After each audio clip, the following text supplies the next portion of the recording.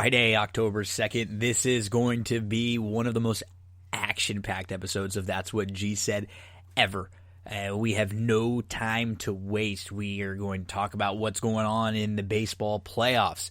Then Alex Regla joins us to talk about the Lakers after their big Game 1 win in the NBA Finals. So we talk about the Lakers. We set you up for the rest of the NBA Finals. NFL Week 4, Scott Shapiro joins me to go down the entire slate. We discuss every game, give you some of our plays for the weekend. We talk Stable Duel with Chris Brothers, one of the head honchos over at Stable Duel. Find out everything about him, what's coming up on the Stable Duel menu for the weekend. And then we get into the racing. Just one play at Pimlico for Friday. It's opening day at Keeneland, so we got some plays over at Keeneland, some plays over at Anita for Friday. Then we switch to Saturday. You're going to get the whole Pimlico Saturday undercard. Then for the Preakness, Darin, Zoccali, Andrew Champagne join me. We spend over an hour talking about everyone in the Preakness, all of the horses in the field, positive, negatives, who are horses that we use, and how we're going to bet the Preakness. Then you're going to get some Saturday Keeneland, some Saturday Belmont, some Saturday Anita. Yeah, I mean, it takes over a minute and a half just to tell you all the things we're going to talk about. So imagine once we dive on into everything, let's discuss what's been going on in the world of baseball first. So on the American League side, remember, it's the first ever expanded baseball playoff. So there were 16 teams that made the playoffs this year, 8 in the American League, 8 in the National League. And this first wild card round, everybody had to play. There were no byes in the round. They were best of 3. So the team that was the team that had the better record got the entire series at home. And then the playoffs will move to neutral sites for all teams in the Division Series, in the Championship Series, and then in the World Series. So nobody's going to have any home games. Nobody's going to be playing at anybody else's home. It's all going to be neutral sites. So in the American League, here's what happened. The number 1 seeded Rays, they beat the Blue Jays 2-0 in their series. Third game was not even necessary. Game 1 was tight. Game 2, Ryu got lit up, the former Dodger, and that game was over pretty quickly. So the Rays will move on, and they're going to face the Yankees, who win, not in an upset. It was a 4-5 matchup, but with the Indians pitching in a short series, I selected the Indians. I thought, even though the Yankees are probably the better team, that the Indians in a short series with Bieber, with the pitching, with Hand, they'd be able to kind of take advantage of that. Well, that could not have been more wrong. Bieber gets lit up in Game 1. Hand has the opportunity to close Game 2, a game that the Indians score 9 runs and still find a way to lose. The Blue Jays just getting to the playoffs after what they had to deal with throughout the year, traveling all over, not getting to actually play in Toronto, playing their home games in Buffalo. They had such difficult circumstances. Just getting there with this young team is good for them. I don't think you feel the same way if you're the Indians, and a lot of it has to do with how you lose. You have your Cy Young pitcher who's going to win this year, Bieber, just get lit up. And you have your closer who hasn't blown a save all year, blow a save in the one game to keep your season going. It would have been a Game 3. And instead, the Indians blow it, and the Yankees win. And now it's going to be Yankees-Rays. So we get a divisional matchup there with the number 1 seeded Rays versus the 5 seeded Yankees. Bottom half of the American League bracket, everybody loves seeing the Astros win, right? Oh, yay, very exciting. The Astros beat the Twins 2-0. And the Astros pitched very well. They got some key timely hits. But the real turning point in this series was in Game 1. It was a routine ground ball to the shortstop for Minnesota. Play that you make a million times. Threw the ball to second base and made a bad throw. And instead of getting out of the inning, tied 1-1 with the Minnesota Twins coming up for it with the chance to win the game in the bottom of the 9th, all of a sudden, the next hitter, Sergio Romo, walks, and that walked into run. And then they make a pitching change, and all of a sudden, base knock, and then instead of a 1-1 game with the Twins coming up with the chance to win because of an error. I mean, a throw that You make a million times. That gave the Astros life. The Astros took advantage of that, and they won Game 1, and then they won Game 2. And so, the woes in the playoffs for the Twins continue. They looked at the bracket and felt like, okay, we're dodging a Yankees team that beats us over and over again. We're getting an Astros team that has not been good all year long. And they weren't good in the series either, to be honest. They weren't great. It just felt like the Twins just played worse. And that's what makes the Astros a little bit scary as they move on now, and they're going to play the A's, who beat the White Sox 2-1. And I think of all the teams, the Twins are really disappointed right now, and the Twins fans. The Indians are really disappointed. I think the Blue Jays, like I said, getting there feels pretty good for them, and losing to the one-seeded Rays, a team that just is better than you. And the White Sox, I think, can sort of feel a little bit proud of their effort. They won Game 1. They had opportunities to put away Game 3 early, and they just kept letting Oakland get back into the game. And then when Oakland gets ahead of you with all the arms and their bullpen strength, they're really, really tough. So the White Sox, they maybe a year ahead. They're a very talented team. They maybe need one more arm in the rotation. They end up losing in a tight series. They're 2-1 to the A's. So it's going to be Astros, A's playing at Dodger Stadium, and then you're going to have the Rays and the Yankees playing. So we have divisional matchups there. So think about this as far as baseball is concerned. This year, in the regular season, every team only played the teams in their division and the teams in the corresponding division in the opposing league. East, American League East, National League East, American League Central, National League Central, and so forth. So these two teams have played each other in both of these series. These teams have played each other 10 times so far this year. They know each other very, very well. Rays, Yankees, Astros, A's. Over on the National League side, the Dodgers move on. And what a night on Wednesday night.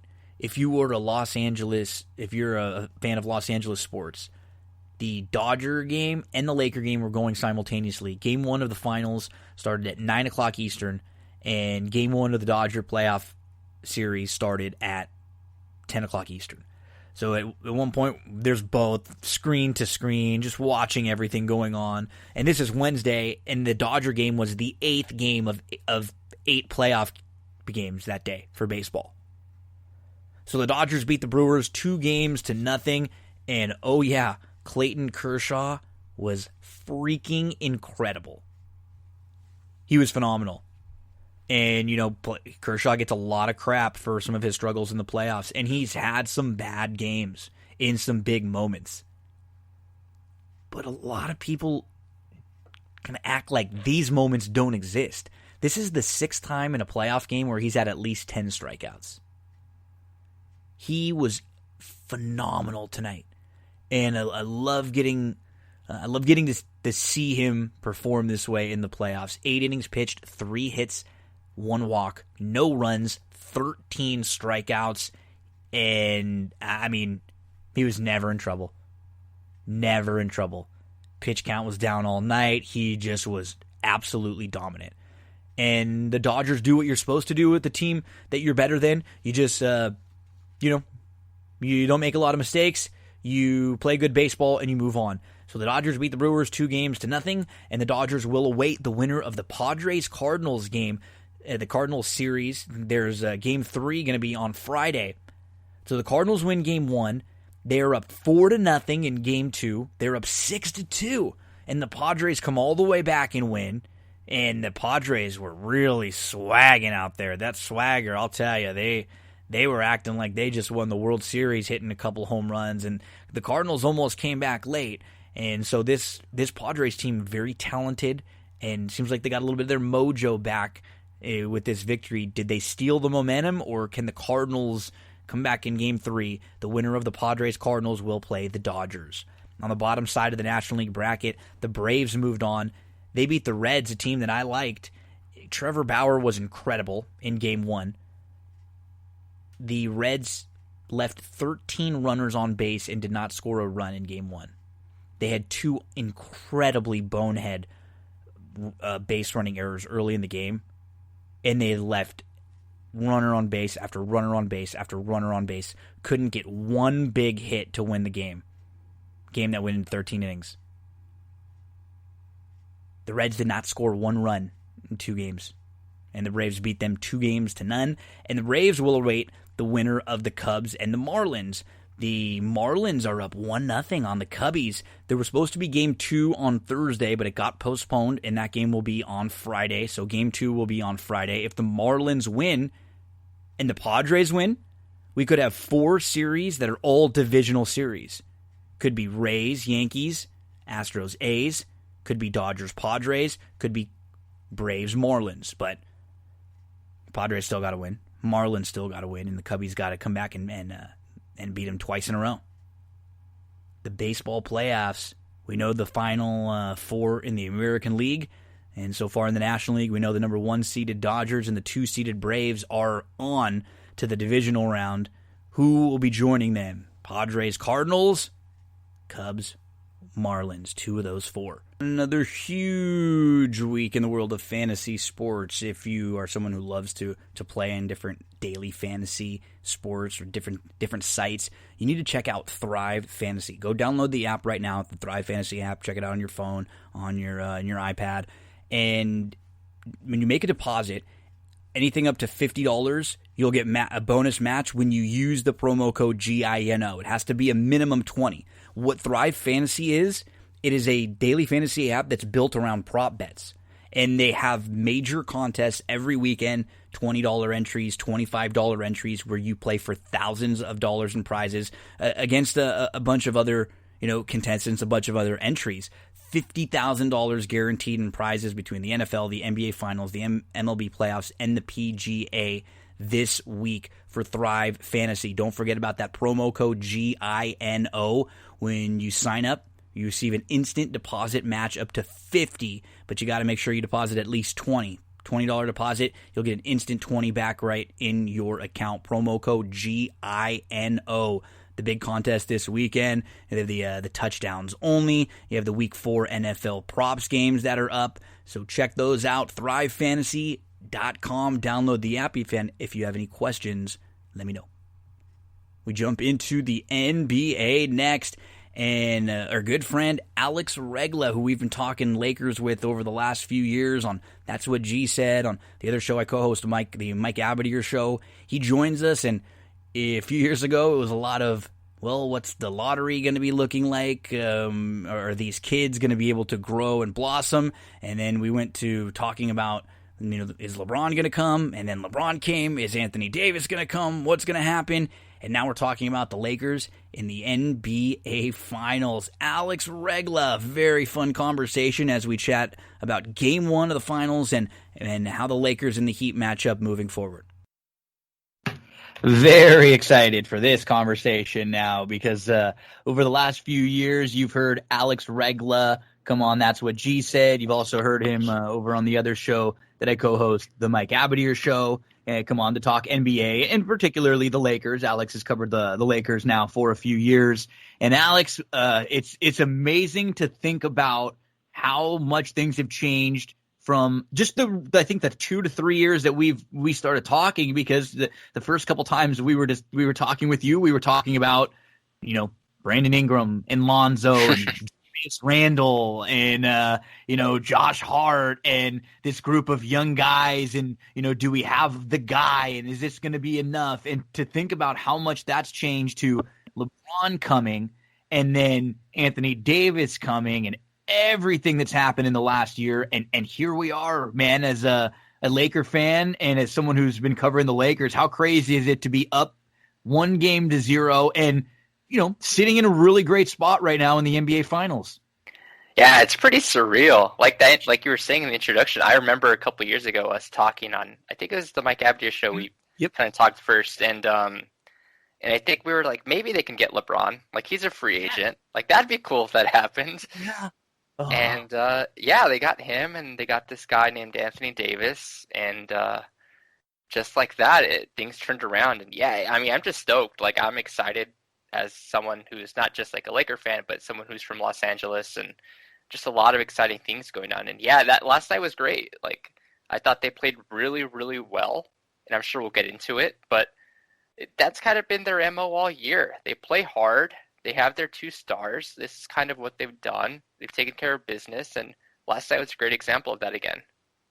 And it was, I'm sure a lot of the Laker fans early on are going, because we've seen this like a very just mature, grown up adult group here with the Lakers. They take a very cerebral approach, and LeBron's really done this his whole career, where he doesn't come out guns blazing necessarily right off the bat in game 1. It's been a feel out process. We saw that with the Lakers in their first 2 rounds, where they lost game 1 of the series and then came back and were super impressive, winning 4 straight. And Lakers were down 23-10 early. Miami went on a 13-0 run, and then things just changed. They made a substitution, and when a couple of the bench players came in, that began a run, Alex, that was something like 75-30. Yeah. The Lakers went 9 for 11 at one point from 3 in the final 16 minutes of the first half. And they're not going to always hit those shots, but when it's a bunch of different guys just hitting 1 or 2, and they're wide open shots. That's the one thing we've always said about the Lakers. Those players are going to get wide open shots. So it was about as good of a version of the Lakers as we could see for like a 15, 16-minute stretch. Yeah, like you mentioned, they got contributions from like everyone last night who played. I thought KCP specifically, those 2 threes he hit in that first quarter were really big. Mentioned that. He specifically mentioned that himself. AD said, that KCP's 2 threes, that kind of just woke us up. It definitely did. Like you said, this game kind of felt early on a lot like that game 1 in Portland versus Portland, game 1 versus Houston, where, like you said, it was just kind of like a filling out process. There wasn't too much intensity. And like, oh no, like I kind of expected game 1 to be like a dogfight. But yeah, those KCP threes kind of settled them down, and that stopped that Miami run that they were on. And after that, like you said, the bench guys came in. I thought Caruso was fantastic defensively again. Markieff Morris was great. Rondo as well as KCP hit a big 3 and kind of got to the rim and started creating some offense. And yeah, that's kind of just been the story all postseason. Like, it's easy to point to LeBron and AD because of how amazing they are and how dominant they've been. But I think the role players up and down the roster have really stepped up. It's always, everybody wants to pick on the Lakers for that and say every team that we've played, it's always, well, the Lakers probably have the best 2, but then the 3 through 7 or 8, the other team might have the best 3 through 8. We look at this group, and just like you said last night, we've got Danny Green, who a lot of people have wanted to rip because his shooting percentage has not been as great as in past years this year. But he went 3 for 8 from 3. He had a nice pass to AD. He had 3 blocks and 2 steals. People forget about how good defensively he is out there. And that's what has been just a calling card for this Lakers team all year long. When you're getting big minutes from Danny Green, KCP, and Caruso, even when they're not hitting their shots, they're always pretty good on the defensive end, and they're not ever bad on the defensive end. And so you put those 3 with combinations of, AD, who's one of the best defensive players in the league, when Dwight Howard is playing as well as he is. You have LeBron out there. Kuzma's made strides. He sort of struggled in the Denver series and a little bit in this series, but I mean, Kuzma made a couple really nice passes last night, and you look at his scoring, he's got 8 rebounds and 2 assists and a steal, but he doesn't score a lot. I've been so impressed with the other guys throughout the playoff series. When everybody's wanted to call them out, you look at the numbers, they've been very, very solid. I mean, even a guy like Dwight, right? Like, he got the call to start, and that was a bit of a surprise. We thought maybe they'll just go back to JaVale again. That's kind of what they've done as like a default starting lineup. But again, even someone like Dwight showcases that every role player on this team, like each guy has stayed ready. Like, one series, Dwight doesn't even play. And the next he starts, and he's a big X factor. And again, he's going to be starting in the finals. So it just goes to what you were saying. Like, it's easy to kind of dismiss these guys like, oh, it's LeBron AD, that's it. Like, those guys just aren't that great, but they do play their role perfectly. Like you said, Danny Green and Caruso, I think there's a big reason why they're always, like, in the league leaders for plus minus. It's just because they know their role. That's why they play so well next to stars. They're low usage. They play defense. They do everything else you need that needs to be done on the floor, and I think we saw that again last night. I love as a fan, it makes me feel so good seeing KCP having the success that he has because he's been really a scapegoat for the Lakers for the last few years. He was somebody that the Lakers overpaid in situations quite a bit. He was somebody that he seemed like he struggled in any games that were meaningful. He's someone that he doesn't, if he goes outside of his role and tries to do a little bit too much, that's when he gets himself into some trouble. His shot selection wasn't great. And then he'd have these good stretches at the end of the year when the games were meaningless, and they were nothing. And at the beginning of the year, he was so bad and the fans and everybody was getting on him so much. And I think it was Dwight who kind of stood up for him and told everybody, hey, you know what? This guy's part of the team. And the way LeBron and everybody took him under their wing, he is so confident right now. You can just see it. The way he's shooting the ball, he's been shooting over 41% on 5 attempts from 3 throughout the playoffs. That's not a small sample size, Alex. And I'm so happy because he reminds me. I think we said this at one point. He reminds me of the Dodger pitcher Pedro Baez, who was at one point was the guy who came in at the bullpen, and every fan would go, "Oh no, Baez was in," and he'd always give up a big home run in a big moment, and then he just flipped the script, and he became this guy that all of a sudden was the guy that in the playoffs the Dodger fans were begging for. And it feels that way with KCP now. I honestly feel like when he's wide open that he's going to make his 3. It's crazy. Like you said, those first couple weeks, maybe the first month or so, I think he was shooting like near 20% from 3 or something crazy like that. But like you mentioned, I thought the way his teammates rallied behind him and how they gave him confidence, I think that changed everything. I think that got him through that rough stretch. And since then, it's been about 80% of the season, he's been a really solid player. And I think he's even been better in the playoffs in terms of just his raw numbers and everything. But like you said, I'm impressed by how confident he is. This is game 1 of the NBA Finals. He hits back-to-back threes. He draws, I think, 3 free throws on one play. He plays solid defense. And this is a guy who doesn't have much to any playoff experience before this either. I know he's a veteran in the league, but he was on Detroit, who wasn't very good at that time. He was with the Lakers the last couple of years that they weren't very good either. So this is also his first kind of chance in the playoffs. And to see how confident he is out there, and that goes for everyone on the roster. They have guys up and down the roster. Caruso is playing 20. He's averaging 24 minutes a game in the playoffs. Can you imagine a year or 18 months ago saying that Alex Caruso is going to be closing games, major games in the playoffs, in the finals, playing half of the game for the Lakers right next to LeBron and AD. It's insane to say it out loud, but you watch it and it fits. And Caruso even, he struggled, and his numbers shooting in the playoffs are not good, but he looks right now so much more confident offensively than he did in the first 2 series because he just had 1 or 2 games where it's I had 15 or 17. Oh yeah, I can score. I can hit open threes. And he's again, I thought he was going to miss for a while now. When he's open in the corner, I feel like he's going to make it.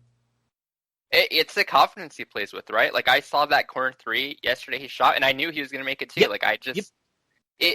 You can feel it sometimes out there, how guys are feeling and how, kind of, if they're taken by the moment or if the moment's too big for them. But we've seen, all playoffs, Caruso was kind of made for this in a way.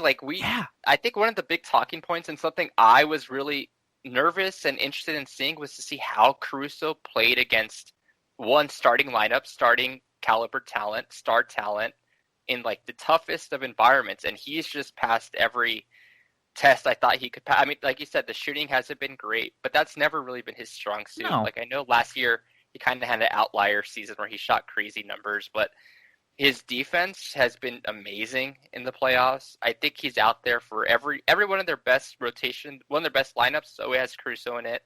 He's just a really important ingredient to this team.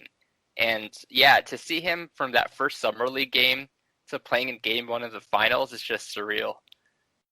And we don't want to get ahead of ourselves yet, because you know what, it was game one of the finals, and we've seen a lot of things happen, and we want to. And one thing, as fans of the NBA, I'm a Laker fan. I want the Lakers to win.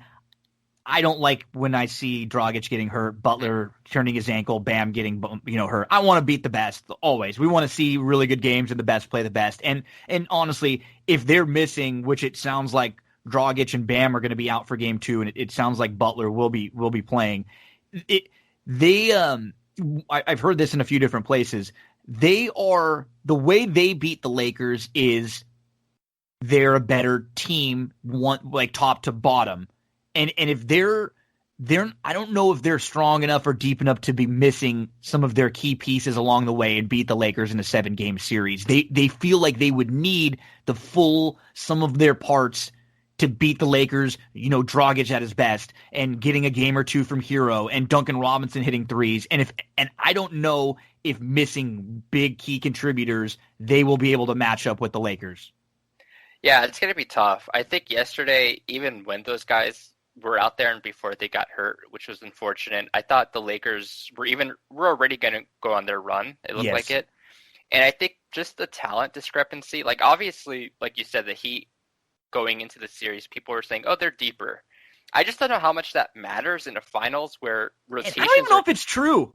I don't think it's true either. Honestly, like I tweeted it out yesterday, like, okay, so they're deeper, and I'm guessing you're saying like guys like Hero and Robinson, but how good are they on defense? Like Hero was a negative 33. -30 last night.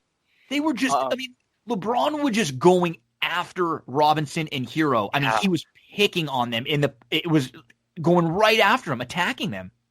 So you could be deep, but I think you have to be a two-way player, right? And at this point of the finals, you're not going to go 10 deep in the finals. You're going to go 7, 8 deep. And I just think the Heat, like 3 of their guys, you're going to get targeted on defense. So I'm not really sure how important depth is at this point. But like you said, if the Heat had any chance in this series, it was everyone being healthy and everyone kind of playing at their highest level. And just having those 2 guys out who are really important to their team, that does kind of dampen this a bit. Yeah, and you mentioned the number of the rotation. So Miami, leading into this against the Celtics, they had only been playing Bam, Jimmy, Crowder, Dragic, Duncan, Hero, Iggy, and Hill.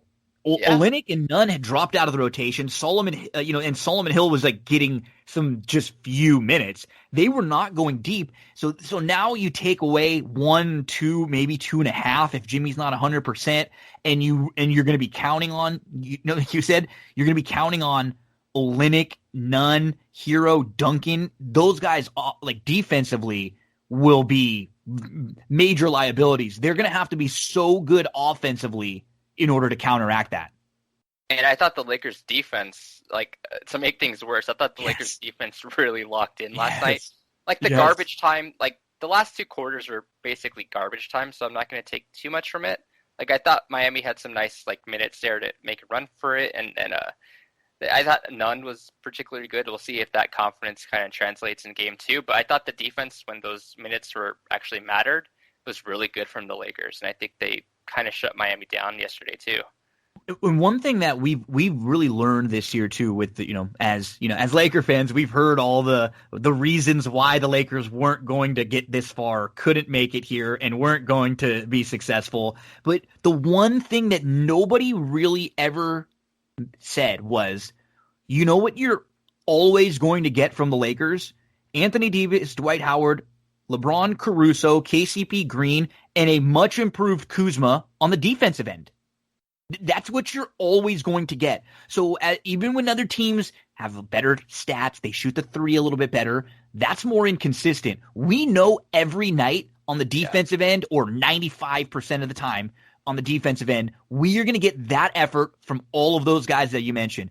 And we're also getting a better effort on the defensive end from Rondo, which we weren't getting. And we have a little bit more versatility with a guy like Morris, who just gives us some more options. We can throw a few different lineups out there. We can go a little bit quote unquote smaller when small for the Lakers is Morris, Anthony Davis, and LeBron out there that are bigger than three guys on the other team, and we still have two big guards. We're never small, which is great, and so that I think you hit it on a few times. People out there, and myself in general, I want to give more, and I need to give more credit to this defense and what Frank Vogel has done, turning this team into a team that all throughout the playoffs. I mean, we got to remember now, we look back at each series. We lost game 1 to the Blazers. They were the hot team. How many people were saying this is a horrible matchup for the Lakers? They're not going to be able to win. This is yes, they got a little banged up. We got through. Then the Rockets. Oh, now this new Rockets defense. They're turned up. They're we heard it every series, and this team has still just kind of continued to just show up, play really well, and play damn good defense. I mean, look, like you said, look at the teams they beat, right? We had Portland coming in as people were saying the best 8 seed of all time. Yep. They had the best offense in the bubble going into the playoffs. They have 2 all-star guards, probably the hottest player in the league in Lillard at that point. They got shut down pretty easily. Yep. They got Houston. We had James Harden, who's an MVP candidate every year. This crazy small ball group that they go, which is totally different than what they faced against Portland. That's the thing, too. This defense has had to match up with 3 separately, totally different types of teams, right? And they've adjusted every time. And they adjusted every time. I mean, look at the difference between Houston and Denver. You have basically no center with Houston, and then you have a center in Jokic who runs the offense for Denver. And the Lakers, I know that series was tough, but they figured them out as well. And then I think that's been the most impressive thing about the defense is not only how hard they play, and they play hard every night. All season they've played hard. Yep. But their ability to adjust and react. Oh, yeah. And again, I think a lot of that credit goes to Vogel and his staff. Yes. And you know what, too? Overall, like you were mentioning about, when we talked about KCP and his struggles and how the team took him under their wing. And isn't it funny as that was one of the things that was supposed to be the opposite for the Lakers, right? This team with LeBron and a bunch of hodgepodge put together. Oh, you've got Rondo, Dwight Howard's on there. You got Jason Kidd on the bench. As soon as the Lakers lose, Jason Kidd's going to be trying to take over. We kept hearing about how this team wasn't very well put together. The personalities don't fit. The coaching staff isn't good. And knock on wood, we're in, just 3 wins left to win a title. We haven't had any of that this year. Nothing. In fact, it's been so far the opposite, dealing with the Kobe stuff, the COVID stuff, the race issues where the Lakers were willing to say, we can win a title, but we're going to take a stand on what we believe in. This team has been so tight-knit and so, like you said, Dwight and JaVale getting benched, and they're standing up on the bench cheering when they're not in the game. It kind of gives you goosebumps as a fan, because this feels now like a championship team. You have that. You have these guys stepping up. You get the Caruso game. Kuzma goes quiet for a few games, but then he makes a couple great passes, and he's just not hurting you out there. It just feels like the runs we used to have, and we're 3 games away from it. But it's been like last night was just phenomenal to watch. Yeah, no, you're right. Even before the season started, remember they had that trip to China, which kind of kicked off everything. And a lot of people were like, oh no, is this what the season's going to be? It's just a bunch of kind of these off the court issues. And like you said, I'm just impressed and surprised that there's been literally nothing from the front office, no bickering, no backstabbing from, the front office all the way down to the coaching staff, like you mentioned, the kid and everyone. And the 2 stars, no egos. They were perfectly together. They say they're like, we're stepbrothers, and it's funny. It's funny, but it's true. It's like these guys genuinely like each other. They had those quotes. You can't fake the stuff we've been seeing. That's what it is. And for as much stuff, LeBron is such a polarizing guy. And I was talking to somebody about this earlier. We've never seen a star grow up from 17 to LeBron now, in this social media age where we know everything about him, and we've seen his struggles, and we've seen some of his mistakes, and we've seen him grow along the way. But and last year, there were plenty of things we could look at LeBron and say maybe he wasn't the best leader with this, and then they had to make the trade. The kids got out, and he has been as good of a leader as I can ever remember this year. With everything he's dealt with what he said, he's made it not about him. He's made it trying to make it about AD, really, to show everybody how good he is. He the way he pumps up Caruso. And like the stuff whenever you never hear him badmouth Kuzma. He always talks about how he's an X-Factor. He's just been the leader that he wasn't really last year, because you know what? I don't know if he bought in, but when AD came in and he looked around, I think he really said, we can do this, and I'm going to do this, and he has gone all in. We've seen the leader LeBron. We've seen playoff LeBron, what he did to close out the Nuggets, and I think he smells blood in the water right now. When they were up 17 last night and he's yelling, "It should have been a switch," on the defensive end. I don't think they're going to take their foot off the gas pedal right now. Yeah, I think he said today, I think he was up until like 4:30 a.m. watching film and watching how they kind of blew that lead a bit, and he's going to get on those guys. And I think like you said, it's part of that leadership that's been there all year. It's tough to do that like last season when your locker room is completely full of like teenagers and early 20s guys.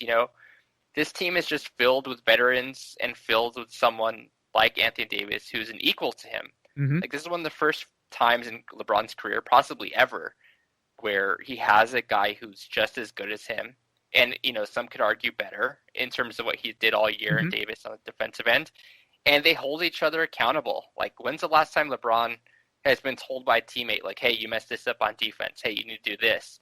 And LeBron's going to listen to AD. He knows AD. We've seen him. He does it. He points stuff out to him right on the court. And LeBron doesn't, he says, yeah, you're right. Like, and AD even jokingly does it after the games and in press conferences and stuff like that, which shows you the respect they have for each other.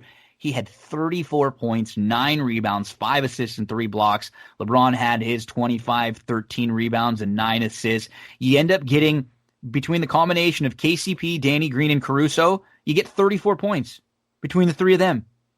That's amazing. And you're getting 34 points and 3 really, really good defenders. And a couple more things to discuss with Alex before we let you go. So all the talk about the Lakers being, a bad shooting 3-point team. When you look at the playoff stats, it's pretty funny. There was only one team that shot over 40% from 3. That was the Jazz. They only played 7 games, right? Small sample size. Everybody else, the 2nd through 15 teams, shot between 38 and 33%.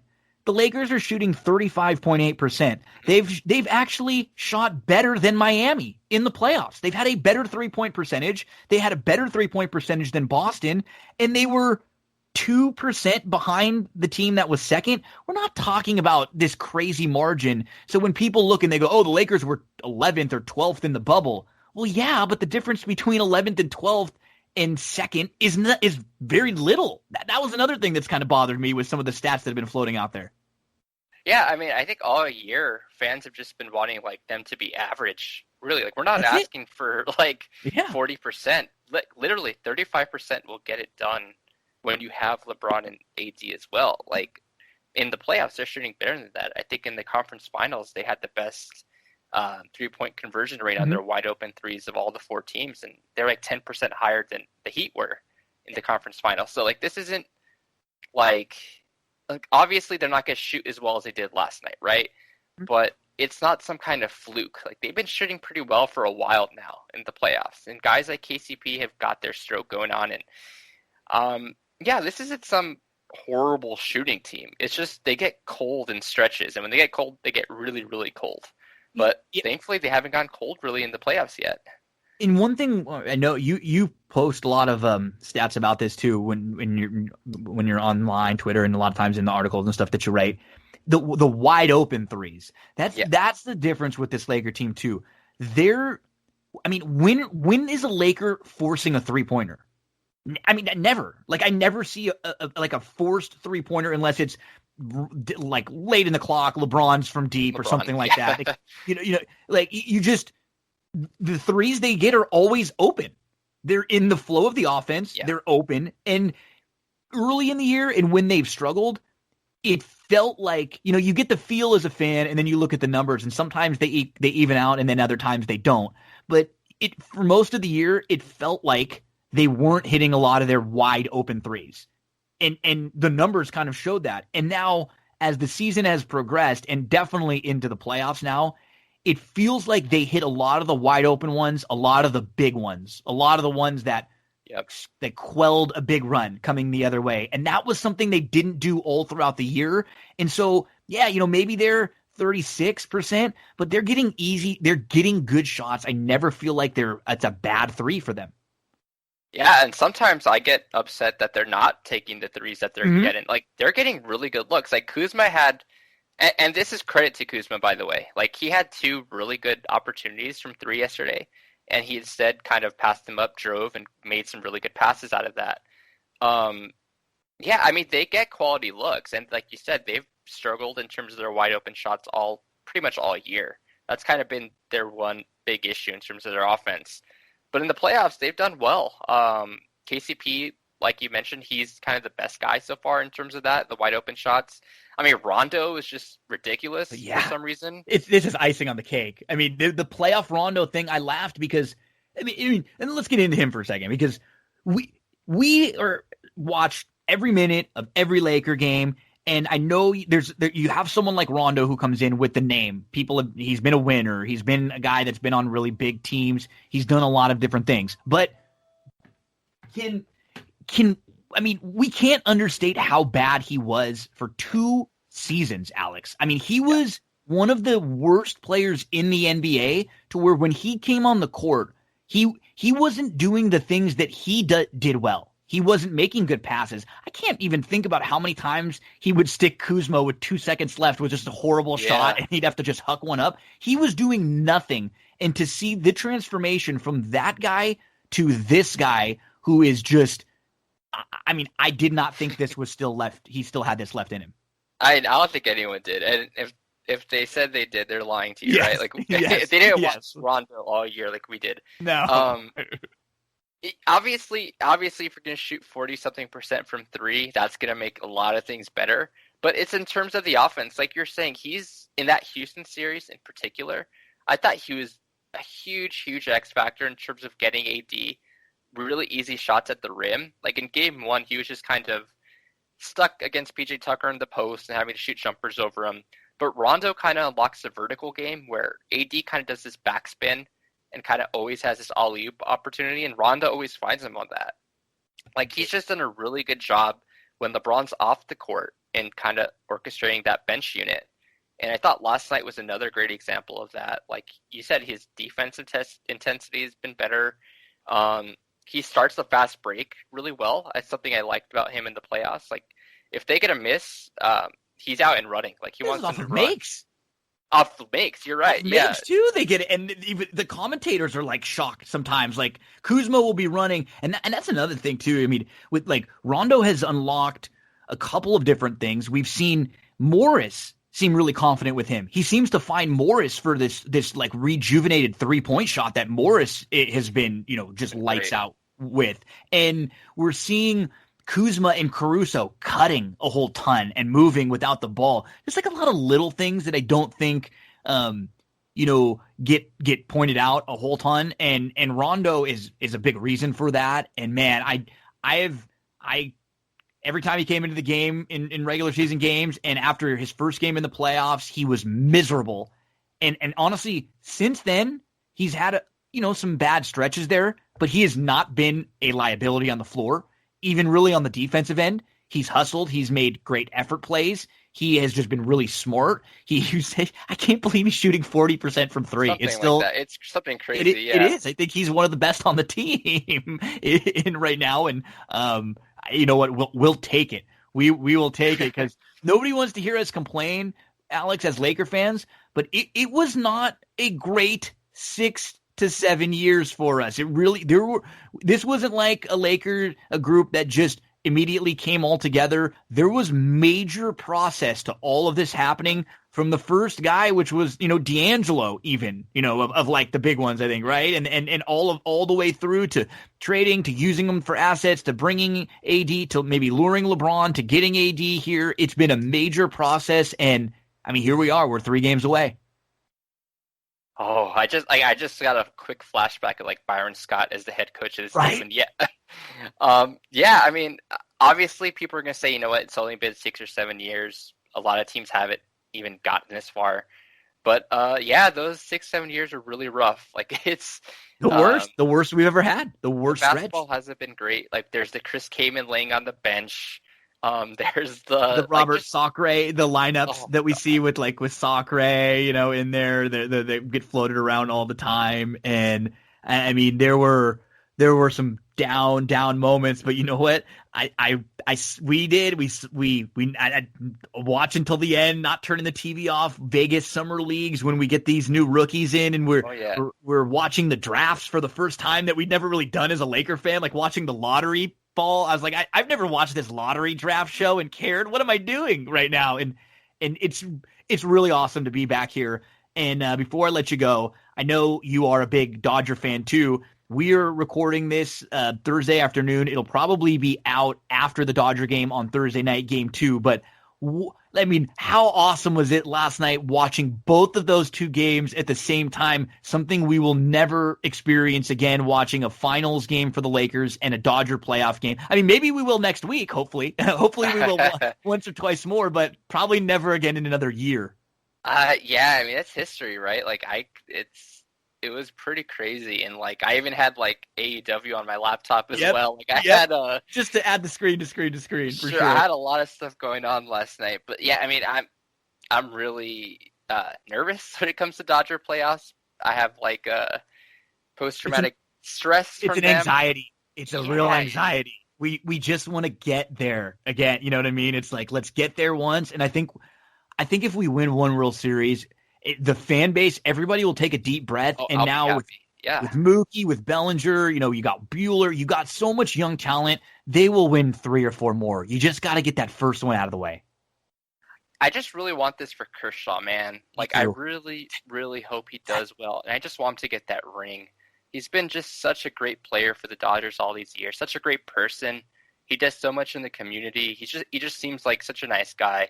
And to see him every year, like, come out the way he does, it's been tough. So he's one of the guys I'm really rooting for. Yeah, it's funny that you say that. I was literally talking about this with somebody yesterday, saying my biggest sports wish would be for the Dodgers to win and for Kershaw to be a big part of that. He deserves it. He just deserves it. He's done so much. He's carried this team so many times. He's gotten them there, and he's even had amazing playoff moments. Yeah. Really, really awesome playoff games.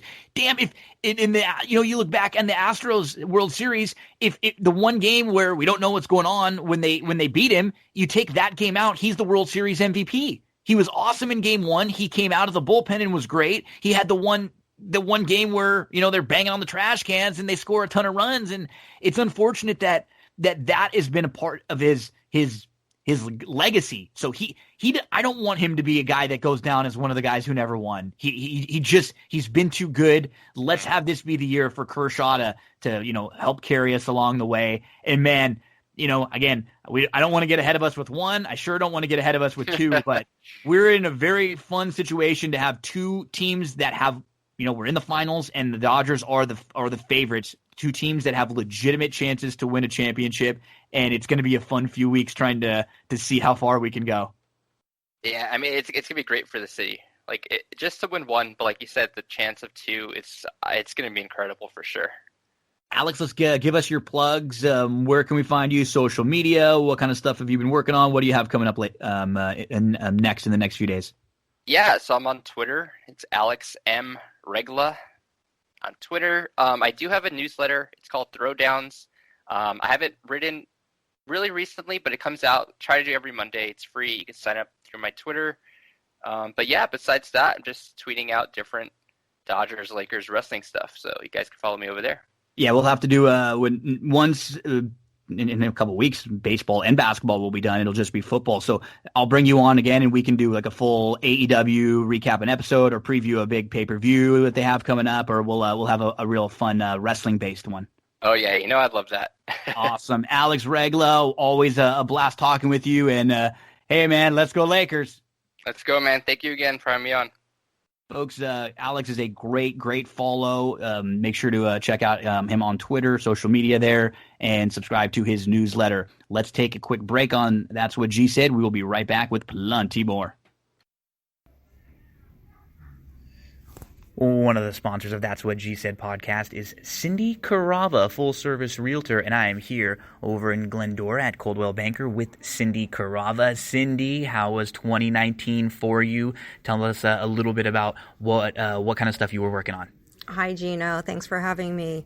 2019 was just really great. I had a great year selling homes all the way from Altadena, Arcadia, Monrovia, out to Upland and Ontario just recently.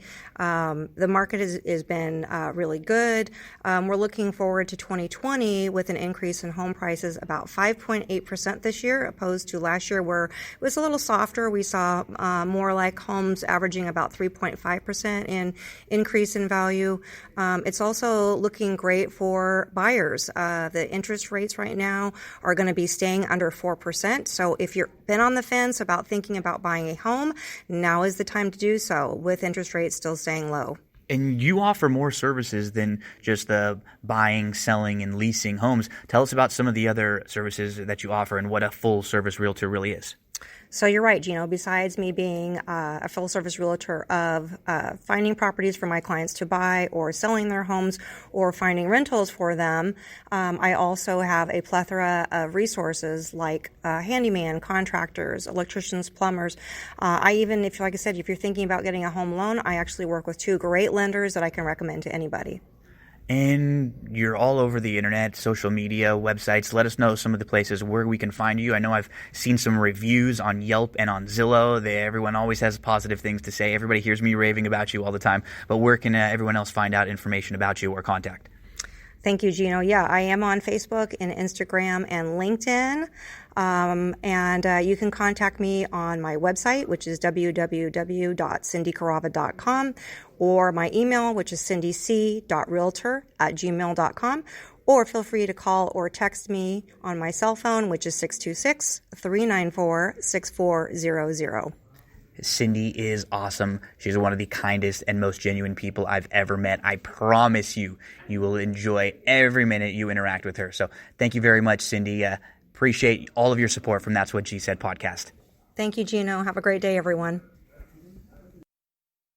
And a big thank you to Alex. Let's keep our fingers crossed. Laker fans, 1 down, 3 to go. Even with the injuries, Miami is going to come back and they're not going to just give up. They're going to battle with someone like Jimmy Butler, with Spoelstra, with Pat Riley there. So they will fight you, and we'll be watching that Laker game on Friday night. Up next, the NFL Week 4. Scott Shapiro joins us to discuss every game on Sunday and the Monday night game. We give you lines, totals, talk about movement, give you some thoughts on each of the teams and which games are our plays for the weekend. Kick back and enjoy, football fans, as we're on to Week 4 NFL with Scott Shapiro. The busiest sports week in history rolls on. Our good Scott Shapiro joining us to talk about NFL Week 4. You know what that means, Scott.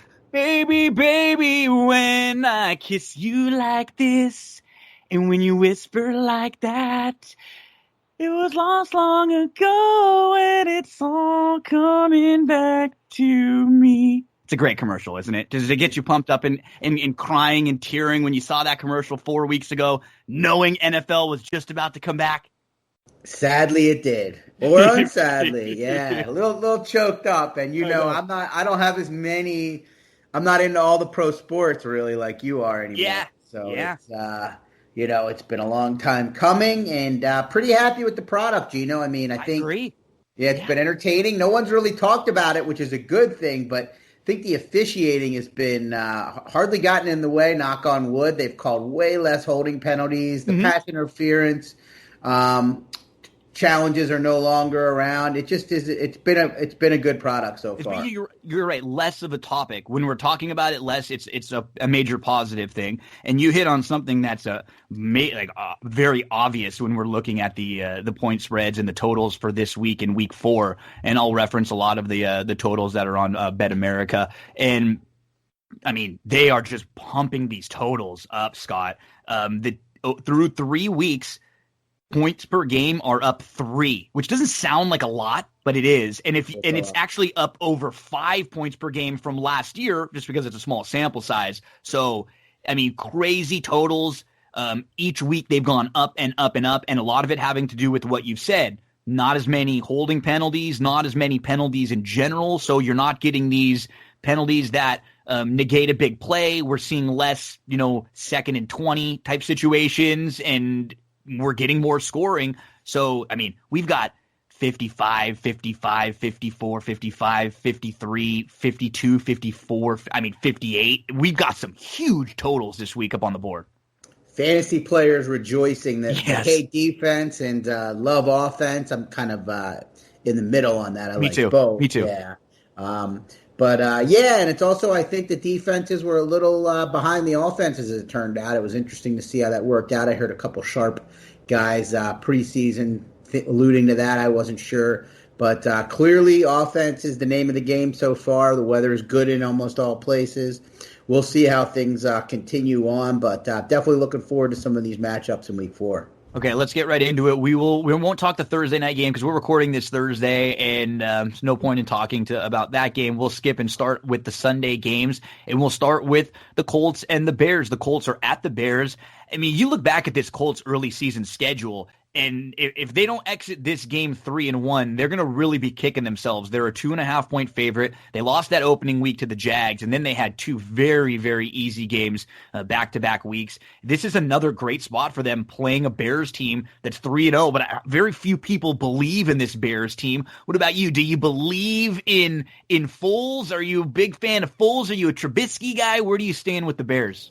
Well, they've been total smoke and mirrors through 3 games, the Bears. I mean, they had to come back from way down to beat the Lions in the opener. They held on barely to beat probably the worst team in the NFC in the Giants. And they needed a miracle to beat the Falcons in Atlanta. So they're very fortunate. They could be 1-2, 0-3 very easily. I think and understand why they're going to Foles. I'm not a believer that he's, a major, major upgrade over Trubisky, who isn't as accurate and probably turns the ball over more, but can make plays with his legs. We'll see how it goes, but in this spot, I think the Colts are the play. I know some people are believe that Foles is going to ignite this team. I just think the Colts are going to dominate both lines of scrimmage. The Bears defense, not maybe what people think they are. They had these great defenses. Their linebacking play has not been that great. And the Colts with one of the best offensive lines in the league. Now with my boy Jonathan Taylor in the backfield getting the rock. Mm-hmm. The Colts are limited a little bit at skill position players with Paris Campbell and now Michael Pittman out. But I think they make enough plays, and I think their defense is underrated. I think the Colts win and cover this game. I agree. This is one of my plays this week. Foles is what he is. He's the. If I could have one backup, it would be him. If I had a game, any situation where I was in any game, any playoff game, any big game, and my starting quarterback went out, he would be the first guy that I would want to come up. A guy who's been there, a guy who's done it. He's just shown that he can't do it really for a full season. He's not a real full season starting quarterback, whether it be injury or his body doesn't hold up or he's very inconsistent too. So I agree with you. I don't think it's going to be some big upgrade. I like the Colts in here. Anything under 3 is fine with me in this spot. So Colts 2.5, I like that one quite a bit. And I really think this is a big game for them because they got to look at this and go, okay, we have to come out of this 3-1 because it should have been 4-0. We should have beat the Jags early. We've had a real cake schedule. And I look a lot at Football Outsiders and DVOA, and early in the season they haven't done the weighting adjusted for who you played yet, your opponents and stuff, which will have a lot to do with it. But the Colts are actually the number 1 ranked team right now through 3 weeks, which people probably still wouldn't have. You probably would have guessed 5 other teams before guessing the Colts. So they are doing things well, and they should have won that first game. I think they win here. Let's both take the Colts here minus the 2.5 at the Bears. Over under in this game is what, like 43.5 right now on Bet America. We got the Jags at the Bengals. This game is Bengals minus the 3 here total, and this one is 49. So Joe Burrow, he didn't lose last week, so he got his first non-loss. It was a tie. We got Minshew here who can push the ball. This is for a game with 2 bad teams. This isn't going to be, I don't think, one of those bad teams, like you could tell by the total. It's 49. This isn't going to be a bad game, a team where the 2 teams can't score. This might be a game where they just kind of go back and forth. It actually might be a sort of a fun game to watch. Do you have any lean in this Jags plus 3 at the Bengals? Well, I do think 49 points is a little high, even though I do think both teams can score. They just I agree. It does just feel high for them. It does. Well, they just play it. Both teams play at a pretty slow pace, especially Jacksonville. So that's the concern when you're laying these big numbers. You want to at least make sure that at least one of the teams plays with a little bit of tempo. But I have a hard time laying points with either of these teams. But I definitely, and so I lean Jacksonville. And since he's tough to get excited about because they're again, I like to look to the interiors of teams. And the Bengals offensive line has been trashed. Joe Mixon gets hit in the backfield all the time. Joe Burrow may die before the season's over. I know. And their defensive line doesn't get much pressure on opposing QBs. So not a real strong opinion in here. I think Minshew will bounce back. Miami kind of fooled them in general with the way they played defense on that Thursday night. Now he's had an extended period of time to prepare for this one. So I lean Jacksonville, but it's not a play. Yeah, I'm actually going to make Jacksonville one of my plays too, for a lot of the same reasons that you did. I'm not ready to trust Cincinnati yet, given a full field goal here. And, Jacksonville's had a few extra days to get ready for this one too. Like you said, it's funny, but I actually trust Minshew in that he feels like the type of guy who, after a bad game, bounces back and plays well. He's a solid player. He's not incredible, but he's very, very solid. He's a starter, man. I think he's a starter. I think he's one of the best 30 quarterbacks in the world. I agree with you. There's so many other and someone we'll talk about a little bit later. I heard this somewhere. I can't remember where I heard it, and I thought it was a great comparison. And somebody said Gardner Minshew is who I thought Baker Mayfield was going to be. Right. And I thought that was funny. He's like, he's out there, he's undersized, but he's got pinpoint accuracy. He makes great throws. He gets his guys pumped up, right? He's out there running around, and you could tell the guys like playing with him. And when somebody said that, I said, wow, I wish I would have thought of that, because I thought it was ingenious, and I couldn't remember where I heard it, but I thought that was a great comparison, because he does. This feels like a game that he'll play well in, and they'll go up and down like you said. And I think they win the game. The Jags, I would be fine playing some of the plus 135 money line in here. And at 49, I do think they score, but that still feels high. So we're both on pretty much the same sides here. But I will make the Jags one of my plays, and I wouldn't be, if you get anything around that plus 135 or so money line, that's fine with me. Speaking of Baker Mayfield, let's talk Cleveland Browns at the Cowboys. So two of the most polarizing teams in all of football, right, Scott? And especially over the last few years with the Browns, how they were such a hot, buzzy team last year, all the coaching changes. They were so good at the end of the season 2 years ago, Baker's rookie year, when they made the change. And then Dallas is always going to be talked about no matter what. If they're really bad, everyone's going to pile on. If they're really good, everybody's going to jump on the bandwagon. And Dallas could very easily be 0-3 in here. They are a 4.5-point favorite at home. This total is 56. This is one of the more fascinating games on the board to me. I don't have a strong feel for it, but I'm very interested to see how Cleveland matches up, because they're 2-1. They haven't played great in those wins. They've played teams that they were better than. Their defense did what they were supposed to do, and they run the ball. They run the hell out of the ball, though, Cleveland does. And that's what I think the difference between this Cleveland team and maybe last year's or other ones is they actually have a couple things that they do very well. and running the ball is one of them. So I could be talked into anything in this game. What are some of your thoughts, Browns, Cowboys? Yeah, I'm looking forward to it as well, and I think both these teams get talked about a lot for obvious reasons, and also there's a lot of skill position players, big name skill position players, fantasy on both players sides. too. Yeah, for sure. Right. I don't trust either team. I think they're both a little overvalued. I tried to beat the Browns by taking the Washington football team last week plus the points. I feel like the process was right. Dwayne Haskins. You were in great shape. Yeah. Dwayne Haskins, four interceptions, 5. You can't lose the turnover differential 5-0 and expect to cover and win any games. But I don't believe in the Browns, but I do believe that they could present some problems for a Cowboy defense that's just straight up awful right now. If you consider the injuries and the holes in the secondary, I think they're going to come out and they're going to try to run the ball with Chubb and Hunt like they do, and they could control things. The reason this game is hard to handicap is, so if the Browns come out and get the lead, I think they obviously are in great shape because they'll try to run the ball. But if Dallas, which they haven't done yet, comes out and gets the lead, they can do the same thing. Yeah, well, they may do the same thing, but I worry more about Baker Mayfield. Trying to come back. Yeah, I just don't think he's very good. Yeah, he hasn't been for a year and 3 games, and last week he was fine, right? And if you get that version of Baker every week, and their game plan is to run the ball, Baker don't make turnovers, then that's fine. If that's who they want him to be with this group, but I agree with you. If he has to make a play, that's where I'm worried, because he has not shown in a year and a half that he can do that. Maybe a little bit at the end of his rookie year, not since then. Yeah, you can't. As much as I don't think the Cowboys are a great team, they're a big step up from Cincinnati and Washington. He's going to have to make some plays unless somehow the Cowboys turn the ball over, because the Cowboys play quick. They play and they will score some points against. Their offense is damn good. Anybody. I mean, it really is. It's a good offense. Yeah. And so you're right. This is going to be.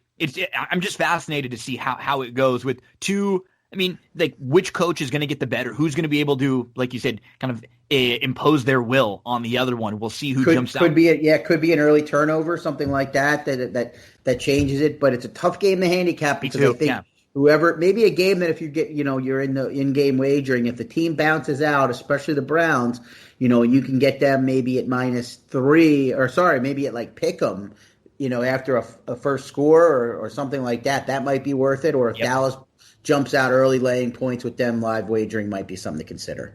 We go to Vikings-Texans, and this game is Texans -4.5. We have 2 0-3 teams that, before looking at their schedules, and people would have probably not assumed that these two teams would have been 0-3 at this point. The Texans have played a couple tough opponents, and they looked pretty good in the first half last week, and then they just looked abysmal in the second half. No adjustments made whatsoever.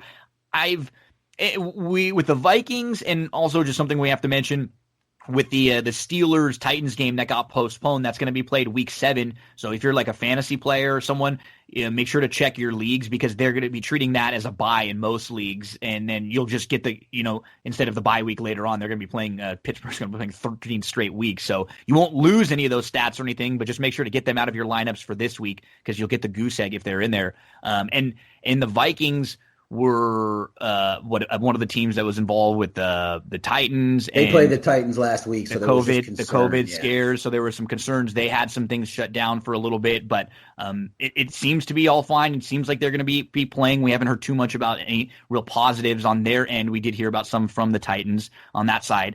So, I mean, I guess for me, I've been a little bit disappointed this year and in a few of the big games with Watson, because he's excellent. I think very, very highly of him. And I don't think this team is all that well coached or all that well put together, the Texans, but I feel like he should be able to win one of these games against a good team.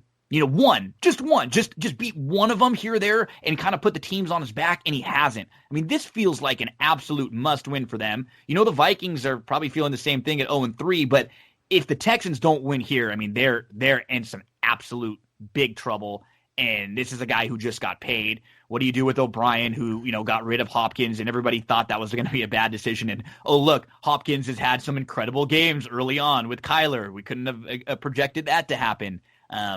I think I'm just a little disappointed with I wanted to see more fight from the Texans. I feel like if they even losing 3 games but showing a little more in their losses, they have to win this game, right, Scott? They have to win this game.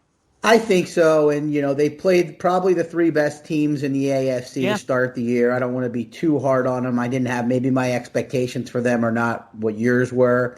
I've never really been impressed with this team's roster outside of their stars. I do think their defense has kind of played a little better than I thought. I know they gave up 33-34 to the Chiefs in Baltimore, but they hung in there against Baltimore. They've kind of hung in there against these teams and I don't, I guess it just speaks to expectations. But just to talk real quick on Deshaun Watson, he's a tremendous athlete that makes tremendous plays, but he also misses a lot of easy throws. That will cost you. That will come back and cost you, and it has cost the Texans chances to stay in these games. It's a good spot for them. They're 0-3. They're 0-3 against the spread. Yes, Minnesota's desperate, but their secondary and their defense is not. Though. Yeah, they're just a bad football team, right? Yeah. And the one thing to look at, this total is skyrocketed, I believe. It's up to 53.5 now. You wouldn't think of these two teams. Pretty high number. I wanted to play the Texans earlier in the week.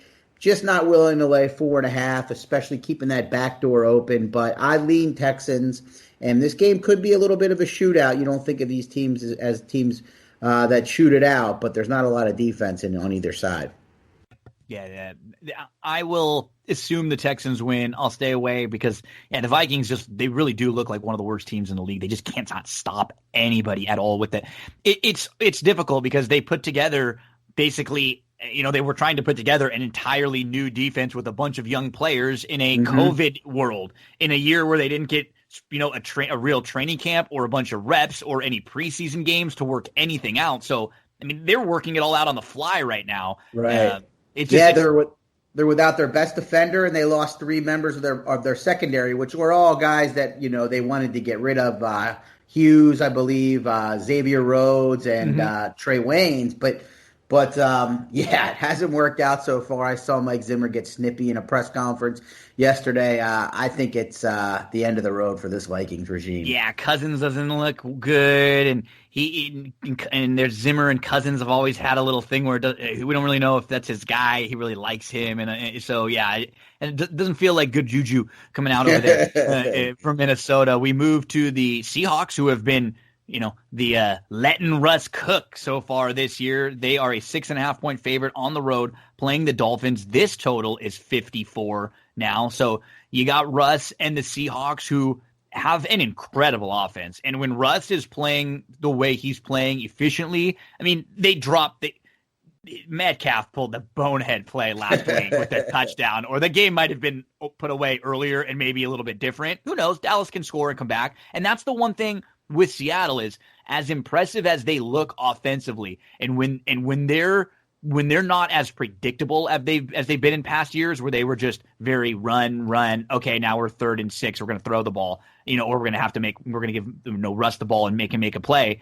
They're actually, offensively, they're being much more unpredictable now. They're better offensively. Their defense is an absolute sieve, though. They just give up big plays, and Dallas was going up and down on them last week. So, as good as they are, and I trust them at the end of the game, and I trust Russ, when your defense is as bad as they've been in the first few weeks, you always have question marks with a team like that, especially a team that's going on the road after a big win. This is kind of a spot where they haven't always been great early in the morning. I can see why people would want to take Miami in here. Yeah, their defense is awful, and Jamal Adams is unlikely to play. They have no pass rush at all. And Seattle, they've been scoring quickly because their offense is so efficient, which puts their defense back on the field quickly. So fire up Ryan Fitzpatrick, 5,400 on your DraftKings account. But I would lean Dolphins and over in this game. It's not a play. It's very hard to get excited about betting against Russ in this offense right now. But at the same point, the Dolphins can make plays. I think they're a feisty bunch. I like Brian Flores a lot. And I just think it's a lot to ask. Seattle 3-0 against the spread to start the season. The line suggests that the public, that's been adjusted. It's not a secret. I think Seattle wins this game, but I'm not willing to lay 6.5. Yeah, and I mean, the number looks like it's going to stay there or go to 6 even, but if for some reason it got to 7 or the other way, that I would absolutely jump on it at that point, because I agree with you. Seattle should win this game. They probably will win this game late. I think Fitzpatrick is feisty in here, though. On one of the leagues I'm in, I have Ben Roethlisberger as the quarterback, so I don't have him this week. So I picked up Fitzpatrick. Hoping I love Fitzy. A feisty little week. Somebody, and another comparison I heard, which I thought was great, is they had said, Gardner Minshew is the future Fitzpatrick. I think he's that. Me too. I agree. Yeah. I think he can be. I think he can take a team. If you put him on a team that was built, they would be a good football team. Yeah, he if he was taken in the first round, people would think a lot differently. They would treat him more seriously. You are completely right.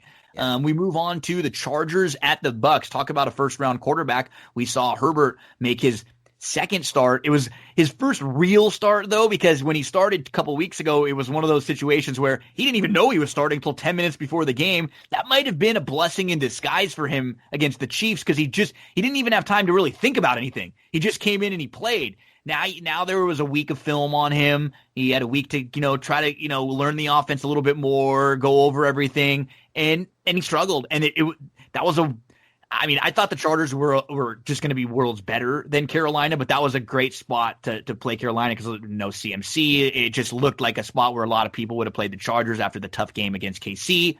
They go on the road this week. They play Tampa Bay and the Bucks here. So the Bucks are now a 7.5-point favorite. Total in this game is 43.5. Chargers at the Bucks. Which way do you lean in this one?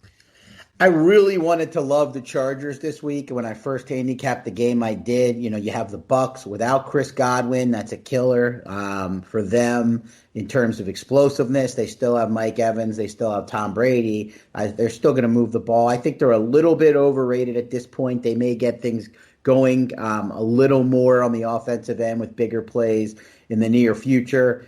The problem with the Chargers is two things. One, it's I know it's not a real road game, but it's Herbert on the road against a very underrated defense. They're good. They're a good defense. They really are. Yeah.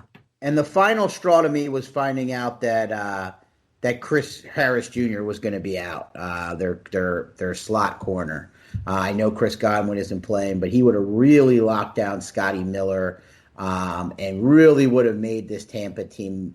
They would have had Mike Evans, who I think the Chargers can match up somewhat okay against with Hayward. But I think this would have been a real under. Now I'm a little bit concerned. I backed off, but I definitely like getting 7.5 more than I like giving it. And I don't think there'll be a lot of points in this game, but 43.5 in this day and age is just too low. Yeah.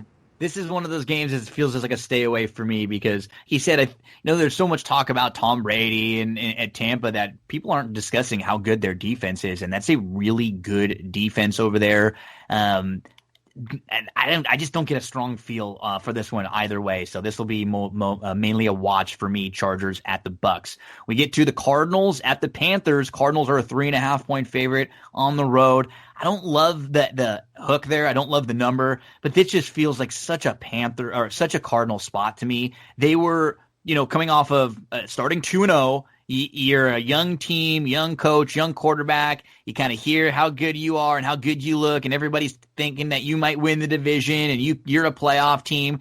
And then you got a Detroit team who finally gets Golladay back, and you just lay an egg. Kyler didn't look good. I think he comes out and plays a much better game in here. I think the Cardinals win this game pretty easily, and I think the Panthers are a little flat after their win last week where we see this in sports all the time. You can get up for a game or two when you miss some of your better players, but, Mike Davis and career backups are career backups for a reason. Missing a running back isn't necessarily the biggest deal in the NFL either. You can slot them in.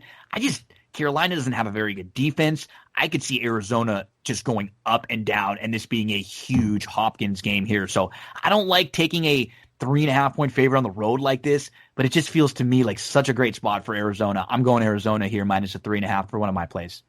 My play of the week, Arizona. I backed off playing against Carolina. I came into the year saying I'm going to either play over or against Carolina until it doesn't work. Well, the Raiders made the Carolina defense look like the Swiss cheese that it was in week 1. Week 2, Tampa jumped out early, 21-0 lead, kind of let up, didn't really score as much as I think they could have. Then they get a good spot against the Charger team who's in a flat spot with a rookie quarterback after a tough loss to the Chiefs. Just got a real positive game script that day to kind of, Mike Davis and crew played well. But this Panthers defense, no talent in terms of experienced NFL talent. They let the whole defensive line go last year. Their secondary is not good at all. This is a great bounce back spot for Kyler Murray, who threw 3 INTs last week, and that's what doomed them. They win that game without those interceptions.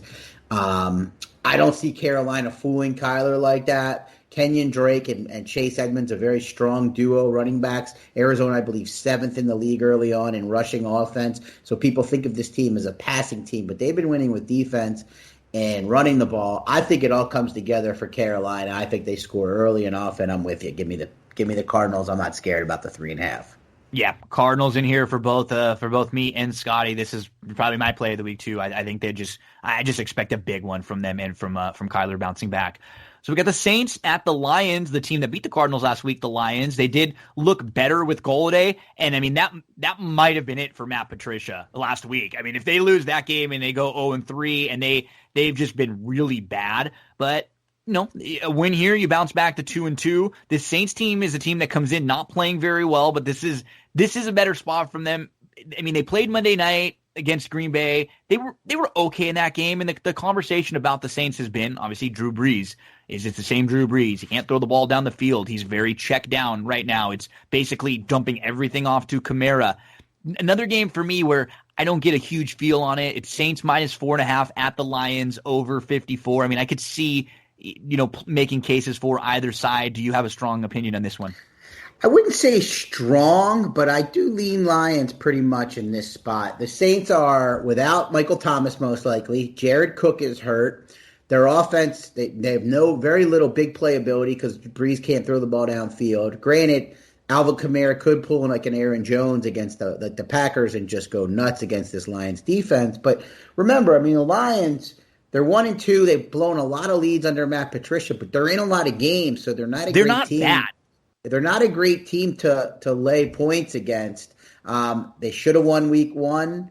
They were in that game. They had the lead against the Packers, and then they got blown out late, and they played with the Cardinals. So those are 2 to 3 good teams, depending on what you think of the Bears. And you compare them, they're still sort of talked about and discussed as a bad team with the groupings of bad teams. You compare them to a team like Washington or the Jets or the Giants that are inept. This is not them at all. Like this team can move the ball, they can score, they have some playmakers on the defensive side of the ball, and Patricia feels like he's coaching for his life right now. Anything that he's got left up his sleeve, he's got to pull it out now. Now, personally, I don't think he's a great coach, but there's just a little added incentive for them in what feels like we've got to play well right now. And, I mean, even if you're the Lions and you're looking around going, the Vikings are awful this year, and the Bears are sort of fool's gold, if we just get to around 500, we could make the playoffs. Yeah. Yep, I don't think they're a great team. I don't think they will either. But those are the things in their head that in my opinion. Yeah. Yep. Okay, so Saints at the Lions. Lions are a 4.5-point dog at home. That total is 54. We get to the Ravens at the Washington football team, and Baltimore is going to have to hear the chatter and the conversation for a while. Can this team beat a really good team? Can they beat the Chiefs? Will this style, will Lamar be able to lead a team to a Super Bowl? And, they beat the crap out of most of the league, but they did look sort of lost, and they looked bad the other night. They really did. They looked bad in the playoff game last year, and we haven't seen them look bad many times. So when we do, we take notice, and then everybody talks about it. So, I mean, 13 is a lot. We see a couple big lines up there this week. 13 is a lot on the road, but I mean, they could win by 40 this week. Yeah, I'm steering clear of this game. I don't. Yeah. I don't want to take 13 with Washington. I saw enough of them. I don't know when I'll jump back in on Dwayne Haskins last week. At the same point, Baltimore hasn't played well enough for me to lay the point. No. You're basically counting on them to play better than they have the last couple of weeks to get this done. This is a pass for me. Yeah, no way. Too big of a number. It's just not a fun play there. We get to the Giants and the Rams. How about another big number? The Rams are 13-point favorites. Your boys, they're back. At home. Hey, and the Rams, and you know what?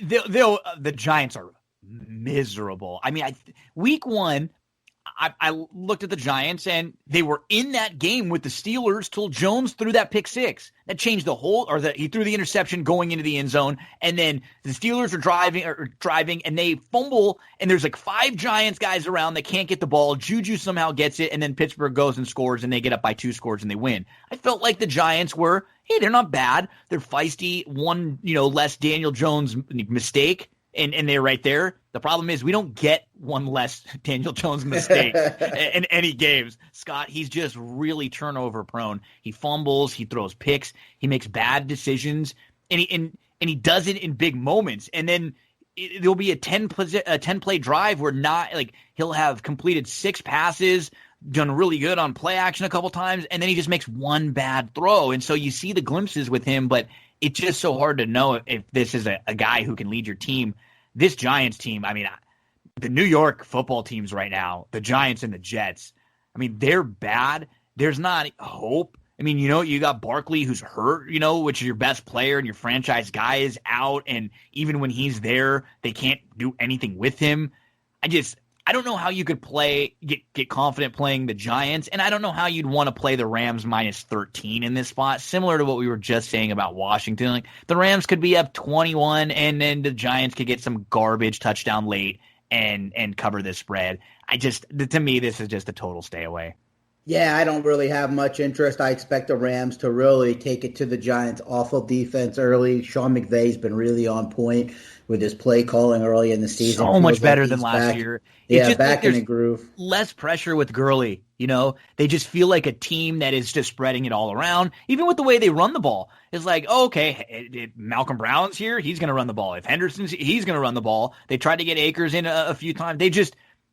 The feel of them as a fan watching their games too is so much different than last year. There's like no pressure. There's none of that anxiety that you feel like after losing the Super Bowl. The monkey's sort of off their back in that, and it's just like a new team. It's like start over fresh here. Yep. I'd lay the points over taking them. I agree. I texted you after week 1 or 2 about how the Rams look like a new team this year and like what I see, but again, not really in the business of laying that many points. I know. It's the NFL. These are still pro players. Anytime you see over double digits, you really got to take a look. We get to – this will be a fun game. The Chiefs-Patriots, because the Patriots are at the Chiefs. The Chiefs are a 7-point favorite. Not too many times over the last, 10, 15 years we've seen the Patriots as a 7-point underdog.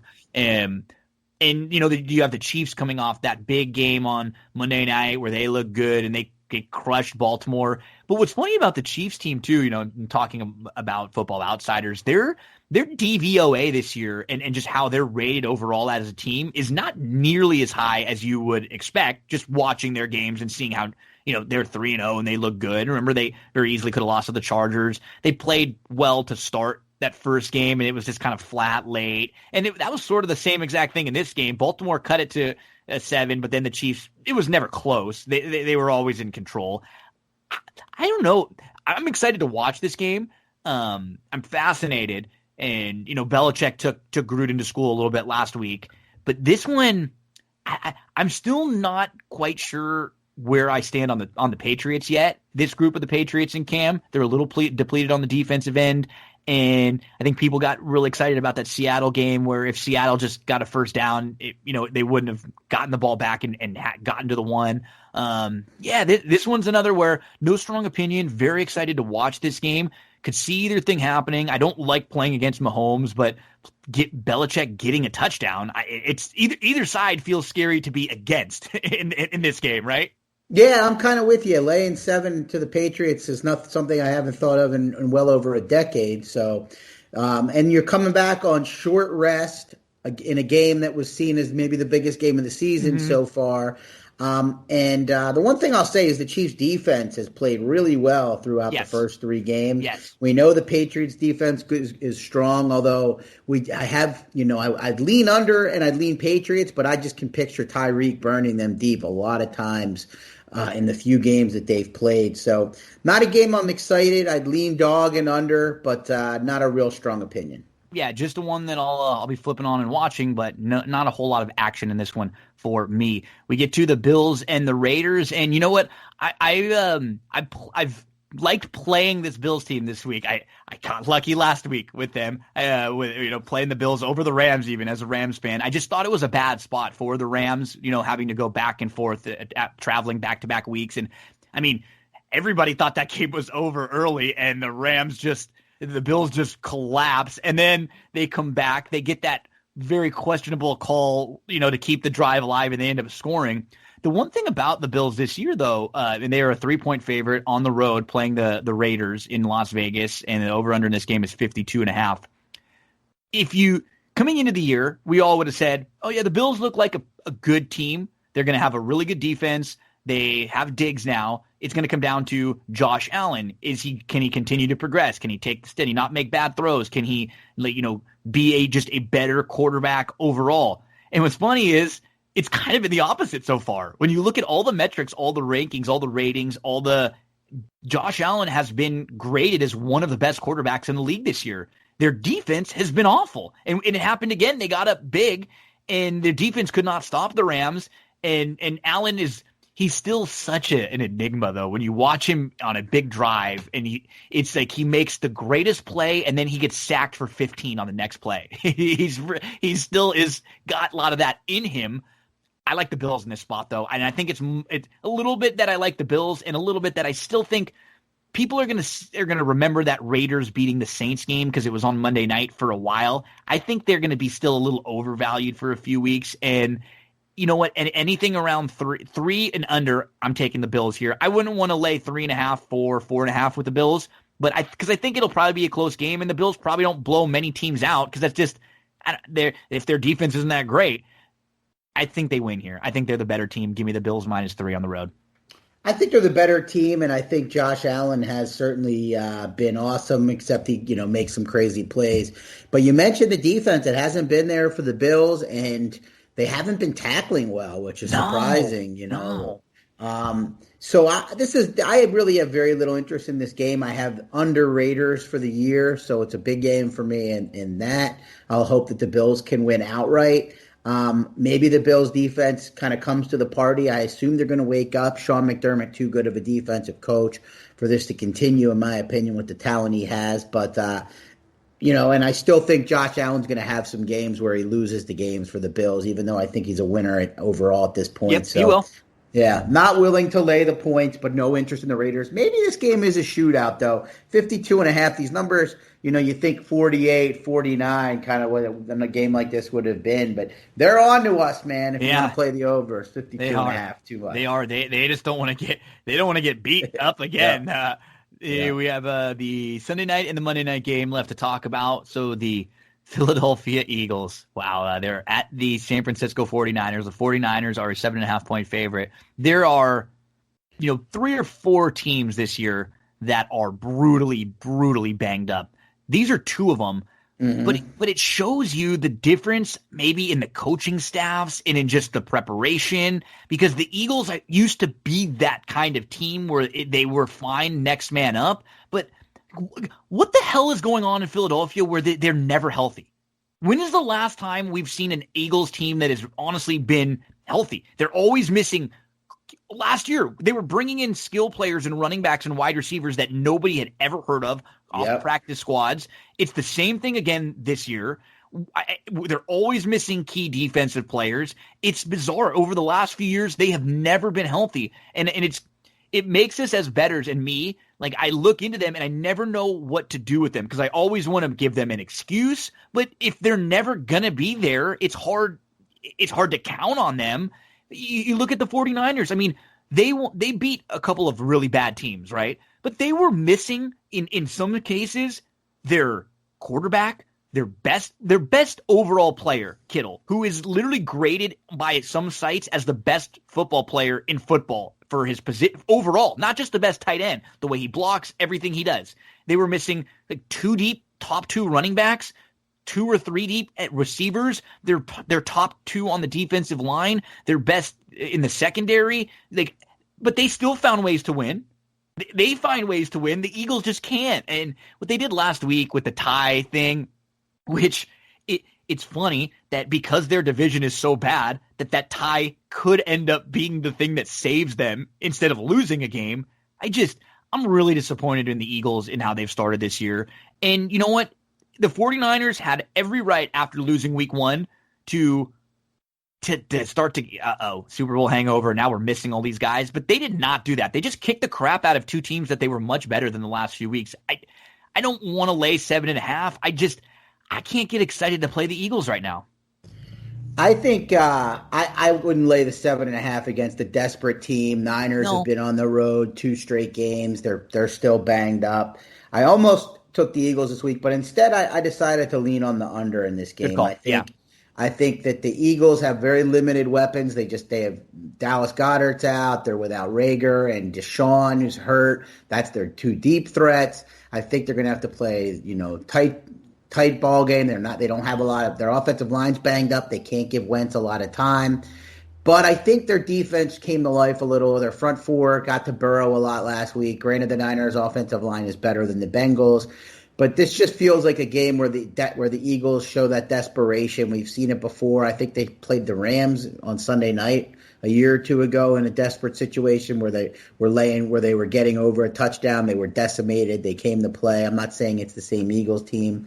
This just feels like a game where the Eagles hang in there. Maybe they lose by 10, but I think they're going to hang in there with their defense. So give me under 46. Yeah, I like the under in here too. It just feels like for San Francisco, hey, let's try to get.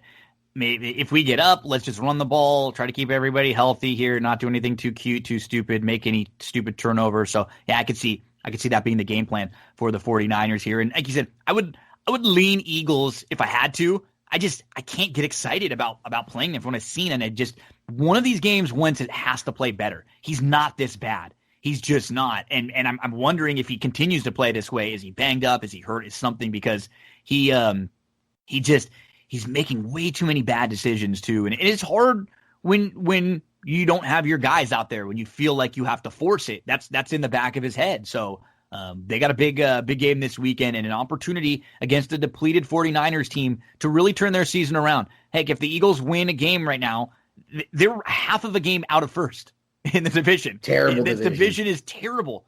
So they don't need to do much to get right back in it. This would be huge for them to jumpstart their season. But I'm with Scott. I would lean on the under too if I had to play this game, but I'm not going to play it. Atlanta.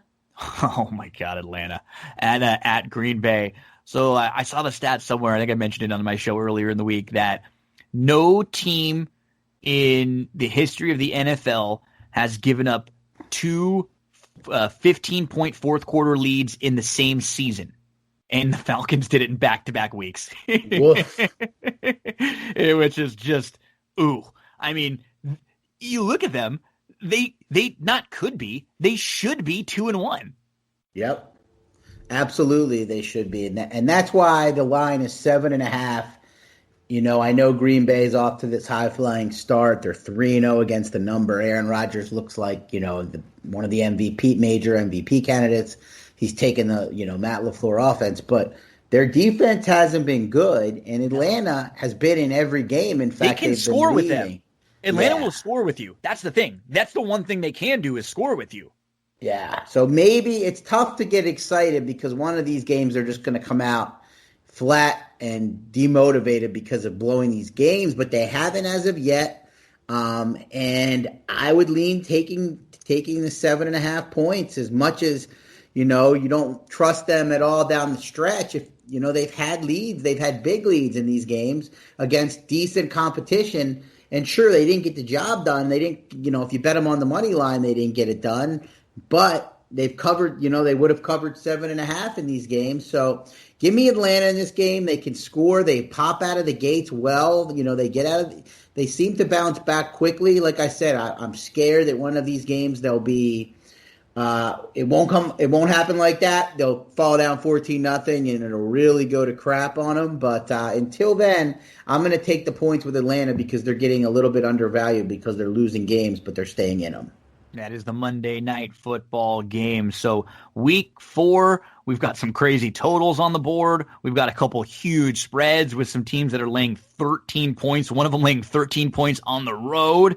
And as Vegas is trying to figure this thing out, Scott, they're trying to figure out a weird year, unlike any we've seen before, where we didn't have preseason games. We didn't have a whole lot of preparation where we get, what ends up happening too is you get information, you get injury. Some of the people, instead of getting injured in these first few weeks, they get hurt in a training camp situation. They get hurt in a preseason game. It's spread out a little bit. Man, a couple weeks ago with all those injuries, that felt like it felt worse than any week I could have remembered.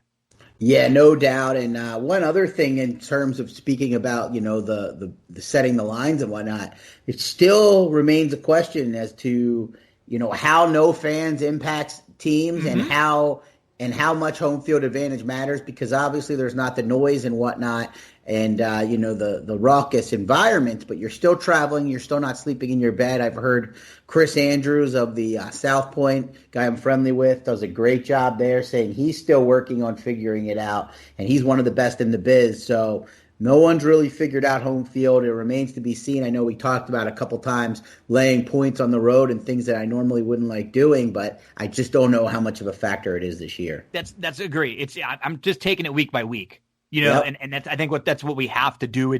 You got to just kind of we always want to get ahead of the trends and stuff like that, but you don't want to try to get too cute in a situation like this where it's just sort of unprecedented. So Scott, give us a couple of the games that you're circling, a couple of the major plays for you this week.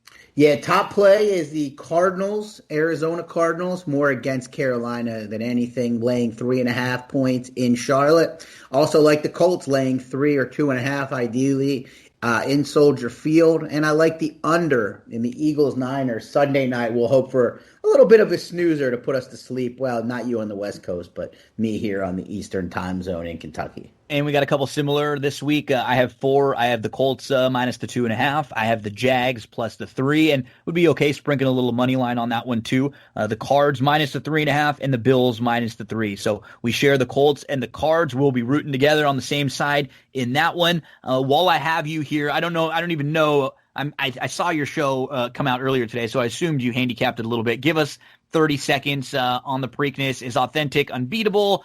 Is there too much speed in there with Art Collector, Swiss Skydiver, Philly in the mix? Give me just like an overall thought on the Preakness. Yeah, I think Authentic's beatable. I wasn't a fan of his going in the Kentucky Derby. I think there's other speed in there. I don't think the race was very particularly a good version of the Kentucky Derby. I know it came back quick and people have debated it with me, but I thought Tiz the Law didn't switch leads and finish like he normally would. I thought Authentic kind of won a little bit of a war of attrition. I think a horse like Pneumatic and a horse like Mr. Big News are intriguing, maybe to hit the board, if not win the race. And if you force me to make a top pick, I'm going to go with Art Collector, who comes in fresh. Yeah, I'm very similar to you. In like pick 4s and pick 5s, I'm going to be anti-Authentic, and I'll probably use the few that you mentioned. I'll throw in Art Collector, I'll throw in Pneumatic, I'll throw in Mr. Big News, and I'll probably I'll throw the Philly in too, because I'm just curious what it's going to be like early. Somebody's going to get beat to a spot because there are 4 or 5 horses that want to be sitting all in the same spot. Authentic's going to be shoved for sure, but I think Art Collector's going to be shoved. Is Skydiver going to get in front? To me, it's just fascinating the way it's going to unfold early on. So plenty of reasons, I think, to play against Authentic when we could see it being really, really quick early. No doubt about it. You got to take these chances against beatable favorites. I wasn't there for the wedding. I don't know if I want to be there for the funeral. Good one, Scotty. Give us your plugs for the week. Let us know where we can follow along. We can find you, social media, covering racing, covering football, all the good stuff. Yeah, you can find me on Twitter. I post all my work on there, so that's the easiest spot. That's at ScottShap34. You can find me when Churchill Downs is running on the simulcast feed. You can find my podcast, the Who Do You Like podcast, where all the places where podcasts are available, and I'll be doing a little bit of writing for the twinspires.com blog over the Keeneland meet, and as always, I'm doing some writing for the NFL on the Bet America blog. Buddy, maybe I'll try to send you a message and put a feeler out. Maybe we'll link back up the week of Breeders' Cup, and we can talk about a Breeders' Cup race or two and the football games for that week again. And we can do a little 2-for-1 action. Always enjoy having you here. Always great feedback every time you come on. The folks and the fans of That's What G Said love Scott Shapiro. So thanks, buddy. Have a great weekend. Best of luck in all of your wagers and racing and in football. And really appreciate the work you put in and coming on and sharing it with us. Appreciate all the kind words, buddy. Thanks for having me as always, and let's crush this weekend. That is Scott Shapiro. Don't go anywhere, folks. We're going to take a quick break. We will be right back here on That's What G Said. Scott and I see this slate sort of similar this week, which is either great news for the two of us or just horrendous news for everybody else out there listening. No, we're going to have a good week this week. Hopefully Scott and I are on the same page with a few of the games that we jumped aboard together. So we are going to move to another interview in just a second. Before we do, we have to let you know about Cera Candle Company, CERAcandles.com. That's the website. The goal of this company, to create a candle 100% natural, clean burning, and of the highest quality that everyone can enjoy. And here's why Cera candles are the best. The all-natural soy wax. It's free from all those toxins that's found in paraffin wax, which is used by the other leading brands. The all-natural soy wax actually will hold your scent better and burn up to 50% longer than the traditional paraffin wax candle. 100% lead-free cotton wicks, completely natural scents. These are made in micro batches. They are hand-poured to ensure high quality. They are 100% locally sourced, handcrafted in the USA. You've got 25 different scents available, 3 different sizes. They're always adding in new seasonal scents here and there. You have fragrance oils that are infused with natural essential oils. These are the best ingredients, quality packaging, affordable pricing, longer burning, none of those toxins, none of those carcinogens, none of those pollutants that are found in the paraffin wax. They give you instructions and details on how to keep your candle clean, trim the wick, make sure to always use the top to put the candle out so you can ensure the perfect burn. This is a candle that was created by people that love candles, for people who love candles. They started out experimenting, trying to create the perfect candle, and now they've blossomed into Cera Candle Company. Use that promo code GINO. It'll get you 10% off your purchase. We've got the holidays coming up. Great gifts for anyone in the family, friends, loved ones. You can pick out different scents for everyone. Hey, if you're a horse racing fan, there's a Del Mar one in there. I personally am a big fan of Fresh Roses. Promo code GINO. That's going to get you 10% off your purchase. Up next, it's time to talk Stable Duel with Chris Brothers. Chris Brothers is the managing director of strategy and operations over at Stable Duel. You know how much we love Stable Duel, and we've been talking about it here on That's What G Said for a while. So we talk to Chris. We get into some of the specifics. He lets us know how Stable Duel came together. We talk about things to look forward to in the future, and then he has a little fun with us at the end as we did some research and found out some things that Chris is interested in. So I hope you enjoy this interview and you get a little more information about Stable Duel and about Chris Brothers. Amidst one of the biggest sports weeks in history, we have the Preakness coming up, and we have a huge Stable Duel contest coming up this weekend for the Preakness. We're going to talk all about it right now with the managing director of strategy and operations from Stable Duel, Chris Brothers. Chris, thanks for joining us here. Thanks for having me, Gino. Really appreciate it. Oh, yeah, we love Stable Duel here on That's What G Said. We've been playing all the time. We always love to break the contest down. So one thing, we had Bree Mott on a couple weeks back. We've been trying to just get to know some of the members of Team Stable Duel, and with this really new, cool idea, cool concept, how it all came together. So tell us a little bit about yourself, Chris, and maybe all the stuff before Stable Duel. Who are you before Stable Duel came together? And then we'll get into how that came together. Yeah, no, absolutely. Well, and also, Bree's a tough act to follow, I'll tell you that. She's great. Great. But no, so I'm born and raised in Queens, New York, and moved down to Lexington, Kentucky about 15 years ago. and started working on farms, weed eating, mucking stalls, a little bit of everything at the bottom, and then just suddenly started kind of building myself up to where I, then I ran the farm, ran the sales, ran the bloodstock, and then about 9 years ago, I started Xavier Bloodstock and went out on my own with a great group of clients, and been doing that ever since Stable Duel came along. And, I got my wife and three girls here in Lexington, and just loving it. So, how does Stable Duel all come together? Who some of the ideas thrown out there? How does the team sort of come together? The concept? Give us a little bit of the background.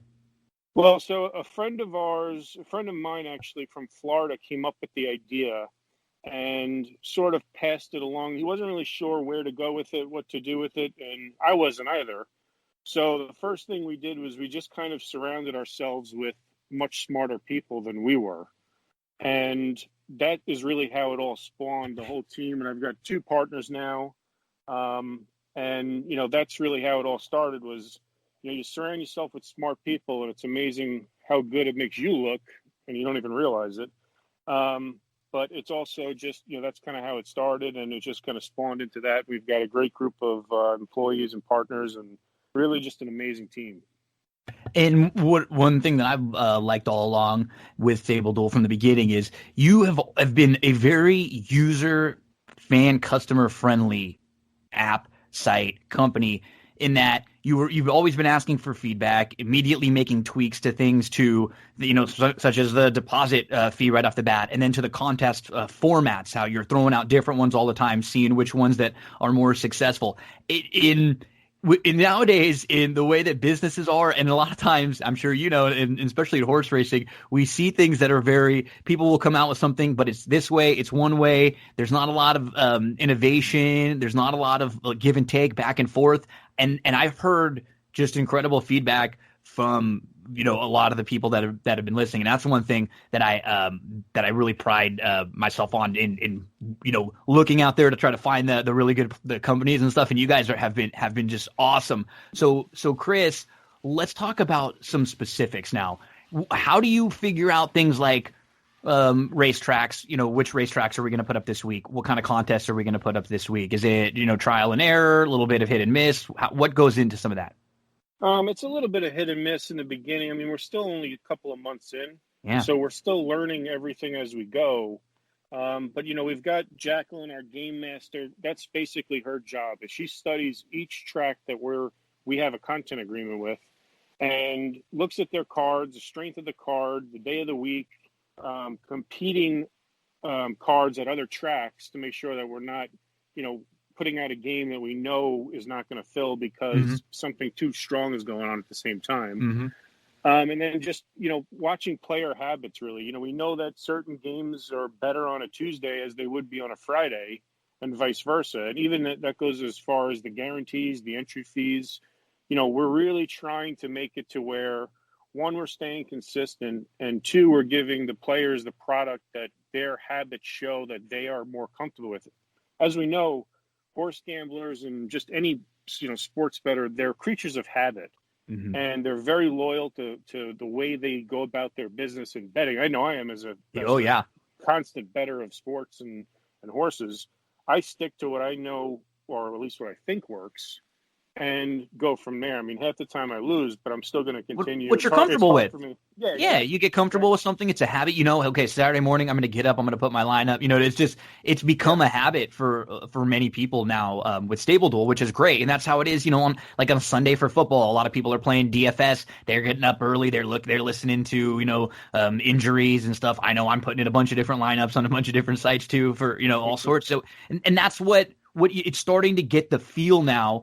And it really feels this week, Chris, that in my opinion, I think this is probably the biggest week, or one of the biggest weeks you've had so far at Stable Duel. Obviously, a launch week and that kind of stuff is big. But with the amount of contest, with the different variety of contest, and then the big one on Saturday with the Preakness, you've got the Pimlico Challenge with a $10,000 pool for a $25 entry fee. And what makes it great is there's still a couple days for some of the players that play a lot to get to the silver status where they'll get a credit where they can actually use that credit and get into that game with an entry for free. Yeah, no, I mean, absolutely. That's one of our main goals is to motivate each player to continually play by rewarding them. I mean, the status is, it's almost like sky miles. Yep. You know, the more you use it, the more you fly, the more you play, the more we actually think you deserve to be rewarded. And it just builds a loyalty program that, you know, we're here for you. We're going to help you if you continually play with us. We're recording this on Wednesday, and it'll come out, you know, middle of Thursday into Thursday evening. So as far as the weekend is concerned, it is, and you know, I said this right at the very beginning, and I know you as a sports fan, there's never anything we've experienced like this, and we'll probably experience again. If you're just a horse racing fan, and you look this weekend, you have opening weekend at Keeneland, you have the Preakness and those really good days at Pimlico on Friday and Saturday. You have Santa Anita continuing on, you have Belmont continuing on, and that's just in racing. And if you're a sports fan, you know, like I know you are, we've got college football back up. We got week 4 of the NFL coming up. We got the NBA finals, you know, kicking off. We've got the baseball playoffs that are in full swing. This is hockey, you know, just ended with the Stanley Cup. This is an absurd few weeks of sports. It really is. And I mean, I'm excited all around. Just, you know, going so long without sports, you don't even realize how much it's such a part of your everyday life. Yeah. So to have it back, even though, you know, the country's not back to being normal, it just gives you that sense of normalcy again. 100%. That I was craving and didn't realize I was craving. Yeah. Oh gosh, it's been so nice to have. So so on Friday this week on Stable Duel, they have 2 different contest options for you at Keeneland, and now we're starting to see this a lot more too, where you're getting you want to have still a smaller contest for a lot of the players who would like to get involved for $5 or $10, but then it's nice to have some of the bigger contests like the $50 or even the $25 top 10s or top 5s where you'll see, you know, you'll pay out more towards the top. And we see that Friday, 2 contests at Keeneland, 2 different options, a couple different options at Santa Anita. You got one at Pimlico. Then on Saturday, you got the big one. And for the second week, Chris, which is something that was very successful last week, there's going to be another free roll contest, which is great because I'm sure a lot of people have seen an ad, a tweet, heard a commercial, Stable Duel. I wonder what that is, but they've never gotten involved. When it's free, it gives you a great opportunity to just download, to give it a look. You don't have to spend anything. You just, you know, create your entry. Or if you're someone like me who plays a lot, this is kind of where I get an opportunity to test out maybe a different strategy, try something, and I don't have to feel like I'm you know, wasting a $50 entry on something. So it really works for all players. Yeah, no, I mean, and that's the point of the free game, really, is to introduce the game to new players that, look, I mean, I've been gambling on horses my whole life, and I'm still intimidated at some of these exotic tickets that you have to come up with. And going to a window, especially for people that I'm friends with that are not overly familiar with it, it's very scary. So, again, we're always emphasizing the player, the user experience, and we thought free games was a perfect way to introduce them to the game, maybe put a little cash in their pocket, and hopefully they roll that over.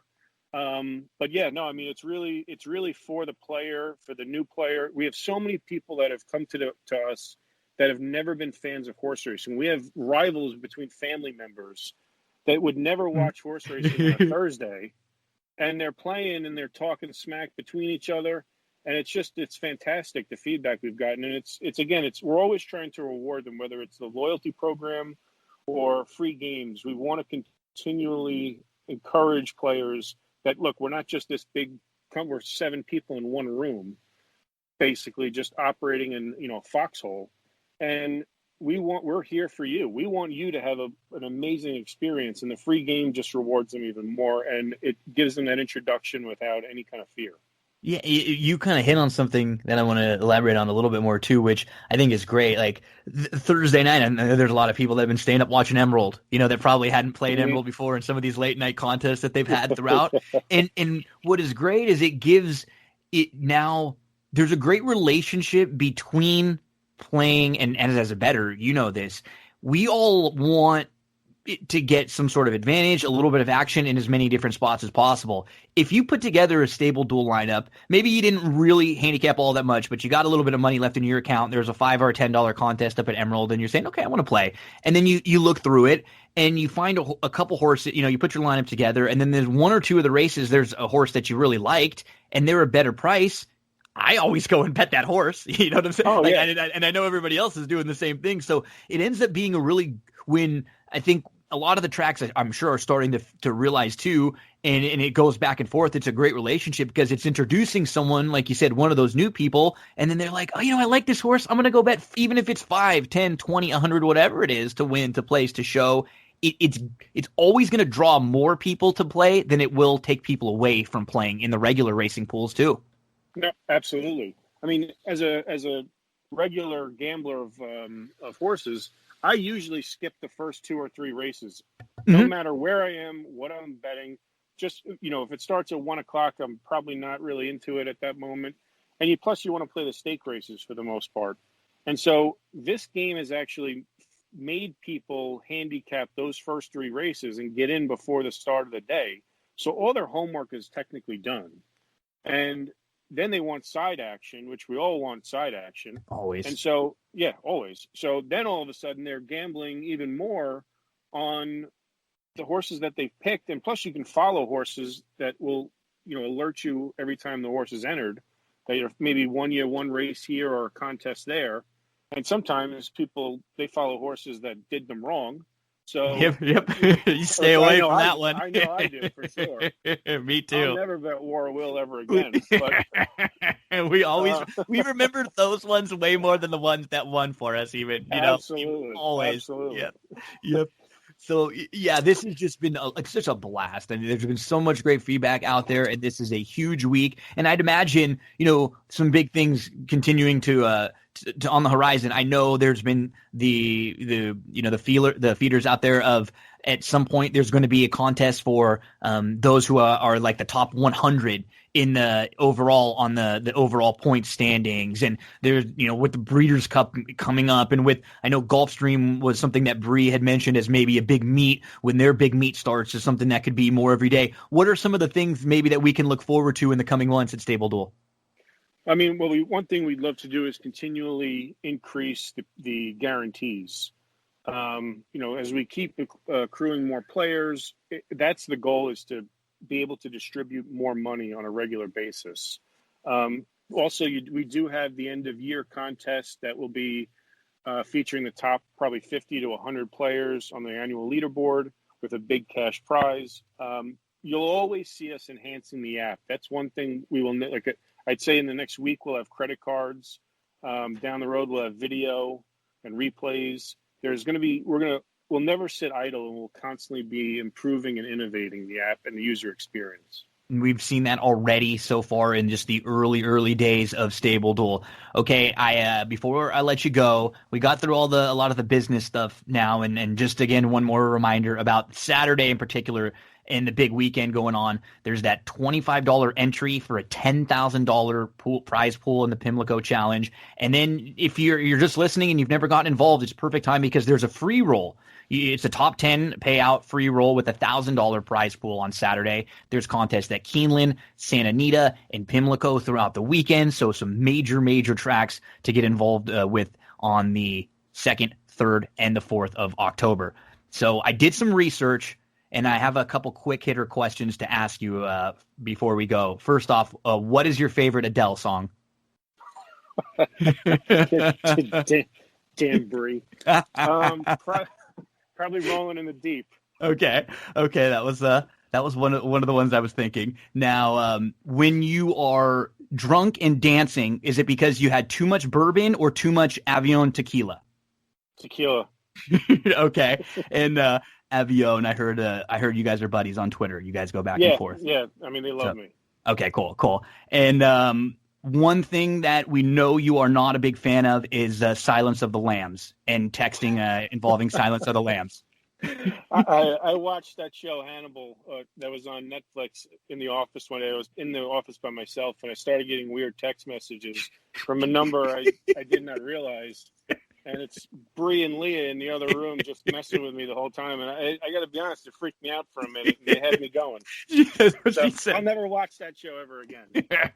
So I got some good research in there. I had to have a little fun with you. And then one more thing that I did get told quite a bit is that you are an awesome dad and a big-time girl dad. Tell us a little bit about you have 3 girls? 3 girls, yes. I have a 2-year-old named Olivia, a 6-year-old named Cecilia, and an 8-year-old named Adeline. They are 3 completely different beings. They're amazing, but I mean, tell you what, having all girls, it is the most humbling thing that's ever happened to me in my life, and it's awesome. I wouldn't even know what to do with a boy now. I'd probably punch him in the face or something. I was gonna say it's just a different dynamic now. It's just a totally different dynamic, and I'll be on the opposite side of that spectrum now with my little man just getting into the almost 11-month range. So, Chris, you're in for it for sure. Oh, I know he's a handful already. He's about to walk. He's pulling all over the place. Puts everything in his mouth. Grabs, pulls. I mean, he's a blast though. So I look forward to the future. And Chris, I look forward to bringing you back again. You know what? One time now we got all the important stuff out of the way. Next time I bring you back, we'll talk some football and we'll handicap a card one day somewhere, and Absolutely. we'll go through a Keeneland card or we'll go through a football Sunday or a college football. We'll pick a few games and that'll be a blast. Absolutely. I'd love to come back. Thanks for having me, Gino. Chris Brothers, the managing director of strategy and operations from Stable Duel. Don't forget about that big weekend coming up with tons of different contest options for you. Don't go anywhere, folks. We will be right back with much more on That's What G Said. A lot of fun chatting with Chris, and we'll have to bring him back and talk some racing and some football and some overall gambling stuff. Speaking of which, it's time to get in to the racing portion of this episode, and we have a ton on the menu for you folks. Let's get to Friday. Get your past performances out. Just one play at Pimlico on Friday, because what they've done is they've really made the Saturday card for Preakness undercard at Pimlico incredible. Instead of having the Friday undercard with some stakes and then Saturday, they just really piled it on and made Saturday an excellent day from top to bottom. So let's go to Friday first. We'll give you a play in the Pimlico Special. It's race number 11. And there are a couple horses I'm looking at. I'm going to put the 3-horse Pimlico Parfait on top. It's going to be third start off the long layoff. And, he was 3-4 deep tracking throughout. And he ended up finishing second at Charlestown behind Sleepy Eyes Todd, who was your runaway winner. The third place finisher came back to win out of that race. Mr. Money also ran that day. He also came back to win the ACAC next out. So it's a good race that he's coming out of. There's nobody that really scares me in here. He's not a win machine, but he's kind of grindy and consistent, and he can run all day. Give me Pimlico Parfait. I'm going to use the 3-horse in here. I'll play a little win wager on the 3. We'll also include with the 1 cord maker. There's not a ton of speed, and that's why I like the fact that the Pimlico Parfait was sitting a little closer last time out. He's actually shown a little bit of speed before and not run poorly when showing it. I think he's just going to be close. Cordmaker is going to be flashing some speed from the inside. And the other horses we look at in here, Tenfold is going to be really tough. And then Owendale, very logical in here also. But it would be 3-1-8-5 for me in the Pimlico Special with Pimlico Parfait on top, and we'll use those forward and maybe hook up some exotics in that Friday Pimlico Special.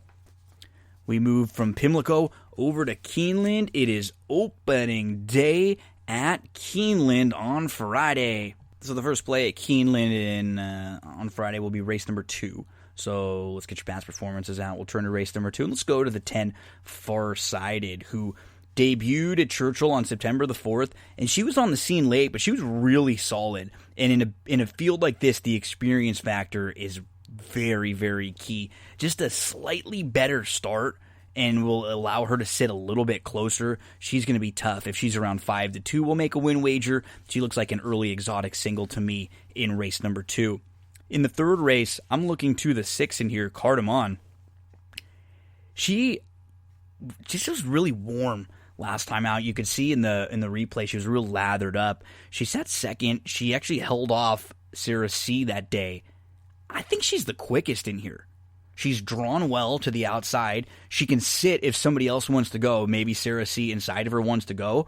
But she was actually in front of Sarah C in that August 14th race early. And I think with the outside draw, it's just going to give them some options. Give me Cardamone on the outside. Anything around 3-1 will make a win wager on the number 6, Cardamone, in race number 3. Let's move to race number 6, and we will take a look at the late pick 5 sequence here at Keeneland. In race number 6, I like the number 6 in here, Pui Timing, who's damn won twice on the turf. This filly tried Stakes Company last time out, and she was just a little bit overmatched. I got a feeling she can sit 3rd or 4th in here. There aren't a lot that have really proven themselves to come from off the pace. Seems like most of these do their best running close, or are we, horses that are stretching out that we are sort of projecting them to be right there on the lead. I think Pui Timing is going to get you a good trip and should improve on the grass in here. That is the number 6. We'll include the 1, 7, and 9 Torsi's Charm. Will also be on some tickets, Lady Lily and Spun de Tot. But Pui Timing and anything around 4-1 or so will make a win wager on that one. In race number 7, for me, I will just be singling here with I Hear You. On paper, I thought it was probably a 2-horse race. When it looks on paper like it's a 2-horse race and they're both going to be shortish prices, it doesn't really make sense to just use the 2 of them unless later in the sequence you have a strong standout single that's going to be a big price, or unless you're going to be just using a bunch of prices in all of the other races. You don't really like doubling up in a situation where you're doubling up with 2 short horses. So for me, it's always pick or choose, and I'm going to pick the 5 I Hear You, who sat 4th, 5th. She was too deep. She was 3-4 lengths off. She loomed up. She just couldn't get by the wire-to-wire winner that day, flabbergasted. And I think I Hear You should be sitting pretty close in here. Maybe very similar to the trip she was getting last time out, maybe 3rd or 4th. There's not a ton of speed. Lemon Popper probably shows a little bit, and maybe 1 or 2 horses from the inside are also tracking. And I Hear You should be right there, sitting in a great spot, trying to get the jump on. Maybe she can get a jump on a horse like Luck Money with Joel jumping aboard, who likes to take horses back a little bit more. I Hear You will be my single in race number 7. That's the second leg of the pick 5 sequence and the start of the late pick 4.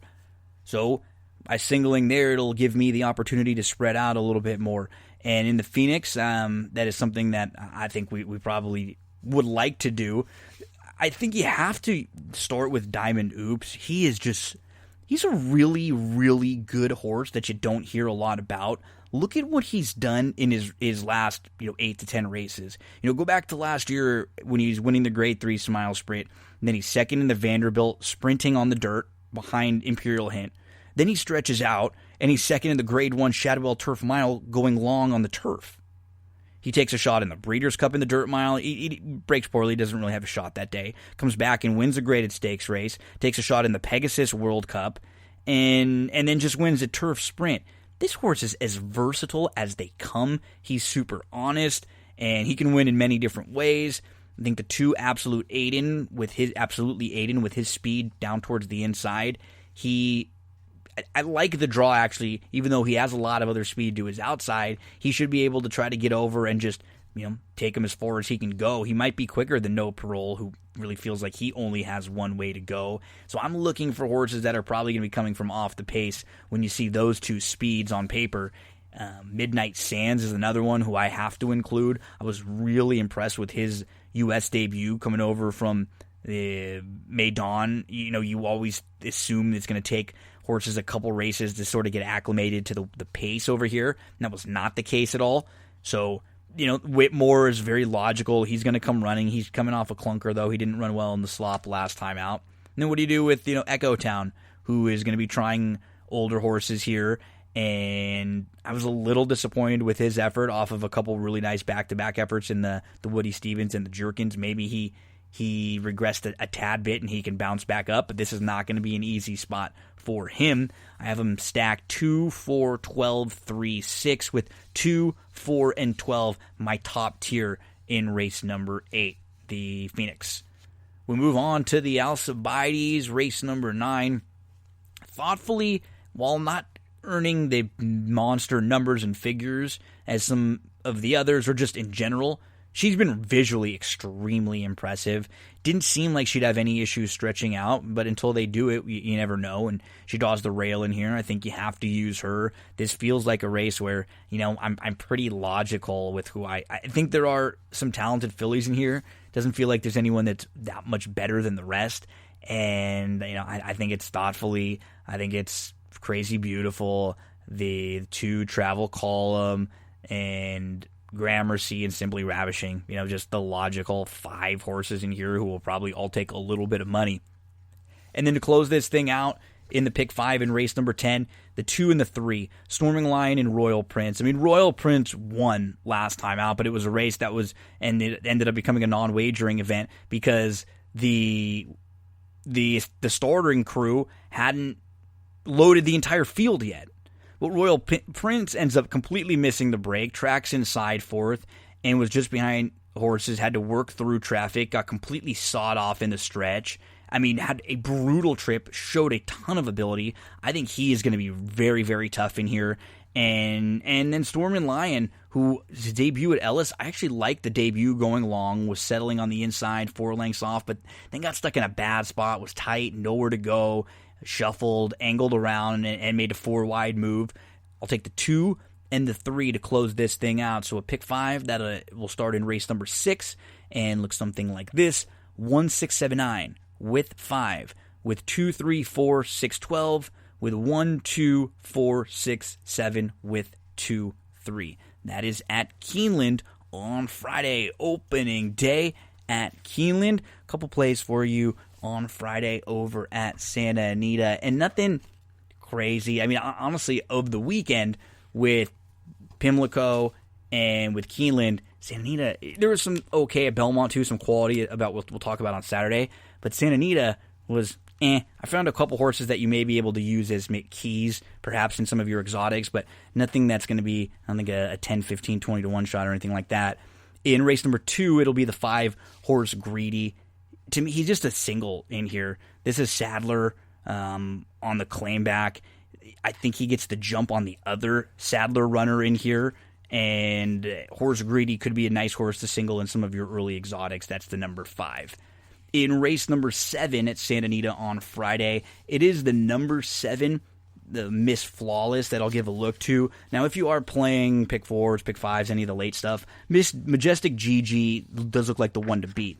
But because the field isn't that strong, I think Miss Flawless can win, even for a barn that just does not win a whole ton. If you put a line through her last start, where she was, just not getting the best of trips, and overall the group may have been a little too tough, this is probably a better spot for her overall. She won't be sitting as close today because she's cutting back to 5.5 here. So she's going to be, mid-pack to towards the rear and rolling late. And, if Majestic Gigi gets beat, it's probably because, Queen of the Track or, a couple others in here forced the issue early on. And then in that case, it sets up for Miss Flawless. So we'll use the 7 and we'll use the 3. We'll make a win wager on Miss Flawless. Probably put a few bucks on that one. 7-3 in the exotics there.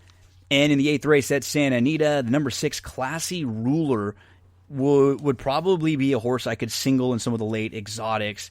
She should sit really nicely behind Velvet Queen in here. Probably Stellar Sound, fresh, showing a little bit of speed as well. Classy Ruler has always been highly regarded, and I love when horses like this have been knocking on the door for a while, put it all together. It was her first start. She hadn't run from May to August, and I think she's going to continue to improve and get fitter with more races under her belt. She stretches back out to a mile, so she doesn't have to be way out of it. She shouldn't be too far, maybe sitting 3rd or 4th and letting some of the speeds go at it early on. That's the number 6 Classy Ruler, who will be an exotics late single. So the 3 horses at Santa Anita for Friday. In race number 2, the number 5 horse Greedy, an early exotic single. In race number 7, throw the 7 Miss Flawless into some of your exotics. Could be a price to spice things up, but don't leave out the number 3 in there. And then the 8th race, the number 6 Classy Ruler as a late exotics single. I know you're a horse racing fan. You're listening to all the analysis for the Friday and Saturday racing.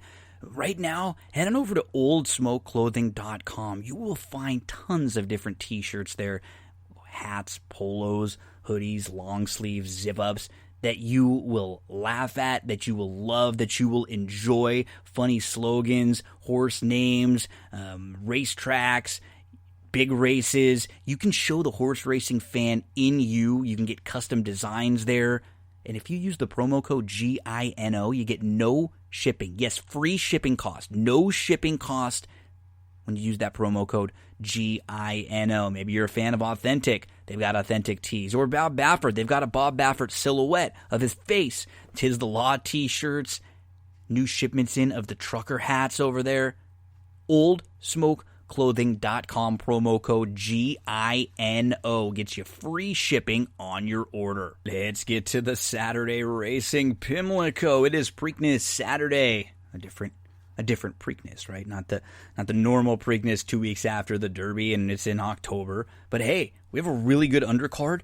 I'm going to go through the undercard races, and then I'm going to toss to an interview from a couple days earlier with Darin, Zoccali, Andrew Champagne. The three of us went through every horse in the Preakness, but I'll get to that in just a minute. Let's talk about the undercard, and let's get to race number 1. It is the Salima, and I'm going to start with a 3, Invincible Gal, who I think could be an early exotic single if you played any of those. She was in a stakes race at Monmouth Park last time out. She was saving ground on the inside. She was 2 lengths off. She got shuffled badly, and she ran into some traffic. She was wide and in between, battling late, and now she's going to move back to Johnny V, who was aboard for her career debut when she won. I think Invincible Gal is going to be very tough in the opener at Pimlico on Saturday. That's the number 3. Anything around 5-2 will make a win wager, but more likely an early exotic single in some of the exotics that you're playing. The Gallerette, race number 2, mile and 16th. Keep an eye on this particular field, and if if Jabuticaba ends up running, we may downgrade Storm the Hill a little bit, but if she doesn't, then you really upgrade Storm the Hill, because she could get loose out here on the front end coming into the Mike Maker barn. I know she hasn't run since January, but she should be fresh, and even if Jabuticaba goes, Storm the Hill could be sitting right behind. So keep an eye on this race, and Storm the Hill is definitely one to include in all the exotics. And anything around 7-2 would be worthy of a win wager on the number 6 Storm the Hill in race number 2. We move to race number 4 at Pimlico and the Hilltop.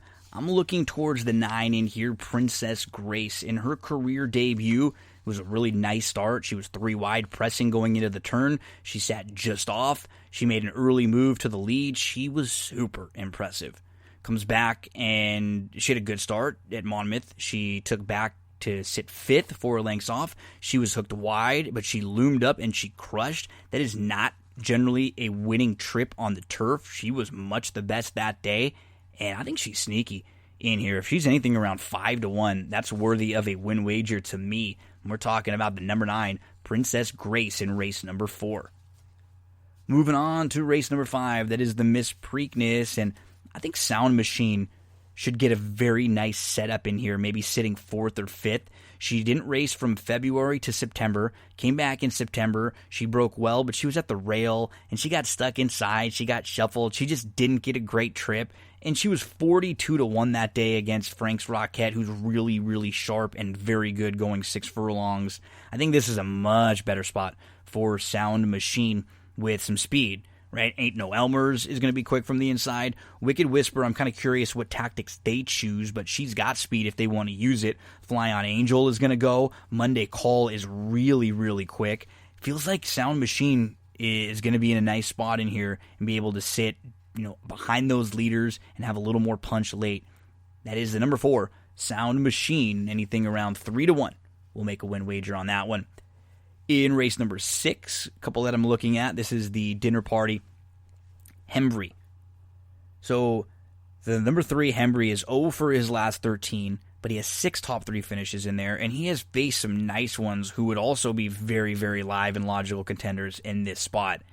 When you look at the way it should shape up, it really does point to him being the horse to get the benefit and to be the horse to play in here. I think factor this is going to be flashing speed. I'm expecting some Like It Hot Brown to be flashing speed. Irish Straight should be flashing some speed also, and it wouldn't be shocking even to see Dr. Mounty, who's not as quick, try to show a little more speed. Because he got away with going slow up front early, and maybe they think, hey, yeah, we can be forwardly placed, and they get caught up chasing, quicker. To me, there are two horses. It's True Valor, it's Hembry. Hembry just feels a little bit better. True Valor might have a little more upside and might be a little better of a price.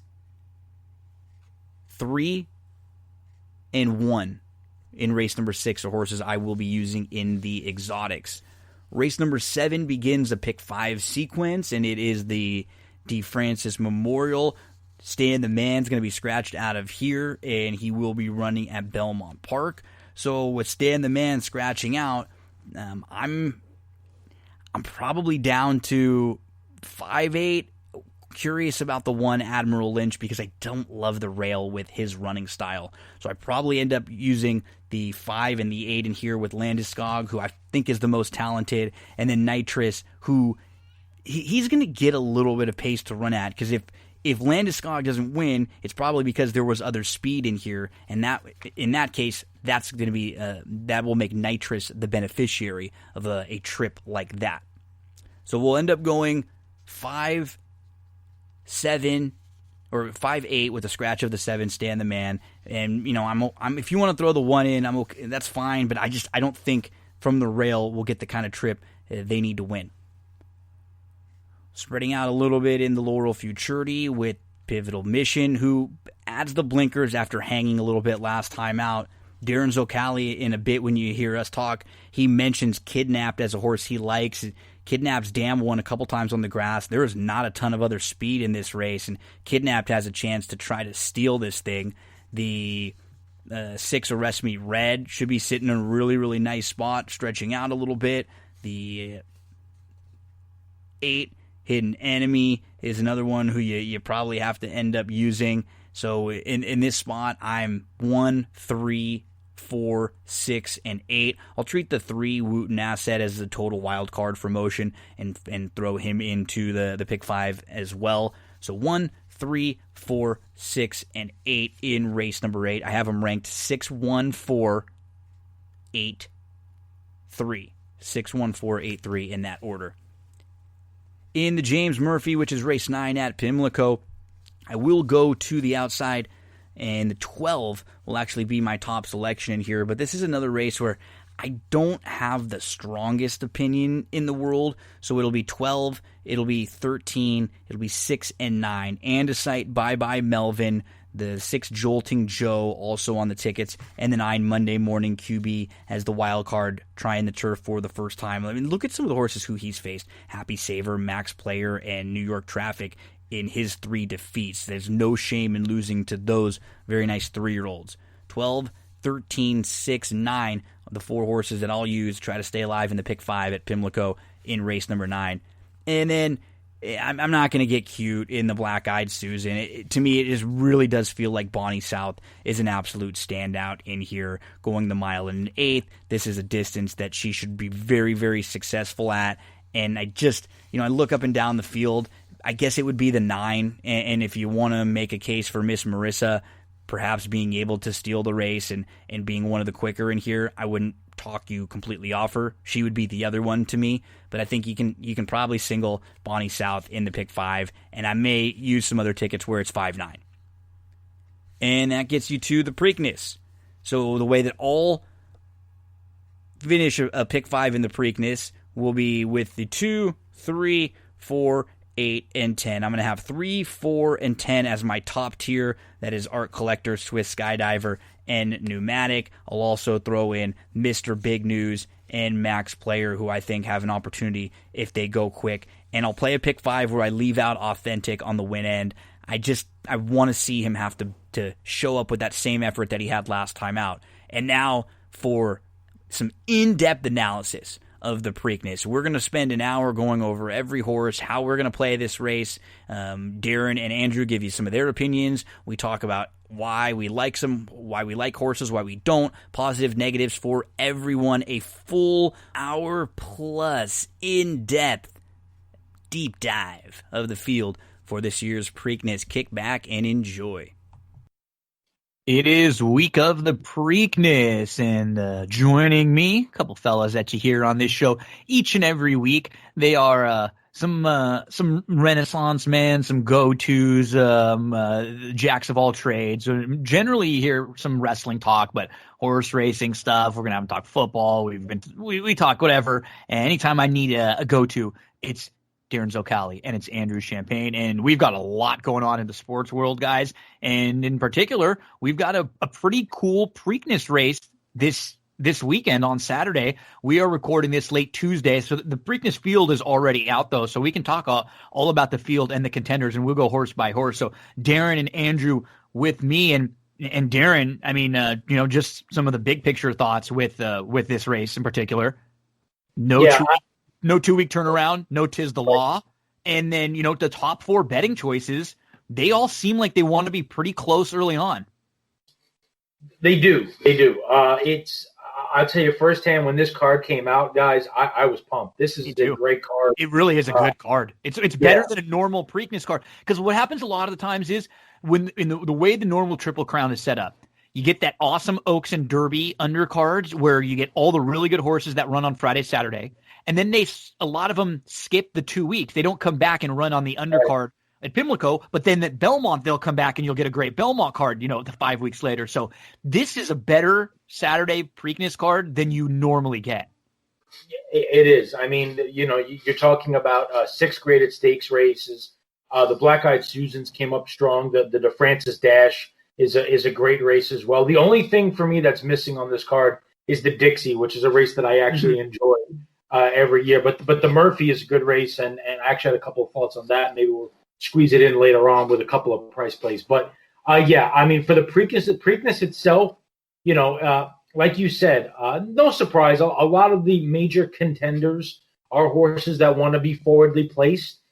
That is obviously where you want to be typically in the Preakness at Pimlico. It is not known normally as a race that's conducive to horses that are rallying from far off the pace. But again, on paper, there is an abundance of speed. And one thing that's worth noting, guys, with the jockey lineup for this Preakness is really unlike any Preakness that we've seen. And why that could be important, we often complain a lot when we watch races in New York, whether it be the Ortiz brothers and the Rosarios of the world, kind of biding their time and coasting through soft fractions and not appearing too urgent. But, when you have guys like, Brian Hernandez Jr., who doesn't get opportunities like this too often, or Toledo or Hector Camanos, or, Joe Bravo in a big spot, or Trevor McCarthy in a big spot, they might force the issue a little bit more. I think so. And the pace could develop a little bit faster than we would typically be accustomed to. So I think that's an interesting storyline in what is going to be a very unique and exciting Preakness. Darin, you lost me. You're telling me that horse racing fans and handicappers complain? Perish the thought. Fake news, as the people on live television are saying right now. Fake news. Now, I'll try to make this short. The Preakness is special for me for a lot of different reasons. When I was a turf writer at the Saratogian, this was the first Triple Crown race that I got media credentials to cover. My dad and I actually both drove down. We both got into the press box at Pimlico. This was when Mike Gathigan was running the show there. He was a first-class guy, treated every reporter so well. That press box is a museum. It is a throwback in the truest sense of the word. That was the day that I gave out Oxbow, and that established that, hey, maybe this guy kind of sort of knows what he's doing. Cool. So, yeah, that was fun. When Gary Stevens walked the dog to 49 and change to the half and Orb bounced, it was a really fun ride home. Now, the Preakness in most years is fun for different reasons. I liken the 3 Triple Crown races to family members of someone you're dating and trying to impress. The Derby is the matriarch. It throws the fancy party. You get the fancy hats and everything. The Belmont is the father, okay? The father is the tester of the group. You don't want to kick this guy off.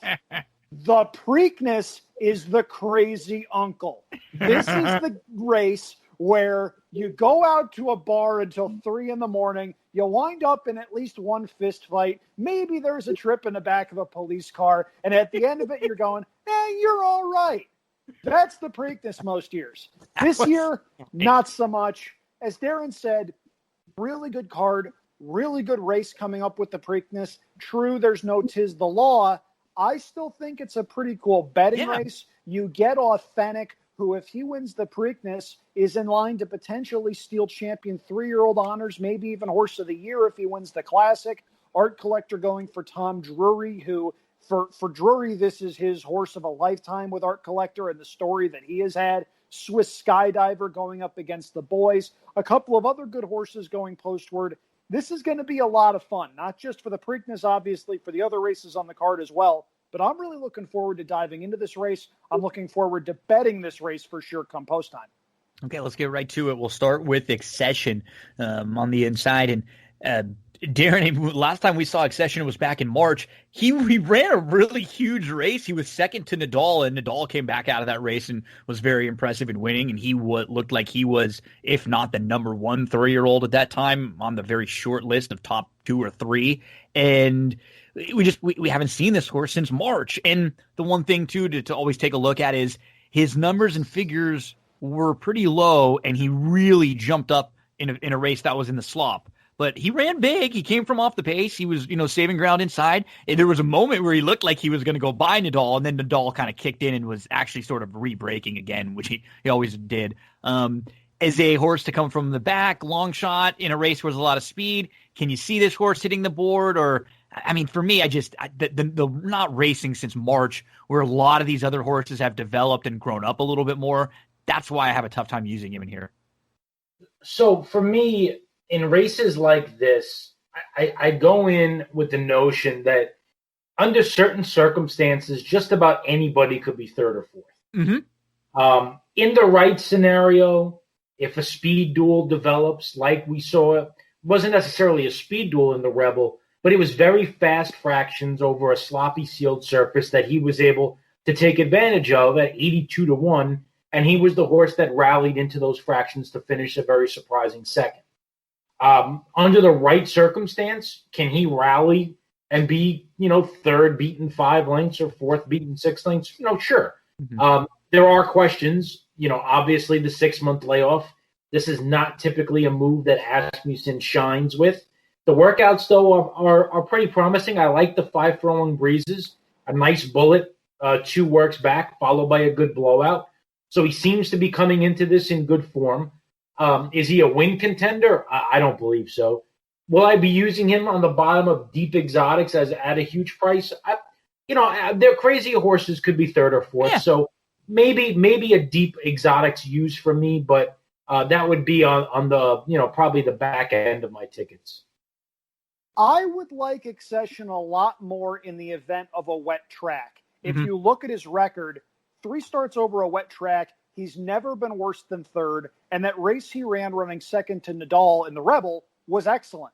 And the third behind Lynn's Map and Mr. Monomoy at that point of the year was not bad. They were also nice horses at that time too. So that's not a bad effort. Yeah. No. If this was on a wet track, I think this horse may well have a shot to do some damage. But then I look at his races over fast surfaces. He was 8th behind Modernist in the Risen Star. He was 7th behind Enforceable, one of my Derby horses, in the LeCompte. I just don't see this setting up for him. I think this is a case where the horse did need a race, had been working well. The Preakness wasn't going to draw a full field. They're taking a shot with this horse. And you know what? I agree with Darin in that stranger things have happened than this one finishing 4th or 5th and getting some prize money. The workouts look fine. The bigger concern to me, other than the layoff, of course, is I usually don't like deep closers that draw the rail. If you draw the rail and don't have a lot of speed, you need a lot of things to go right, or you need to be at Churchill Downs with Calvin Burrell on your back. It's a situation where I just think too much has to go right in order for this horse to outrun his odds. Maybe this is a horse to watch a little bit later on in the career because he's bred to get better as he gets older. He's by Union Rags out of a Tappet mare. Wouldn't be surprised if we hear more from him as a 4-year-old. In this spot, though, I just can't see it. Let's go to Mr. Big News. You know, he was third in the Derby, and he ran pretty well that day. There was not a whole lot of moving from behind. You know, Authentic went wire to wire for the most part. He took a little bit to get to the front end, but he was basically wire to wire. And Tiz the Law was sitting close all the way throughout. And Mr. Big News was one of the few horses that actually passed. You can actually go back to the Bluegrass and make a little bit of an excuse for him because he was, I think, sitting a little closer than normal, and then he got into a bunch of traffic. He got shuffled all the way back, and that was another race where there wasn't a whole lot of passing.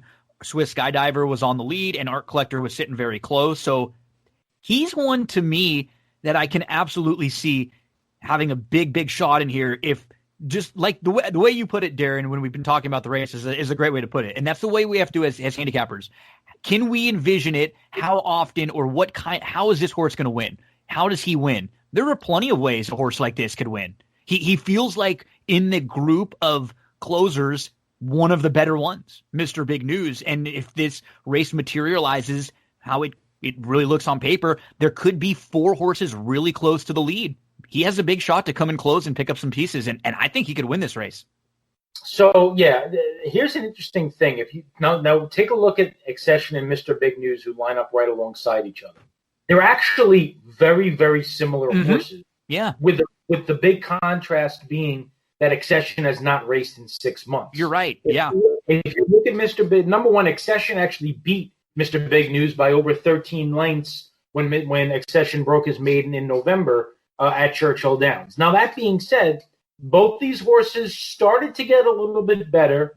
They started to come along. They got to the Risen Star. They ran 5th and 8th. They were within 2 lengths of each other. And then Accession went to the Rebel and ran a bang-up race in the slop. And Mr. Big News went to that Oaklawn stake and ran a bang-up race in the slop. Now, the difference there being Mr. Big News has subsequently run 2 more races since then, and Accession has gone to the sidelines. So you kind of see that they were both getting better. Mm-hmm. Same trajectory. Same trajectory we got towards the beginning of spring. Now, obviously, Mr. Big News gets a leg up because he has continued to improve, including a good third in the aforementioned Kentucky Derby. Accession in his last race ran a 12 on the sheet in the Rebel. It was by far his best figure by about 4 points. You don't worry about a bounce off a 6-month layoff. But Mr. Big News, however, you do have to worry about a bounce. And the reason you have to worry about a bounce is because prior to the Kentucky Derby, his best effort was 2 starts before that where he ran a 10 3/4. He then subsequently ran an 11 3/4 in the Bluegrass. And then he ran a 6 1/4 in the Kentucky Derby, about 4.5 points his best figure. Can he duplicate that? Does he move forward off that? That's unlikely. Does he regress a little bit? That's more likely. Sheep players are not going to like him, Gino, which is probably going to help your cause with him because they are going to shy away and worry about the bounce. But to me, he looks like a horse that's just developing and getting better. I'm shocked at this point, and I've said this before about him, that he's still not a turf horse. It's shocking looking at the pedigree. And he's never been pointed to the grass. But that being said, I do think you need to take him seriously. If he does not bounce, he's a win contender. I'm happy you mentioned the point about his turf pedigree, Darin, because I'm looking at this. I see By Giants Causeway out of a Galileo mare, and I'm going, okay, why isn't this horse going 1.5 miles on the lawn? Just saying. And now, mind you, that may well be where they go with him down the line, because if you look at the work tab before the Derby, he wasn't training on the main track. He was training on the turf course, and he fired a bullet on August 25th at Churchill. So maybe this is a horse to keep in your stable mail next year when they try him in a grade 3 on turf just to see what he can do. Couple of things here. Darin touched on a lot of the main points. If he runs back to the Derby, he's got a shot. Question is he going to bounce? Mm-hmm. One of the things that I want to note is Gabriel Saez may well be the most underrated rider in the country. If you look back at his resume, he has ridden a lot, and I mean a lot, of big-name horses that you've recognized. He's ridden by my standards. He rode the ill-fated 8 Bells, who ran second in the Derby. He rode a horse named Mr. Money, who won a couple of big races. He rode a mare named Proud Spell, who won the Alabama. He rode a lot for Larry Jones back in the late aughts, early 2010s. So he's had his share of big races. And if you look at the trainer jockey numbers, mind you, this is a much bigger race than when you usually see Saez ride for Calhoun. 29% and an ROI greater than $5.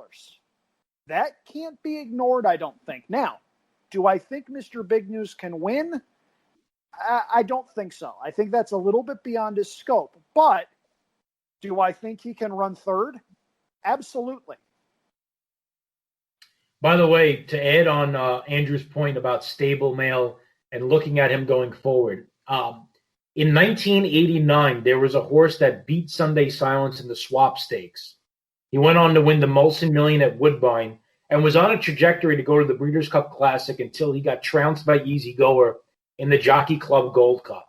And what they did with that horse, and Neil Drysdale so cleverly did, was I know who you're talking about. They put him in the Breeders' Cup Turf, which he won at either 20 or 25 to 1.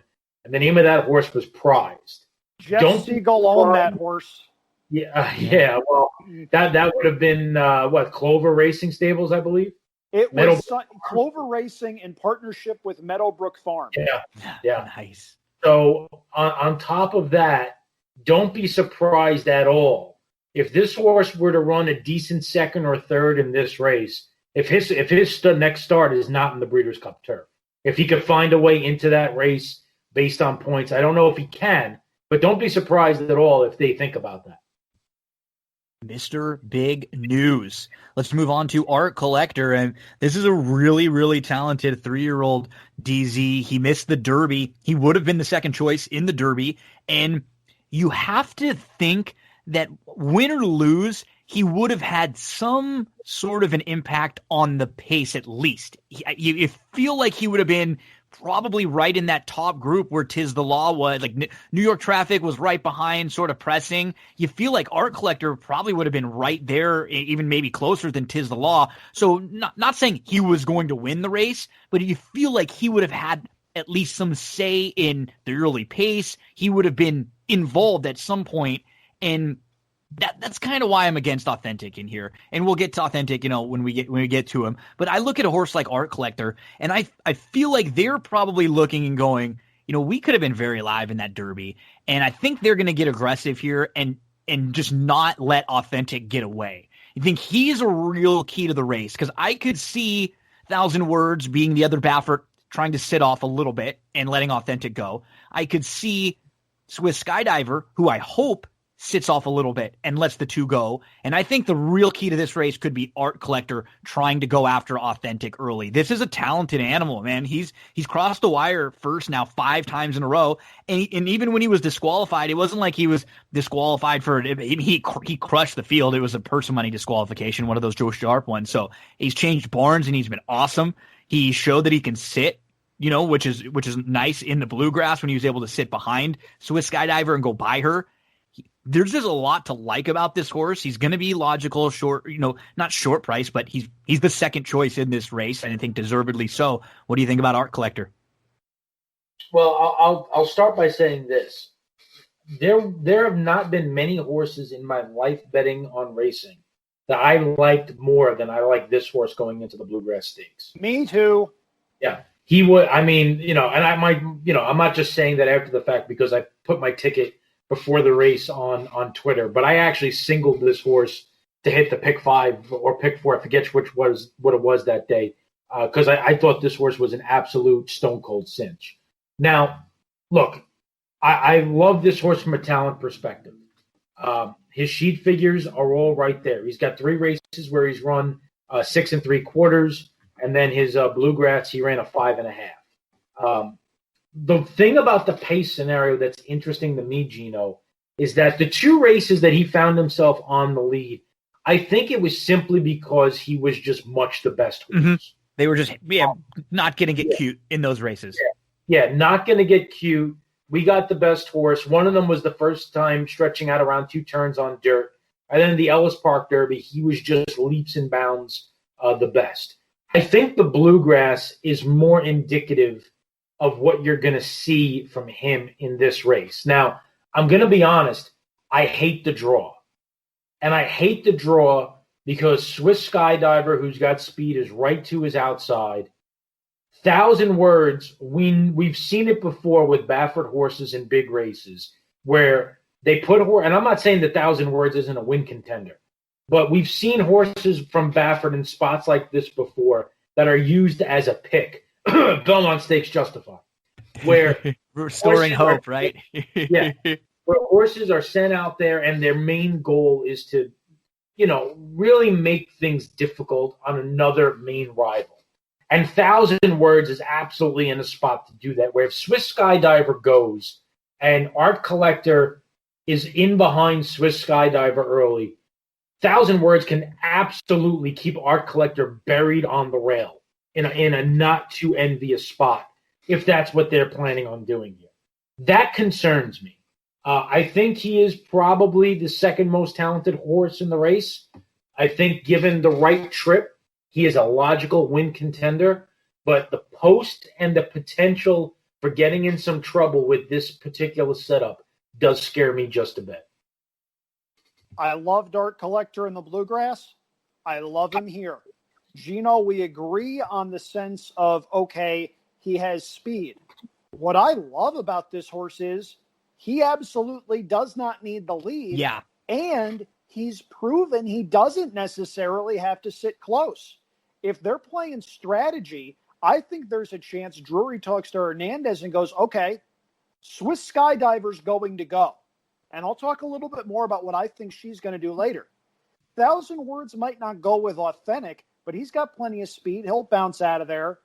New York Traffic has a little bit of early speed. Authentic's obviously going to go, of course. And I think Live Your Beast Life might show a little bit of speed as well from that far outside draw looking to clear.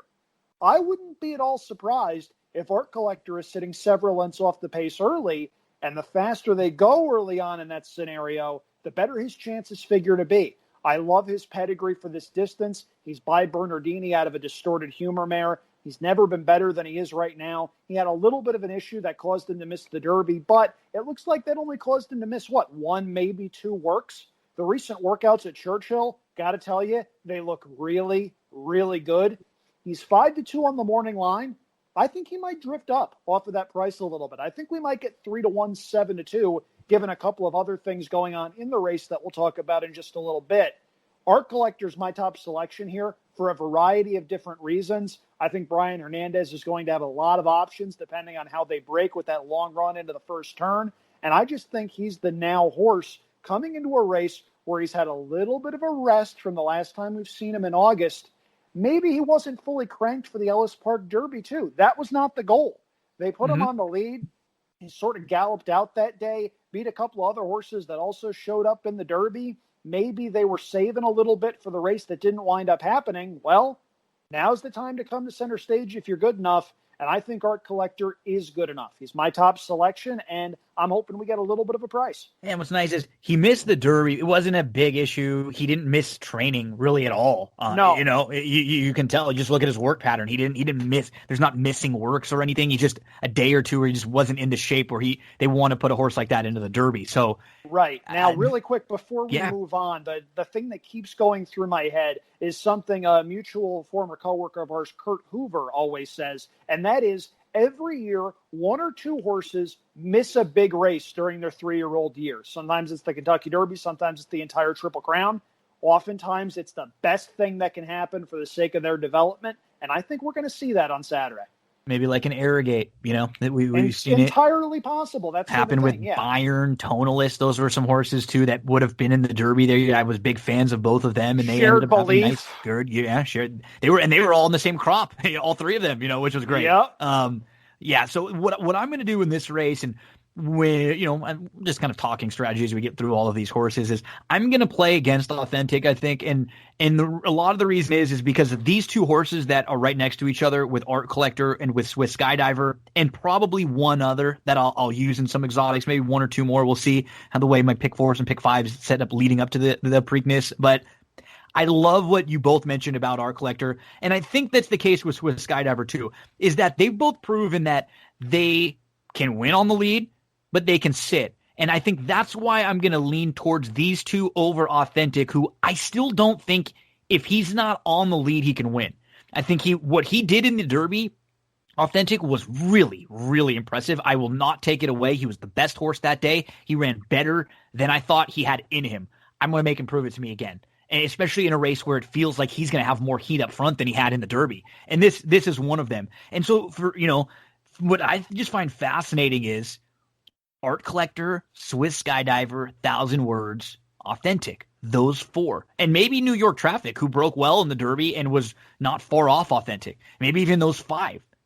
What is it going to be like up front? Who's the one that's going to try to get aggressive? Who's going to try to go? I think Authentic has to go. They have to say, we're not going to sit. We kind of tried to do that in the Santa Anita Derby and sit a little bit off, and it didn't really work. We got to get in front.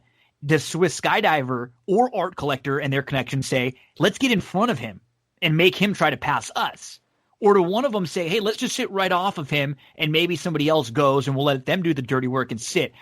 It's to me, I'll put my stake in the Art Collector, Swiss Skydiver camps, because I've seen them do both. I've seen them sit. I've seen the versatility there. Darin, how do you think this race is going to shape up with these two quick horses right next to each other who can both take back if they want? So the way I look at this, and sometimes you have to handicap races the same, whether they're 10 claimers or grade one stake. Yeah.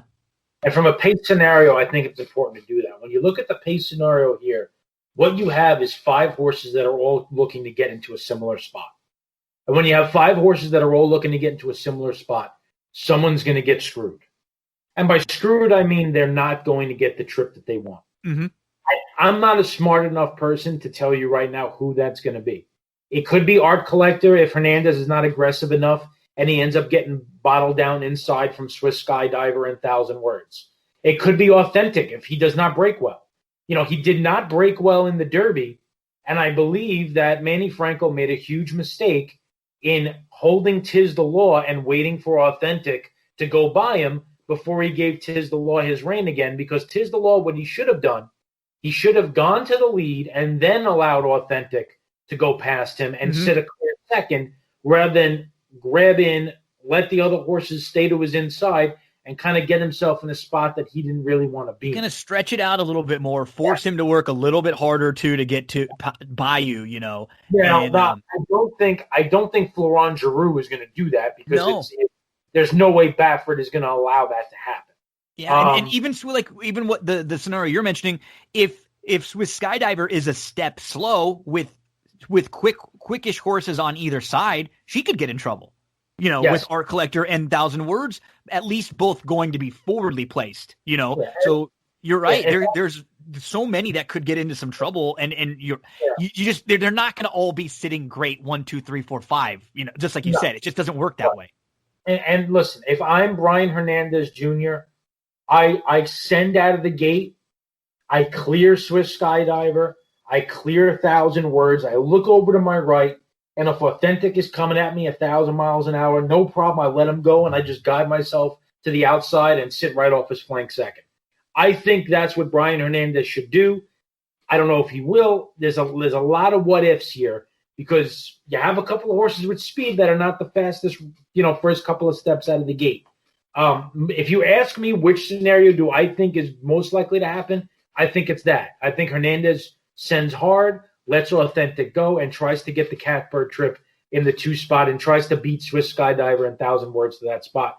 The first furlong 3/16 of a mile are probably what is going to actually decide the outcome of this race. It's going to be fascinating. That's for darn sure. I think there's a hole in that idea, and we'll get to this, because I don't think Swiss Skydiver is sitting. I think her chance of winning this race is clearing everybody and going as fast as she can, as long as she can. I think we learned something in the Kentucky Oaks with her, in that, maybe she can sit, but they also don't want to get too cute with her, especially given the fact that regular pilot Tyler Gaffleone is off, and we can talk a little bit more about that when we get into Swiss Skydiver. But I think the filly is going to go early. Maybe that's a suicide mission. I don't know. that probably plays into the fact that I just don't like her very much in this spot. But as you guys mentioned, there's only X number of spots at the table, and it's going to be a real rider's race that first furlong going into the first turn, that long stretch at Pimlico under the wire the first time. It's going to be a lot of fun to watch. Yeah, and I argued with a few people out there today on social media. Really, people never that had said, "What an idiotic decision to run this filly in this spot." And I immediately perked up. I was like, "Why?" I mean, she's the third choice in here. I mean, she's really done. She got crushed by Art Collector. She got crushed in the Oaks. I don't know what. She was on the lead in the middle of the stretch, and then Art Collector wore her down and went by her. She ran really well that day. There was a minute where it looked like she had kind of put him away, and then he had a little extra gear to go by. He sat a great trip. He sat just off her. The spinster was going to come up as a much easier spot to get her to the Breeders' Cup. I mean, you're the third choice in this race. And you are a horse who's going to be forwardly placed, and you're going to be in the mix. I mean, I genuinely think she's like the second or third most talented horse in this race. So if you have an opportunity to win a race like this in a grade one, and it comes up perfect timing as a nice prep for you, they had mentioned the Preakness as a race way back before the Derby, even when people were asking if they were going to run in the Derby or the Oaks. They said, "No, we're not going to go in the Derby, but we might run in the Preakness." Because it's the timing wise, it fits. So yeah, this is a really good spot because this Preakness, it's a fun race that we're dissecting, especially because of the way the pace shapes up. It's not deep or strong. Like, Authentic is good, but going into the Derby, how many of us were trying to beat Authentic? I know you and I were, Darin, and I know a lot of you know what I mean. Like, I didn't think he was some unbeatable horse, and so if he's not going to get a clear lead and things are going to go a little difficult for him, is he the kind of horse that can win from off the pace a little or deal with a ton of pressure and keep going? If I didn't think he was that good going into the Derby, I'm definitely going to take another shot against him here. And to me, when you're taking a shot against him, that gets me towards Art Collector and Swiss Skydiver and just super honest filly, man. I'm glad she's taking a shot here. And it's funny because both of you had said I was completely against her in the Bluegrass. Because she was a short price, and I knew she would just take a little more money than she should have, and I was way against her, but she actually ran really well and impressed me that day, showing that she could keep up and she wasn't overmatched by Art Collector, who's the second choice in here. So she belongs, she fits. It's what kind of trip will she get? That's the big question because, like we've been talking about, the pace is going to be a real question mark because of a horse like this, Darin, 1,000 Words, who he was good at 2, and he was kind of a grinder. He was never really quick, which was interesting. He was sort of just like a plotter. He would sit behind and he would just kind of grind and wear horses down. Then he threw in a couple clunkers, and he came back at Los Alamitos behind the other Baffert, Uncle Chuck, who was the new hot Baffert. So at this point, when he's behind Uncle Chuck, he's like the 4th or 5th best Baffert of 3-year-old of the year behind Authentic, at that point. And then he comes back and he wins the Shared Belief, which was going to give him a chance to get into the Derby. He scratched in the paddock. There was that incident where he ran off and he kind of flipped, and Jimmy Barnes went down and broke his wrist, I think. And so there was a lot going on with him. They're going to come back to the Preakness now. The blinkers are on. I just don't know what kind of trip he's going to get.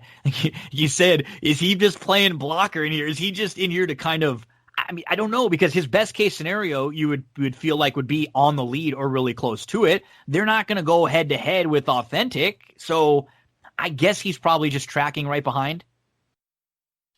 I guess. I mean, the blinkers on are not first time blinkers. He's raced with blinkers and half his starts. He's just a weird horse, man. I know. He is. He really is.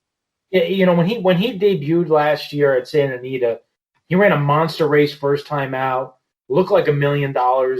Winning the race. Ran a 7.5 on the raggeds and cheats, and of course it was like, well, here we go. Baffert's got another one, and then his next 2 starts, kind of the same thing. But one thing that he did that typical Baffert superstar 3-year-olds don't do. He regressed from a Ragozin standpoint. Now, keep in mind that the sheet numbers in California are always faster than everywhere else. They just are. So when a guy runs a 5 at Santa Anita, it probably plays more to a 7 and an 8 at Belmont.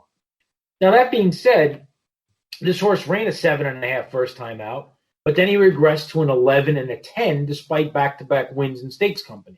And then obviously he really regressed from there before rebounding again in the Los Al Derby and then in the Shared Belief where he ran a new top at 6 3/4. He's a hard horse to gauge. He's kind of all over the place. I'll be honest with you, Gino. I just don't have a good feel for him. Me neither. I just don't know what the hell to expect from this horse.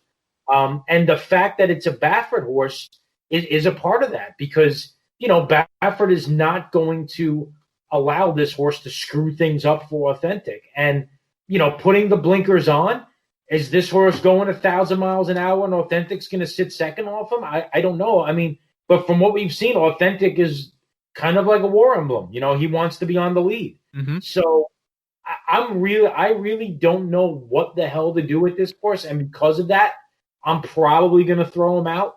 But look, would it shock me if he goes wire to wire, and runs a hole in the wind? No. Would it shock me if he doesn't break well at all, never gets close to the lead and runs ninth? No. Yeah. I just don't have a good feel for him. I don't think he's going to pass. I don't think he's coming from 5 lengths off. I agree with you entirely. So if he's not in it or close early, I think he's probably in some trouble because he's always been more of a grinder. But if he's sitting there close and he's like either tracking right behind, getting a nice trip, or if he's the one that ends up on the lead because everybody looks around and goes, okay, he's on the lead, we'll just kind of sit just off. He's, like you said, I feel very similar to what you said. He's just a strange horse that I can't get that much of a feel for because he just totally looked like a horse who was going the wrong way. And then he won that Shared Belief, which was that just because he got, a good trip in a small field like that, but he did beat a couple nice horses there. And he's got speed, and Giroux is going to probably get him close to it. Baffert usually doesn't put a horse in a race like this unless he thinks they could at least have they're not going to be completely, overmatched. He doesn't get Derby or Preakness fever or anything like that. So, yeah, there are just a lot of mixed, conflicting signals. 1,000 words. Andrew, what do you think? I liked 1,000 words a little bit leading up to the Derby because based on figures, I'm thinking, okay, maybe he just needed the break after the trip to Oaklawn, needed the race at Los Al, won the race at Del Mar, third off the layoff. I'll throw him in underneath, see what happens. Well, what happened was 1,000 words lost his damn mind in the paddock on Kentucky Derby Day.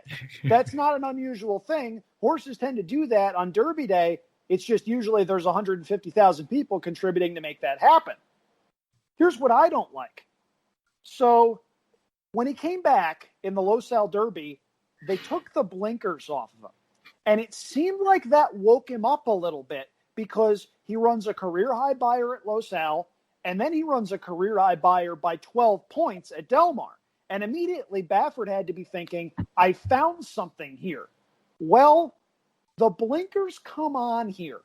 And I got to tell you, going by the 3 and 4 back efforts, I'm not sure why.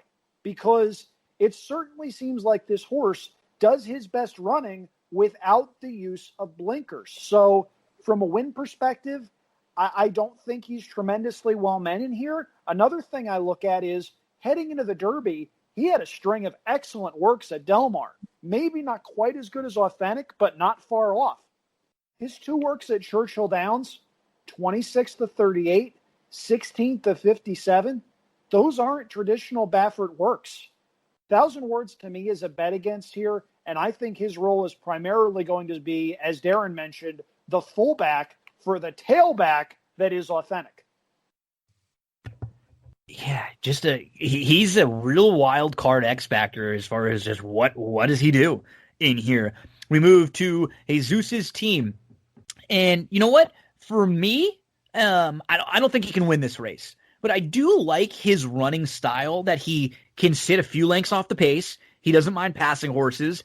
He's not quite as he's been beaten obviously already by Authentic, New York Traffic, Pneumatic, some others in here, but I could see him just falling into it. And when we talk about horses running 3rd and 4th, I think that's where I'll slot him and underneath exotics. I won't have him probably in any pick 4s or pick 5s, but I will in tries and supers because I feel like he could just fall into a good trip if he's 5th behind those 4 horses that we talked about battling, and maybe he gets a little bit of a jump on horses like Mr. Big News and Max Player, who might be coming from way way out of it. So coming off of the third in the Jim Dandy here, Jesus' team, Darin. What a cool little horse here, man. Yeah. I mean, just on top of, the horse broke his maiden for $32,000 at Gulfstream. And then, 6 weeks later, you could have got this horse for $25,000. And he hasn't won since then, but I mean, what the hell? He ran a good second to Sol Volante in a tough optional claimer, fourth in the Haskell, good second in the Pegasus, quality third in the Jim Dandy. Just a hard-trying, hard-knocking, cool little horse. Can he win this race? I really, really doubt it. But that being said, he's not totally out of the realm of possibility. I mean, his sheet figure in the Jim Dandy was not great. He regressed to an 11. Before that, he ran an 8 3/4, a 9 1/4, a 7 3/4. So he's not that far off most of these from that standpoint. I think his Pegasus run could probably land him in the top 4 here. My concern with him is that based on how much quality speed is in this race, he may find himself farther back than he's normally accustomed to. And that could be a problem for him, or it might work to his advantage. Who knows? You don't know it until it happens. I'll be using him in some deeper exotics just because he is one of those hard grinding, hard knocking horses that finds a way into the top 3 and 4 pretty much every time he goes out there. He won't be on top of my tickets, but if he runs 3rd or 4th, I'm not going to let that knock me out of a try or a super. Darin, you're dabbling in horse ownership here, so I figured you'd take interest in some of the races he ran earlier this season when any enterprising owner could have bought this horse for either $32,000 or $25,000. This is a horse that has come a long way in a very short amount of time. There was a trainer change. He went from a 7% barn to a 17% barn, and he went up significantly. He goes from the maiden claiming ranks, where it takes him a couple of starts to break his maiden and get going, to running an 85 buyer number, dusting a field of claimers, and immediately they realize, okay, we need to try deeper waters with this one, and we cannot risk losing this horse for a claiming tag.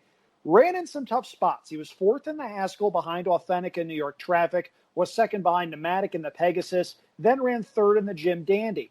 I understand the logic behind using this horse, but in looking at this horse, it certainly seems like he's a better one-turn miler than he is a two-turn horse, because his best races have come over these one-turn configurations. It looks like he finds reasons to hang a little bit going 2 turns. So I wouldn't be surprised if, knowing the connections and knowing the fact that this is usually a Florida barn, if we see him in some of those grade 3 races over the winter at Gulfstream, like the Hal's Hope and the Gulfstream Park Mile in February and March, I think that's the spot where you want to unload on Jesus' team. This spot, though, just seems a cut below the rest. From a standpoint, you're right, Andrew. I mean, I can relate. We had a filly, thankfully, that won a non-winners of 2 Life on the turf at Indiana last week, and we were toying with the idea of either running her in the QE2 or the Pin Oak Valley View. We were close, but instead we're actually going to go into a non-winners of 3 Life and try to build her up like they built up Jesus' team. Well, there you go. Train them like Mickey trained Rocky Balboa. There you go. Lightning and Crap Thunder, and eventually you work your way up and you fight the Apollo Creeds of the world. And now we have our token obscure movie reference for the day. Back to you, Gino. And that race that Darin had mentioned too, that Gulfstream race, that allowance race behind Sol Volante.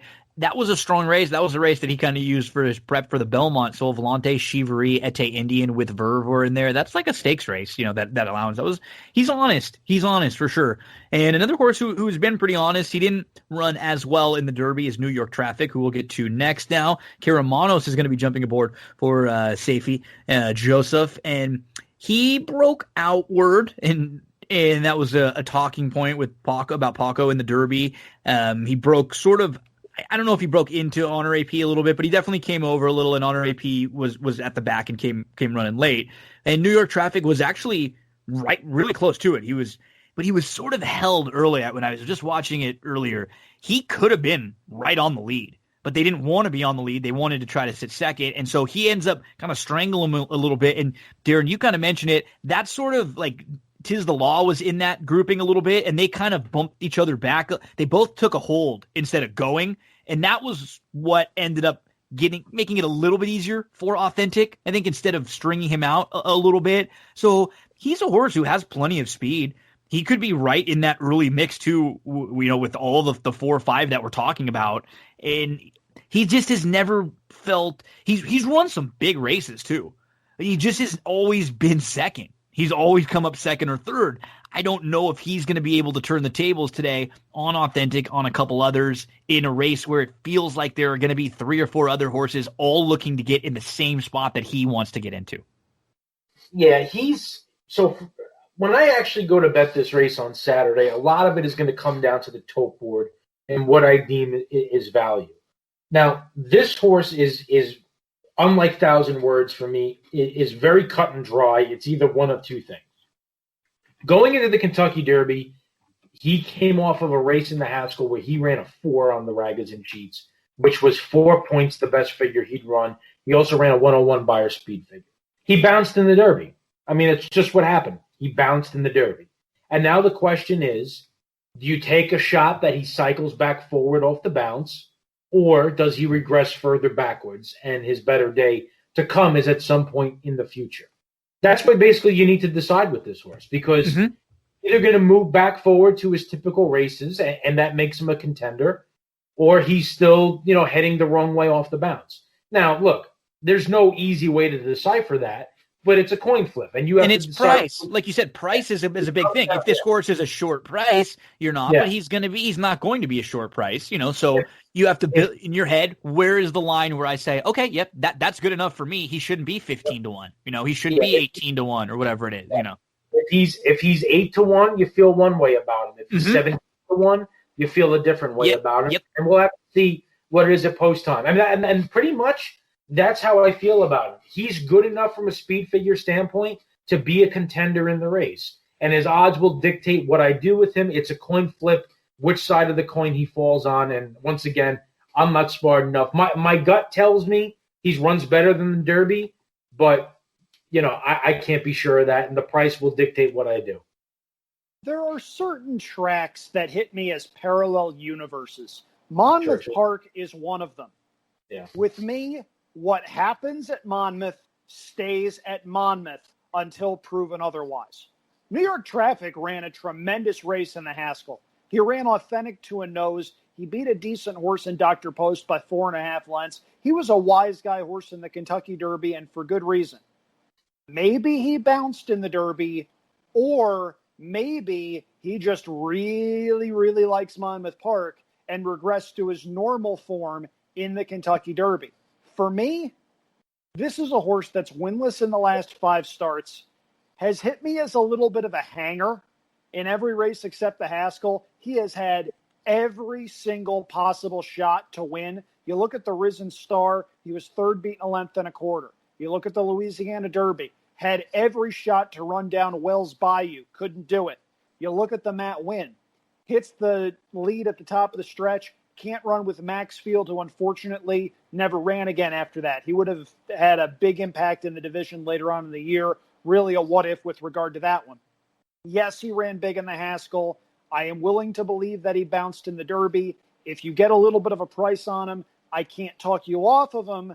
But the other thing that makes me nervous is the jockey musical chairs that are going on here.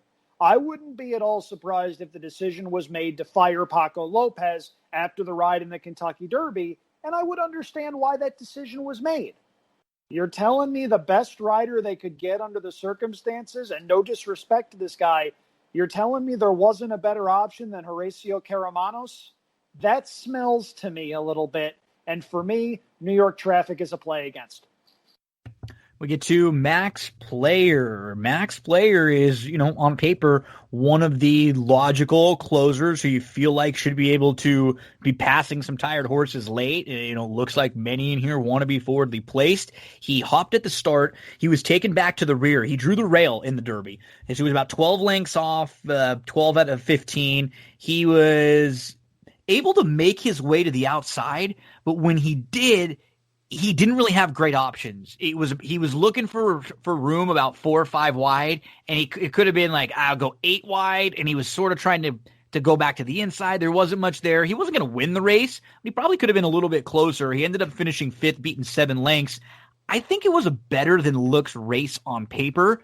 He will be a horse that is in some of my pick 4s and pick 5s. I think he is a win contender if he bounces back up and runs a race sort of similar to what he ran in the Travers. And, the way we see this race on paper, I think he's got a shot in here. I just don't know. Andrew talked about the jockeys. I don't know if Paco's the best fit for a horse for him. When I think Paco, I think getting out of the gate, forwardly placed, showing a lot of speed and getting a lot out of a speed horse. I don't know if I'm thinking about him being able to set, not that he can't do it. He obviously can do it, but I just don't know if that's a strength if he fits this horse that well. So DZ, where do you stand on Max Player? Yeah, conflicted, because this is a horse for me that he's not one of those closers that it's like sit, push the button, explode. He's one of those closers that grinds and that you got to keep pedaling and keep pedaling and keep pedaling. Mm-hmm. And the Preakness for me historically is not the spot for that kind of horse. That's not to say that I don't think he can run 3rd or 4th. I just don't really put him on the win line. Now, look, from a speed figure standpoint, he's close. 99 he ran in the Travers, 95 in the Derby. His Travers sheet number was a 6 3/4. He regrets slightly to a 9 in the Derby off of that top. He's not far off from a speed figure standpoint. If all hell breaks loose, he's certainly one of the horses that could pick up some pieces. I don't love him on the win end because, like I said, he's not a shotgun closer. He's the type that you just need to keep riding and keep riding. And with horses like that, if you get stopped or you get in trouble, it takes a while for them to kind of pick things up again and get rolling again. And in a field like this, that kind of concerns me. I don't love Paco on him for all the reasons that were just mentioned. I will use him 3rd and 4th underneath, but I don't think he's going to be on my top line. I have hated Max Player in every race he has run since coming off the layoff. Max Player is a good, solid, honest, nice horse. Max Player also has 93,173 owners, all of whom bet. And as a result, in a lot of his prior outings, he has been overbet. He was 30-1 on the morning line in the Kentucky Derby. He got bet down to 19-1. And 4th or 5th was as good as he was ever going to rationally do in that race. You could run that race 100 times. Maybe he finishes 3rd once. However, big swerve, big plot twist. I think Max Player has a shot in this race. Max Player switched barns after the Travers and before the Kentucky Derby.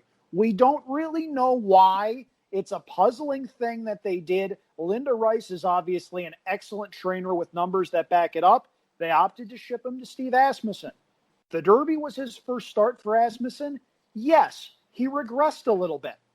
But I think there's potential for him to improve big time in his second start for that barn. Sometimes it takes horses a little while to adjust to a barn's way of doing things, a new feed program, a new training style, whatever. And I love what I see in the work tab. Darin, you mentioned this work tab for another Steve Asmussen trainee that we discussed at the top of the show, Accession. 2 works back, 5 furlong bullet. 5 furlongs in 1:01 at Churchill, fastest of 21. Last work, a 4 furlong blowout, just a maintenance work. Paco Lopez is up. I agree that that's curious. However, a little bit of improvement and a pace scenario that's hot, and I think Max Player has a lot in his favor. What I also like is there are other horses in here that are going to take significant amounts of money, and we may actually get the morning line price here with a horse that I think if you're ever going to back him in a big spot, it's right now, because the public is going to bet Swiss Skydiver down solely because she is a filly going against the boys. that is good for at least a 2-point drop, especially if NBC picks it up and runs with it, which they should because it's actually a pretty cool story. Authentic is going to be bet down from his 9-5 morning line because he won the Kentucky Derby and in doing so beat the leader of the division. Max Player's 15-1 on the morning line. At that price, he is absolutely an include for me. Up next, it is Authentic, your Kentucky Derby winner. And I was strongly against him going into the Kentucky Derby. He had won the Haskell. He had finished second in the Santa Anita Derby leading up to the Kentucky Derby. And he just feels very one-dimensional. The thing is, he got the lead. And I will say, it wasn't a race where he went really slow. He didn't get it wasn't an easy lead. He had to work a little bit to get there, but then once he got the lead, he was able to get into a nice cruising speed, which is really all a speed horse wants to do. I had concerns about him going the 1.25 miles. So I'm going to basically play this like almost all the concerns I had about him going into the Derby. I'm going to make him prove it to me again in this spot at a short price. Because mainly, because of all the other speed. If there was no art collector, if there was no Swiss skydiver, and he was going to be just loose on the lead again, I would just kind of say, yeah, it's probably going to be Authentic. I won't try to beat him. It's not going to be easy for him. He is going to have to really earn it if he wins this race. And he's either going to have to show that he can sit off, which he's never done before, or he's going to have to show that he's just faster and better than everybody else, and he was just a much better horse than I thought all along. And at a short price, I'm completely willing to let him beat me if he's, like Andrew said, if he's 8-5, 7-5, I'm fine with letting him beat me. To me, I'm against Authentic. Now, I'm against Authentic in the win end. Can he run 2, 3, 4? Absolutely. So if you're playing tries and supers, exacta, stuff like that, I can't completely chuck him out. But in a pick 4, pick 5 situation, I'm against him. There are probably 4 that I'll end up using in for sure, Art Collector and Swiss Skydiver, and then I'll pick and choose kind of between Max Player, Mr. Big News, and then maybe a pneumatic who we talk about in a second. But I am going to once again take a shot against Authentic, Darin. So Authentic after his Haskell, which after the Haskell I notoriously tweeted out, I'll give odds to anybody who wants to bet on Authentic holding off Tiz the Law in the Derby. Boy, that really aged well. But I mean, looking at his Haskell and the fact that he was on his hands and knees after rather pedestrian fractions from Monmouth Park to hold off New York traffic that day, it was hard to expect him to go 1.25 miles and do what he did. And as a third choice at 8-1, yeah. I would have wanted a little bit more than him in the Derby, on him in the Derby. Now, look, there were people that loved him in the Derby, and my hat's off to you. I'm certainly said this before, and I'll say it again. They were right, and I could not have been more wrong. His two workouts after the Haskell were bad. Then all of a sudden, they stretched him out to 6 furlongs, and the switch went on. They gave him a mile work, which is something I can't ever remember seeing Bob Baffert do. And then another 6 furlong bullet. But how about the 2 drills since the Derby? I mean, yeah, Baffert tightened the screws in those last 2. Yeah. Back-to-back bullets, 59-1, 47-3 at Churchill, which basically tells you that they are lighting the fire under this horse, and he is coming out of that thing guns blazing. Listen, if he doesn't break well, it's a different ball game. But if this horse breaks off those 2 workouts for Baffert, you got to think he's coming out of there 1,000 miles an hour and going to the lead. Look, short price, yes. But from a speed figure standpoint, from a Ragozin standpoint, I even have to admit that he needs to regress and somebody else needs to step up and beat him. He is the fastest horse in the race. You're going to have to take 6-5 if you like him. Maybe the pace scenario gets him beat, but make no mistake about it.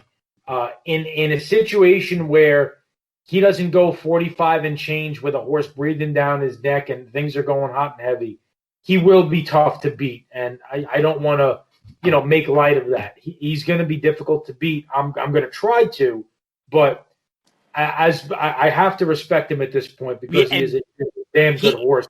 fast. Completely. What he did in the Derby was awesome. He was the best horse that day. He was really, really good. It was just all the stuff. And you're right. What you see with the works and the way Baffert's maybe figured him out. And we've seen Baffert do this with plenty of horses. I didn't ever think leading into the Derby he was that good.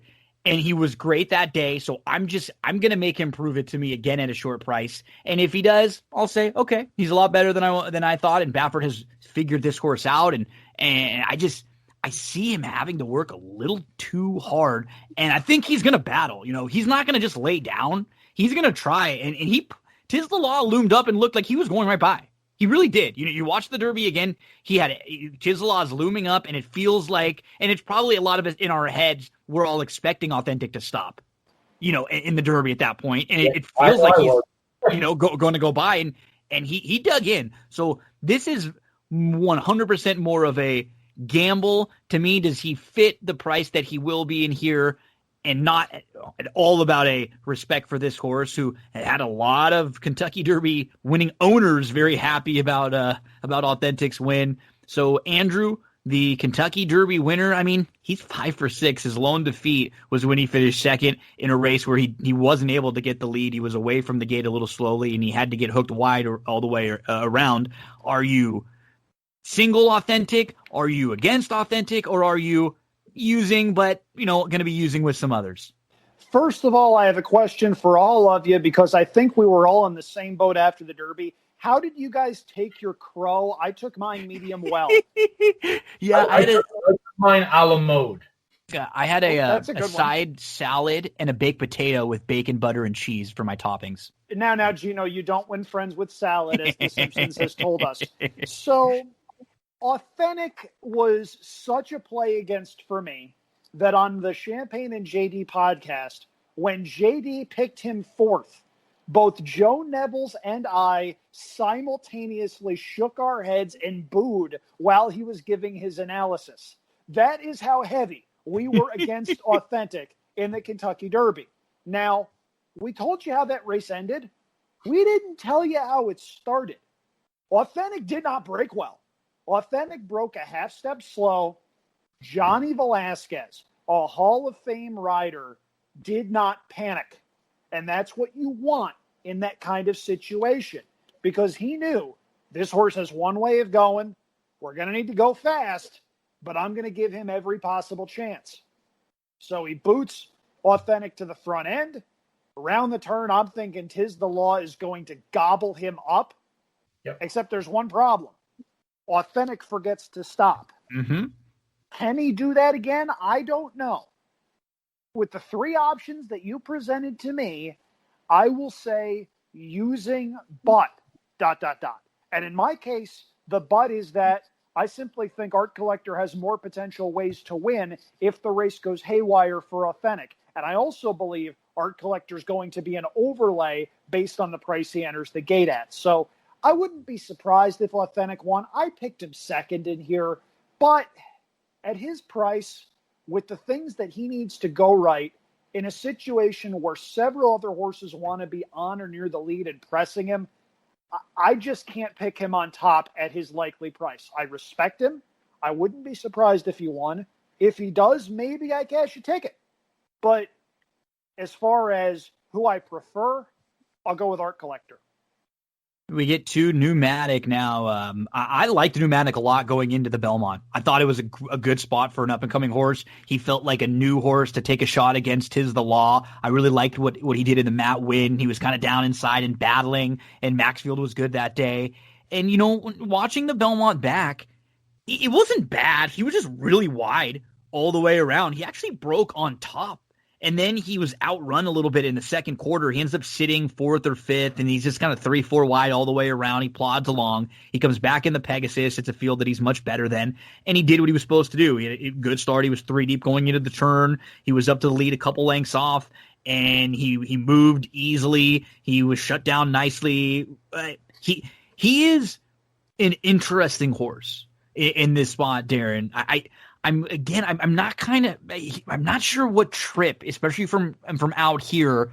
Maybe he's able to get, that 5th, 6th sort of mid-pack behind all the speeds, because I don't think he's quick as most of the horses we've been talking about. The Authentic and Swiss Skydiver, Art Collector. He's probably not naturally as quick as all of them. So he probably slots in right behind them. He is a total wild card to me in this race. And I will have him on some of my pick 4s and pick 5s because he feels like a horse where if he could improve here, he's still pretty lightly raced. He takes a step forward, and this might be a horse who ends up getting a trip that's in front of Max Player and Mr. Big News, right behind all the speeds. I could see him getting a really, really good trip, but he is going to have to improve in here to deal with at least the top 3 or 4 contenders. And now we have arrived at my top pick. Nice. I figured this feels like your horse. Yep, it does. Yeah. So before people that are listening think it's crazy, this is a very talented horse who's come a long way pretty quickly. He, in terms of his maiden win, he beat 2 next out maiden winners in Skull Factor and Liam's Pride, who both ran solid figures on the sheets and the buyer scale. In fact, I think they both ran in the low 80s their next time out, breaking their maiden. He comes out of that race and goes into a nice, tough optional claimer at Oaklawn, which he wins. And in the process, he beats Captain Bombastic, who comes out of that race to win a 7-furlong stake at Belmont. Another horse in that race who came out to win was Dak Daniels, who won a starter allowance with an 81 buyer speed figure at Oaklawn as well. Then from there, he goes into the Matt win. And he runs a bang-up race against far more seasoned horses like Maxfield and New York Traffic in just his 3rd career start. The Belmont, I thought his race was much better than the race looks on paper. I agree. I don't think a 1-turn mile and an 1/8 around a big sweeping turn at Belmont with a wide trip is what he wants. I think he's better around 2 turns. I think he's better around the typical oval like a Monmouth or a Pimlico. And I think that's why you saw him, obviously against lesser company, run a much better race than the Pegasus. So for me, in this spot, you have a rapidly developing, lightly raced horse with a world of potential that has done nothing but improve from a speed figure standpoint and a Ragozin standpoint. The horse has gone from an 11 to a 9 1/4 to a 7 3/4 in the Pegasus. Again, not huge development, gradual progress over a short 5-race career. Look, I don't know if the trip works out. We won't know that till the race happens, and maybe that's the biggest question mark. But I think this is a horse with a ton of upside whose price is going to be much bigger than his actual chance to win this race will be reflected. That is a big, to me, he feels like he should be in like a 10-1 range. And he's going to be 22-1. Yeah, he feels like he should be. If he was in the range with the 6 to 12-1 shots, I would think, okay, like that's probably where he fits in this race. But he's not. I agree with you. I don't think he's going to get hit hard because, as Andrew had mentioned, you're going to get the Authentic money. You're going to get some Swiss Skydiver money. She's probably 9-2 instead of 6-1. She's probably 5-1, and Art Collector would be right around there, like 3-1. Maybe he floats up a little bit. So it's not like this guy's going to just take a ton of money. New York Traffic maybe takes a little bit of money. Who knows? He should be, like you said, 15 to 22. Yep, that's what I think. I think when it comes to value of the race, I think this is the horse that offers it. Look, if he runs an okay 4th, so be it. It is what it is. But for what the price is, I'm confident that. But maybe I'm a race too early on this horse. Mm-hmm. It's possible. But you'd rather be earlier. It's the price thing. You want to be early. Like this is what you were saying when we had the discussion and you were singling against Monomoy Girl, and you're talking about Vexatious, who you thought could be. You want to get them before they're the chalk, because then what good is it? Yeah, what good is it when they start winning? And if he wins this race, the next couple times he runs, he's going to be a shorter price. He's going to be way shorter. You're not going to be able to get. So you got to try to get him right now. If you feel like he's an 8-10-1 shot and he's going to be double that, Like, and I'm glad the more we've talked about this, I'm going to move up and have him, probably along with Art Collector, Swiss Skydiver, and Pneumatic as my A's closing out pick 4s and pick 5s. And then I'll sprinkle some others in, but those will be my A's. Just like because I liked him and I felt like he was that way too, and hearing your confidence in him too. Andrew, so where do you stand on Pneumatic? I'm a little less bullish than Darin is. First of all, I'm not going to try to talk you off of this horse, Darin. You make a really good case, especially the value. I certainly think he is not going to be bet to his true chances of winning based on a talent standpoint. I'm really worried about the trip. And you mentioned this because he's drawn towards the outside. He has some early speed, but he is not a speedball. There are a bunch of horses that want to go. If one of them takes back, all of a sudden Pneumatic is 4 or 5 wide going into the first turn at Pimlico, and that is not a winning combination against this group at this track. I'm also, as I've mentioned, not the biggest fan of Monmouth form. I need to see a race like that elsewhere. He has okay races elsewhere, but the Pegasus was by far the best race of his career to this point. He's been beaten by New York Traffic before. He's been beaten by Max Player before. I understand why you like him. If he was drawn better, like in the 4 or the 5 position, if he and 1,000 Words switched positions in the gate, I'd be absolutely okay with this. And who knows, maybe we get the Kentucky Downs gate crew, which occasionally sent horses from the wrong stall during their meets to run here at Pimlico. If we get that, maybe Pneumatic has more of a shot than I think. I wish you luck. I'll be using him underneath in my 3rd and 4th spots, but I just don't see him as a win candidate. Live Your Beast Life will round out the field, coming in from the runner-up effort in the Jim Dandy. He was 5th inside. He rallied late to make it close in the Jim Dandy, but he's going to be a big price here. He's 30-1 and one of your longest shots on the field on the morning line, along with Jesus' team and Accession. And yeah, I mean, I don't know. I like some of the. I think even the both of the other 30-1 shots I would prefer a little more than this one. His last race wasn't bad. There's nothing wrong with it. But when you just go horse by horse in here, I feel like I like almost everybody else's chances more than his. So, look, I don't blame the Connections for taking a shot because he is developing nicely. His arrow is pointed up. He's getting faster, but it's not fast enough right now. The Jim Dandy, I think, is a quizzical race, a race that I'm not very high on. From a Ragozin standpoint, he's paired up tops in his last 2. The problem is everybody else is running 6s and 7s and 8s, and his paired up top is a 12. So a lot needs to happen for him to, take that big leap forward and everybody else, take a step back. Look, I respect a lot of this horse. I respect the family. This is a half to a mare by the name of Time in Motion, who won the QE2 at Keeneland 3 or 4 years ago and was second to Catch a Glimpse in the Belmont Oaks Invitational. It's a half to a horse named Moment and Dixie, who ran in the Ballerina and the Cotillion, and also did good work at Keeneland back when it had a synthetic surface. So I respect the family. I respect the fact that the horse is improving, and he's a horse to watch moving forward as his career develops.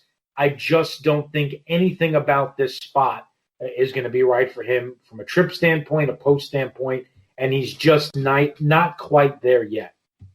Completely agree. Cool horse has gotten better since going 2 turns. His first start going 2 turns, he wins by 2 1/4 at Saratoga. His second start going 2 turns, he's second in the Jim Dandy. Can't fault them for taking a shot. Jorge Abreu is also a really cool story. He was an assistant for Chad Brown for a while, went out on his own a couple of years ago, doesn't have the biggest barn, but has been winning at a 16% clip at some of the toughest circuits to win at in the country. Very good horseman, guy to watch over the next 5 or 10 years. William Lawrence, a very familiar name for those of you who were fans of Clarovich Stables. He was partnered with Seth Claremont for a while, went off on his own when that operation wound up getting a little bit too big for his taste.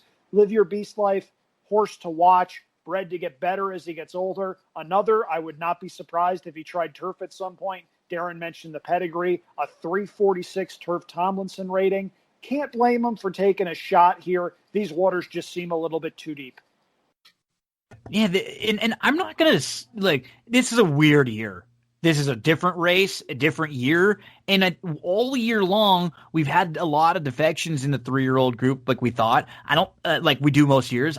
I haven't thought it was, Tiz the Law was good, but I never thought that the horses that were still around was the strongest group in the world. I thought it was okay. So if you're one of the connections of anyone in this race that's not Authentic, that's not Art Collector, you look up and down and you go, why can't we be third or fourth in here? Absolutely. And if the race shapes up where a lot of these top horses go to the lead and we can pass horses late and we can do our best running late, sure, we can go by them. I don't discount any of the connections taking a shot in a race like this, because to me, yeah, you look at Authentic, you look at Art Collector, you have a question mark with the filly as what looks like the next best horse. And then after those three, everybody else is question marks. Everybody else's question marks. Are they good enough? What kind of trip are they going to get? Can they compete with the top few? This is a good spot for a lot of connections, and we see some big prices that are going to say, hey, maybe I can finish third in the Preakness. That would be great for this horse. So, okay, overall thoughts. So for me, DZ, I have 3, 9, 10 as my top tier, or I have 3, 4, 10 as my top tier. Art Collector, Swiss Skydiver, and Pneumatic. I will be using some Mr. Big News and some Max Player in the win ends, and then other horses that I will flop in underneath. I think Jesus's team is a horse I definitely want in some of my tries and supers. I don't think he can win, but I'll use him under and I'll flop him. And, I'll play some tickets where I have something like maybe Art Collector, Swiss Skydiver, with those two with all in the 3rd and the 4th spots, with just those two on top. If I could get those two to run 1-2, that would be a nice way to hit it. What are some of the ways you're looking at playing this race, DZ? So, look, obviously at I would say 15, 16 to 1 or higher, win play on Pneumatic. I will have 2 completely different approaches to the multi-race exotics. There will be an approach that has a lot of coverage in this race, and based on my the legs prior to that, who I'm using, what those prices look like. And then there'll be an approach where if I'm right about Pneumatic and he somehow wins, I better be damn sure to be cashing some pick 4s and pick 5s. So basically what that means is I'll even have a ticket that I single Pneumatic just to open up coverage in Absolutely. the other way, Yeah. just in case I happen to be right about this horse at a big number.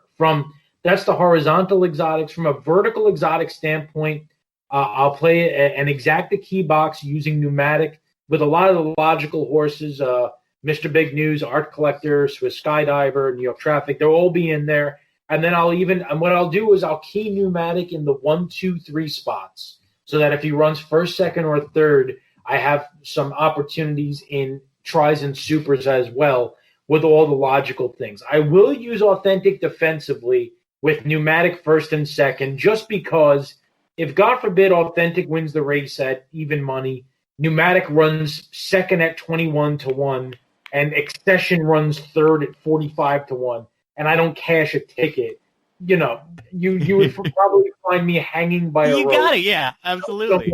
Somewhere off the side of my house. So, I will be playing that. But basically, I'm going to build my tickets around Pneumatic and hope that I'm right enough where he can there's just no value for me in trying to hit this thing with Art Collector, Swiss Skydiver, Authentic. I mean, yeah. They run 1, 2, 3. What are we getting? So and there's enough case with the running styles, with the way that we see it shaping up, to where there's a ton of versions of this race where those horses all go too quick and they're all worried about each other.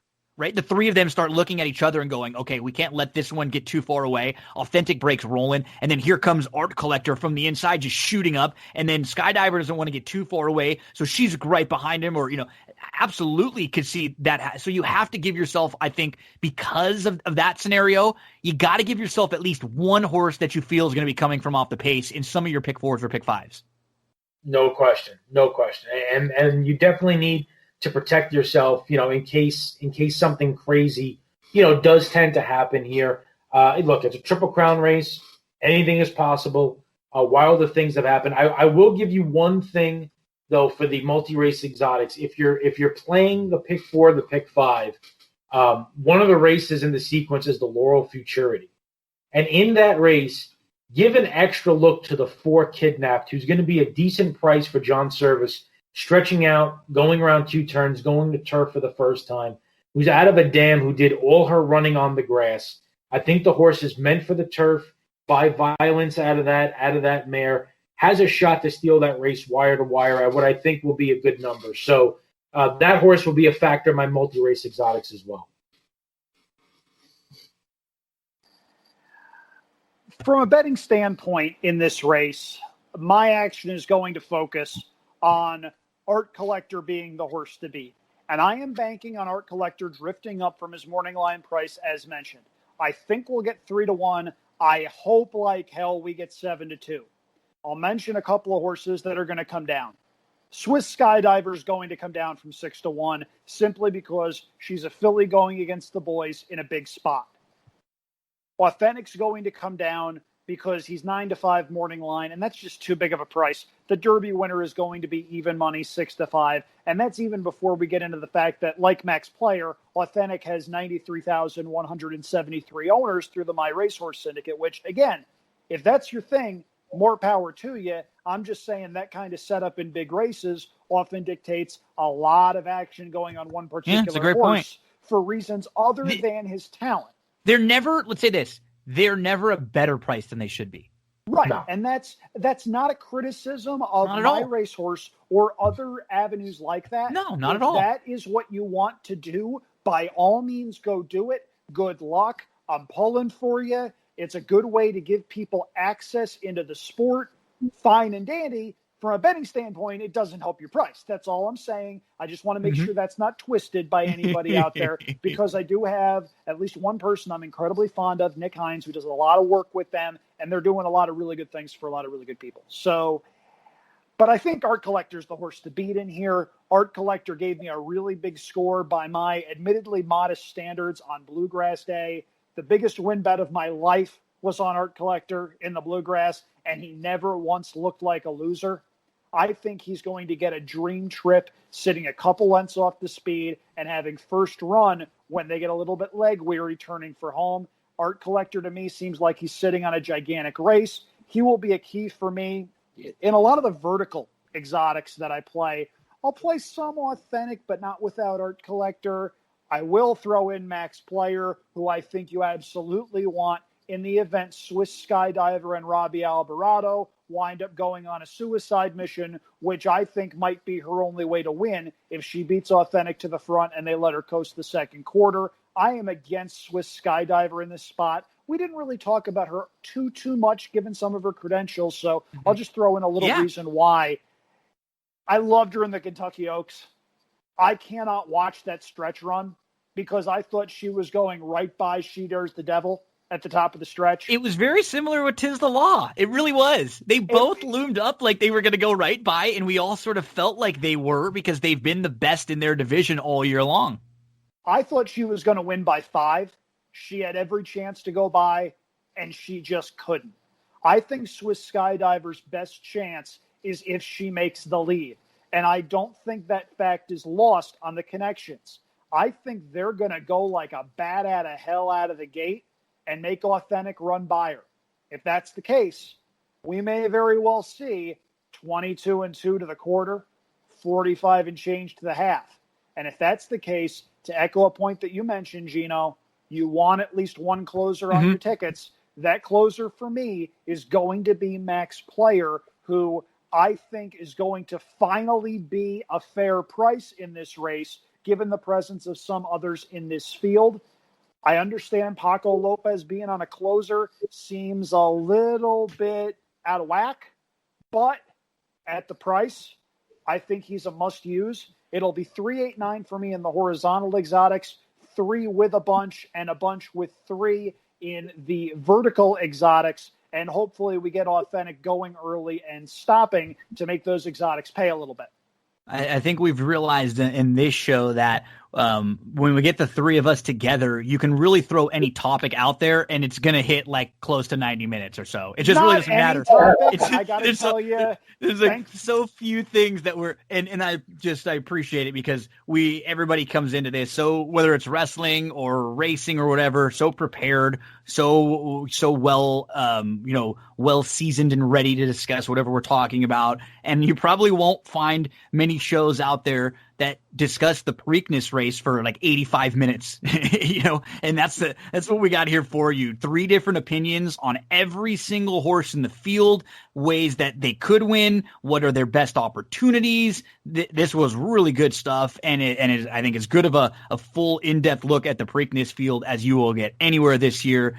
Darin Zoccali, Andrew Champagne, my very good friends, thank you again. Next week, we'll probably be back into SummerSlam. We'll play it by ear because the next 2 weeks, once baseball and basketball are done, then we're going to really need the wrestling stuff again on the show because we'll have less to talk about. It'll just be sort of football and wrestling again for a while. So we'll see. Maybe next week we get into football or we'll play it by ear and just kind of see the way the baseball stuff and basketball stuff. I know Darin's would be very interested if the Yankees move forward. I would also be. Wednesday night. We're recording this Tuesday night, and by the time the show is out, it'll actually be Thursday. But I'm getting ready for a Wednesday night that's going to have the Dodgers and the Lakers on basically at the same time. They start at 6 and then at 7. So it'll be some screen-to-screen action. Fellas, DZ, give us your plugs, and then Andrew, give us your plugs, and thank you again.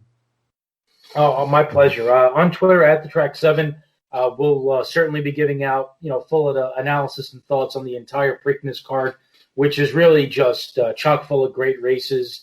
High talent, big fields, just awesome day that I'm really looking forward to. We throw some fantasy football stuff out there as well. Obviously the wrestling. But by the way, I know I texted you guys. That Roman Jey Uso match was cool. Excellent. That was cool. It's different. That was what's great. It was different. We don't see things like that, and that made Roman feel like a bad dude. Yep. That's how it's how the guy should have been booked for the last 5-6 years, and they finally figured it out. Call me the chief. He's screaming at him. I'm the chief of the family. I'm the head of the family. We know the leader. He's going to tear through everybody, and The Rock is going to show up and say, "I'm the chief." And we all know where that's headed, but that's great. Yeah. But at the Track 7, you'll get the racing, you'll get the football. You'll get obviously the wrestling thoughts in there as well, and looking forward to talking to you guys again next week. Darin. There you go again, getting yourself hyped up with hope. You understand that they've got Brock Lesnar waiting for him at WrestleMania, and we're getting Roman Lesnar 21 with like 17 German suplexes in 5 minutes, and Vince saying, "It'll be great, pal." Like, you don't get yourself all optimistic when the product gives you no reason to do so. I love this right now. I do. This is great. After watching Sunday, you gotta hold I'm excited. on. I'm a little excited. I love the other Jamie coming in and saying, "This is what you want. You're the head of the family. Oops, get out of here." Oh, that was just good stuff, man. It was really good. I'll give you that. If you haven't seen that match yet, go watch it. It's a little longer than it had to be, but it was still really good. I enjoyed it. As far as my stuff, at Andrew Champagne on Twitter, andrewchampagne.com for a whole bunch of NFL stuff. Was a really good weekend for me in DraftKings over the weekend. Would have been even better had Dak Prescott not ended the game with that interception and had instead tied the game and then gone to win it in overtime. But that's picking nits. I was able to adequately Mahomes somebody in fantasy football Monday night. They were up 38 points, had Mark Ingram going, and lost. Ooh. Yeah.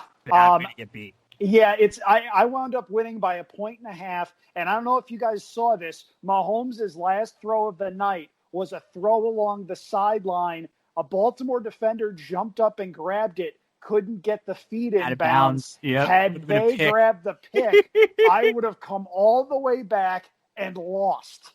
So thank you to whoever that was. I forget who it was in the secondary, but at any rate, going to be some pretty good stuff. We'll be previewing the Preakness on Champagne and JD this week. It might be a little bit more interesting than usual. I may or may not be under the influence of drugs because I have a dentist appointment on Thursday afternoon. I thought you were going to just say you're going to just be lighting up a doobie right there. No. That's never been anything I've been into, believe it or not. But I think I've got a wisdom tooth that needs to get taken out. So it's not exactly going to be a lot of fun. And it might be a case like you guys, I know at least one of you is a West Wing fan. You guys remember the episode where CJ Craig had root canal? I have root canal. I'm literally, I've never watched one episode and I'm about to start it. It'll probably be started like later on tonight. You have ever made in your life. Yeah. Now we have to do a West Wing show. I know we will. And I just thought Stephanie and I just were picking out because I went through Frasier and recently and literally got one episode left and we were picking out what's going to be next. And I said, you know what? I've never watched an episode. I know Darin's mentioned it and a lot of people I like are really high on it. So yeah, that's next up for me. I'll be sitting down. Andrew, you completely imploded. You were very hostile. You completely imploded. Belligerent. I am very much looking forward to this. So we'll have plenty to talk about in the weeks coming when we check in with our wrestling. I'll always let you know where I am and what episodes I've been recently catching up on. So, fellas, this was just a blast. Thanks again. A lot of fun. And I hope we help some of you out there make some money in the Preakness. But don't go anywhere. There's still plenty more on That's What G Said. Thank you, Andrew. Thank you, Darin, for helping out with the Preakness deep dive. Let's keep the Saturday racing rolling on over to Keeneland for Saturday. Let's move to race number 2, and let's take a look at the 6-horse in here. That's Will's Secret. He debuted on September the